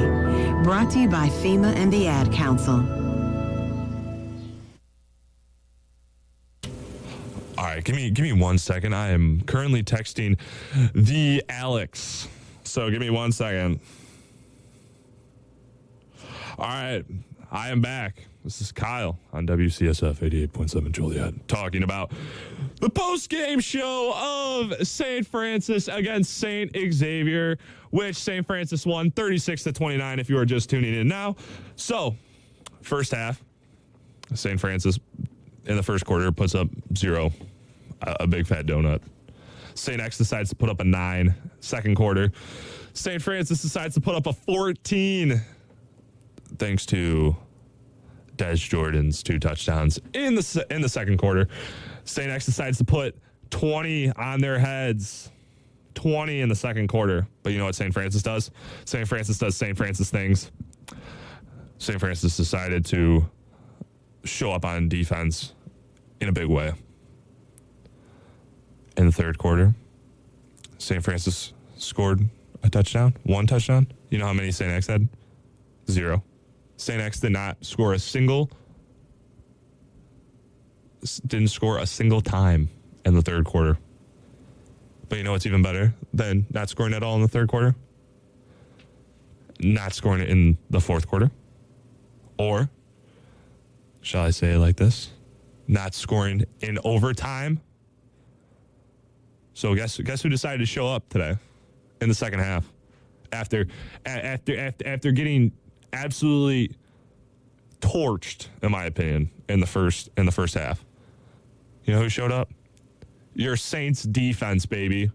The Saints defense decided to show up in that second half, and you know what they did? Didn't even let them score. A shutout in the second half. Can't win a football game when you're getting shut out in the second half. No momentum. They changed up the look, and you know what they did? They changed up that look, and once they changed up that look, it looked real good for those Fighting Saints. I'll tell you that much. Those Fighting Saints, since they were coming off a bye week, they left everything out on that field. And when they left everything out on that field, they weren't going to lose. There was no doubt in my mind that they weren't going to lose when the second half started. When they came out and they scored in the beginning, in the second half, there was no doubt in my mind that they were going to win that game. And you know what happened? They won that game. They showed up on defense, and they let their offense take care of it in the second half. Their defense in the second half was amazing. Straight amazing. I don't know what halftime adjustments they made because I wasn't in the locker room. That'd be awesome if I was in the locker room, but guess what? I was not. So I have no idea, or I was not at the game because I was in the studio. So I have no idea what adjustment they made. But whatever adjustment it was, it sure worked. And you know what? You know what happened? We came out victorious. So in that second half, we produced. We did what we needed to do to win. They took away the big chunk plays. I talked about that at halftime. St. X was living on their chunk plays. And what they did is that they were like, you're going to have to beat us in the short game. You're going to have to move the ball not by the big plays, not by the 50, 60-yard boom plays, but by the little checkdowns, outs, curls. They weren't going to let them beat them on big plays, which I respect, because if you could beat us on the little things, you deserve to win the game. But do not let them win on big plays. Because since they didn't let them win on big plays, for the first half was just straight big play, big play, big play, big play. They just kept throwing the ball deep. St. Francis, again, I'm not a football player, but I play Madden a lot and NCAA. So usually when I'm getting beat, I just go to cover 4 and I just say, you know what? hopefully the DBs are good enough. And if they're not good enough, then I'm going to lose this game, which I don't know. I'm calling out Alex right now, telling him that we're going to be playing NCAA when we get back on campus on Sunday. So, Alex, I'm calling you out, man. Let's go run some NCAA. We'll see what happens. But they changed it up and they went to probably a cover 3, cover 2, cover 4 look, and they probably changed it up to where they were not going to let those big plays beat them. And by not letting those big plays beat them, look what happened. St. Francis shut them out in the second half after making those adjustments.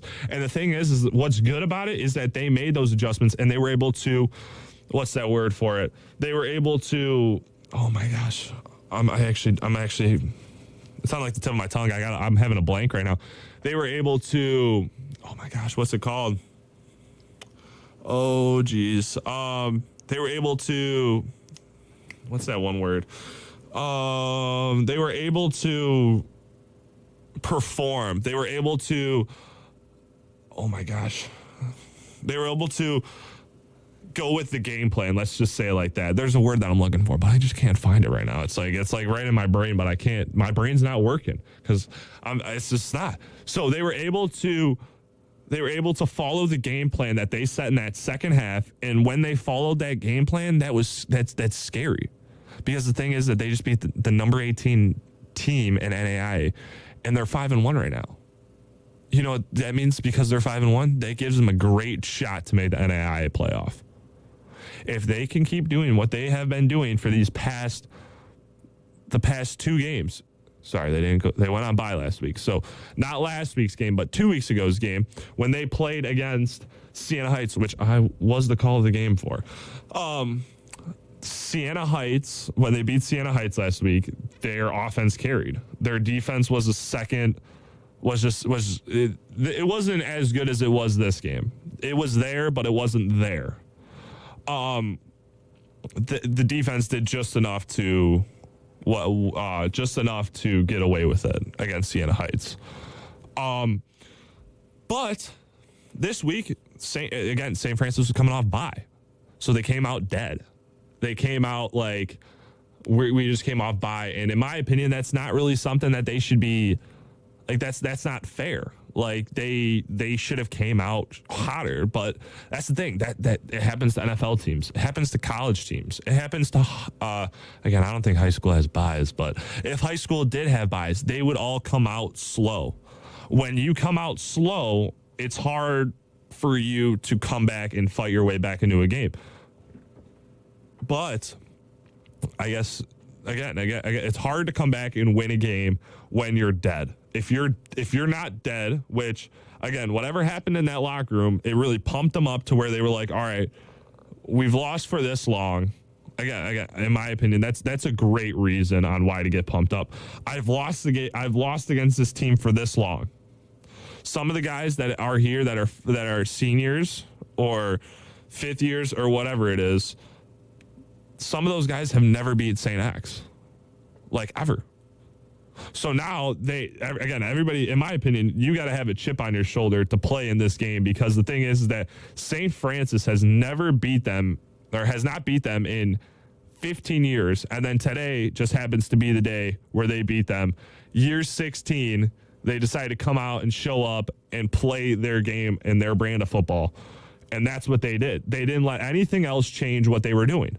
They just stuck to their game plan. And when they stuck to their game plan, again, their first half game plan was questionable. They did certain things correct, and they also did certain things that were very questionable, which everybody does. It's a part of the game. It's trial and error. That's what a lot of sports see what's working. If it's not working, then lucky enough halftime you go and you rethink what you're doing. And if it's working, then you stick to it. If it's not, then you got to change something. And what the thing is that what the coaching staff did is that they changed what they were doing. So what they did is that they were like, okay, I'm changing what is going on. And they basically flipped the script that they originally had. And they were like, okay, I am going to come up with a game plan, and we're going to follow through with this game plan, and we're going to execute it to the best of our ability. by the way, that's the word that I was trying to say. Execute. Execution. That's what St. Francis did today. They executed on plays on offense and defensive sides of the ball. On the defensive side of the ball, there was one big name that I had in mind. He really controlled that. I believe he's D-line. Where is he at? 1 second. Give me 1 second. I'm trying to find him. There he is. Alan Richards.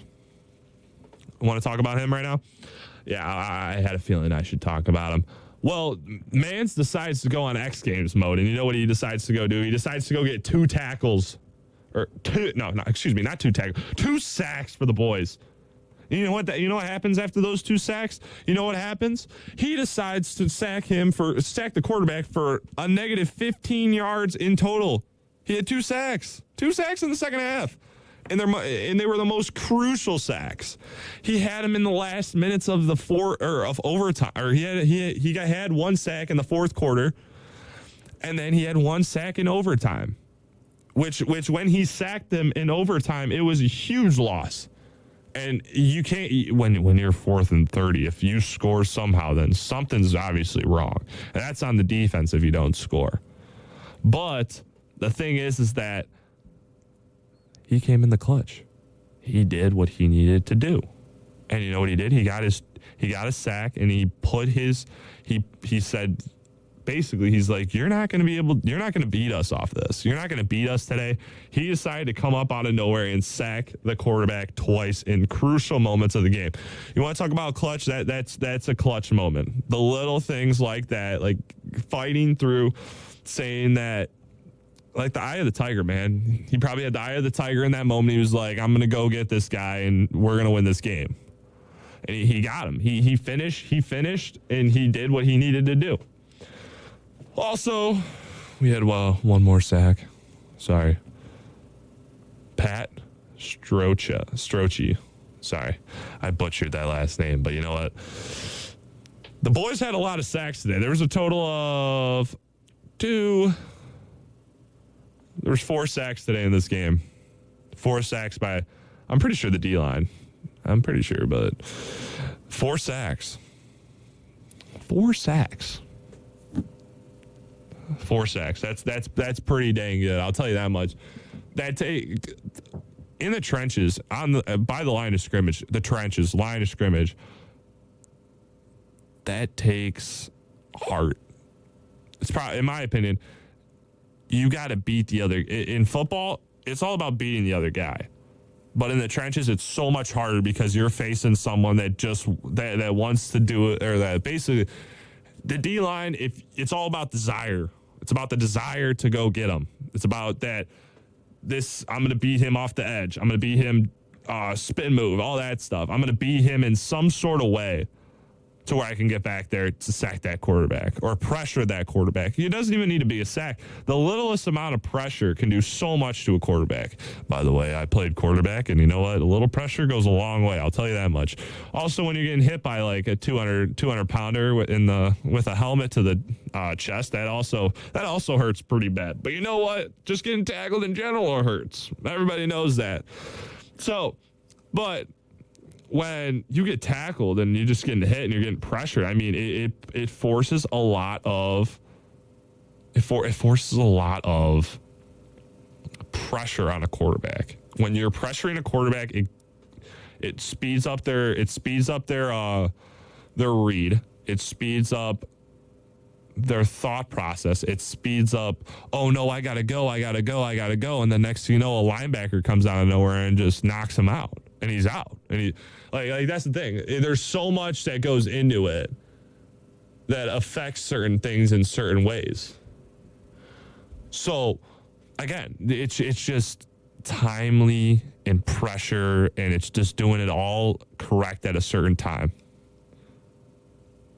All right, we'll be right back in 30 seconds. When I smoke weed, I get lost in the music. I like to isolate each instrument. The rhythmic bass, the harmonies on the piano, the sticky melody. Hey, careful, babe. There's someone crossing the street. Sorry, I didn't see him there. If you feel different, you drive different. Don't drive high. It's dangerous and illegal everywhere. A message from NHTSA and the Ad Council. All right. We're back. So I'm just going to talk about one more thing before I head out today. And it's been real. Anybody listening, it's been real. I appreciate you listening. I appreciate that you guys came out, or anybody listening that was listening to the game. I appreciate you, because the thing is that if you cannot be at the game at St. X, nah, man, just thanks for listening to the radio. It means a lot. I just want to talk about two more things before I wrap it up. All right, the first thing I want to talk about is, oh, by the way, anybody tuning in, St. Francis won 36-29 against St. X, rival, first win in 15 years. They've lost 17 meetings, or I'm pretty sure it was 17. The last 17 meetings, they lost the last 17 meetings, and they were 0-17, and they decided to go 1-17. Congratulations to the head coach on his first win against St. X in his career here. Congratulations, coach. All right, that was not the last. That was not one of the things I had to talk about. But the first thing is that again, came down to a field goal. One thing I believe the Saints have to improve on is their field goals, and getting the right guys out there to where they could, just little, when listening to the podcast, when listening to the guys talk in the station during the games, just listening to it, it sounds like they're the long snapper. There's an issue with our snapper when it comes to field goals and extra points. It sounded like repetitively that, and again, I'm not blaming him solely, but what I am saying is that there is errors that are being made. That, again, I'm not a football player. I played for a little bit. I was never a snapper, so I don't know how hard it is, but there has to be improvements made. I'm telling you right now, there is missed points because of the snap. And it's not the holder's fault, because the holder's trying to do the best that he can to reposition the ball, because the thing is, again, we're missing little things like field goals, extra points. Those are points that we are leaving on the board, and we may have not even needed overtime if we knocked in a field goal, or we knocked in one of the extra points today.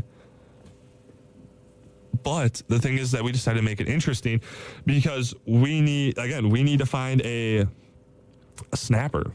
Or not, I'm not saying we need to find a snapper, but what I am saying is that we need to quit making these little errors, because we're leaving points on the board, and it's leaving us vulnerable in a specific position. Our defense is playing well. Our offense is starting. Our run offense is starting to show up. Our offensive line is playing well. Our pass game is playing very well. We need to stick with the run. We need to keep going to the run. But we need to start finishing those extra little things, such as field goals, extra points, the little things like that. Because when you get those little things, like the extra points, you need to be able to get every time that you are in, or you're playing a game, you should want to be able to maximize the amount of points that you get, because the thing is that the goal is that you just score more points than the other team. That's the goal. But the thing is that we're leaving points on the board, which we need to make improvements on. When we make those improvements, those points start showing up on the board, and then we don't need to go to overtime. We don't need for these things to come down to the wire and make it stressful. And again, that is something that we need to improve on. If we make those improvements and those adjustments, it will look much better, and it will be a lot better. So, all right, the last thing I want to say is I am a Providence alumni. So one thing I would like to say is this. Yesterday, it was a Cougars' birthday. Again, I'm a Providence alumni. He went to Providence. I just want to give a quick happy birthday to Mason. Happy birthday, Mason. Sorry that you're not here with us anymore.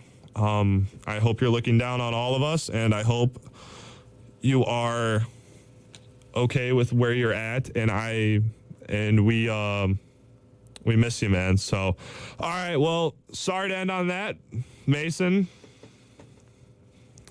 Thanks for looking down on us. Sorry to end on that, ladies and gentlemen, but just wanted to give a quick shout out to that. All right. Well, thank you for listening. This was Kyle on WCSF 88.7 FM Joliet. Now here's some music. Thanks for listening to the post-game and halftime show. So thank you. Have a great day.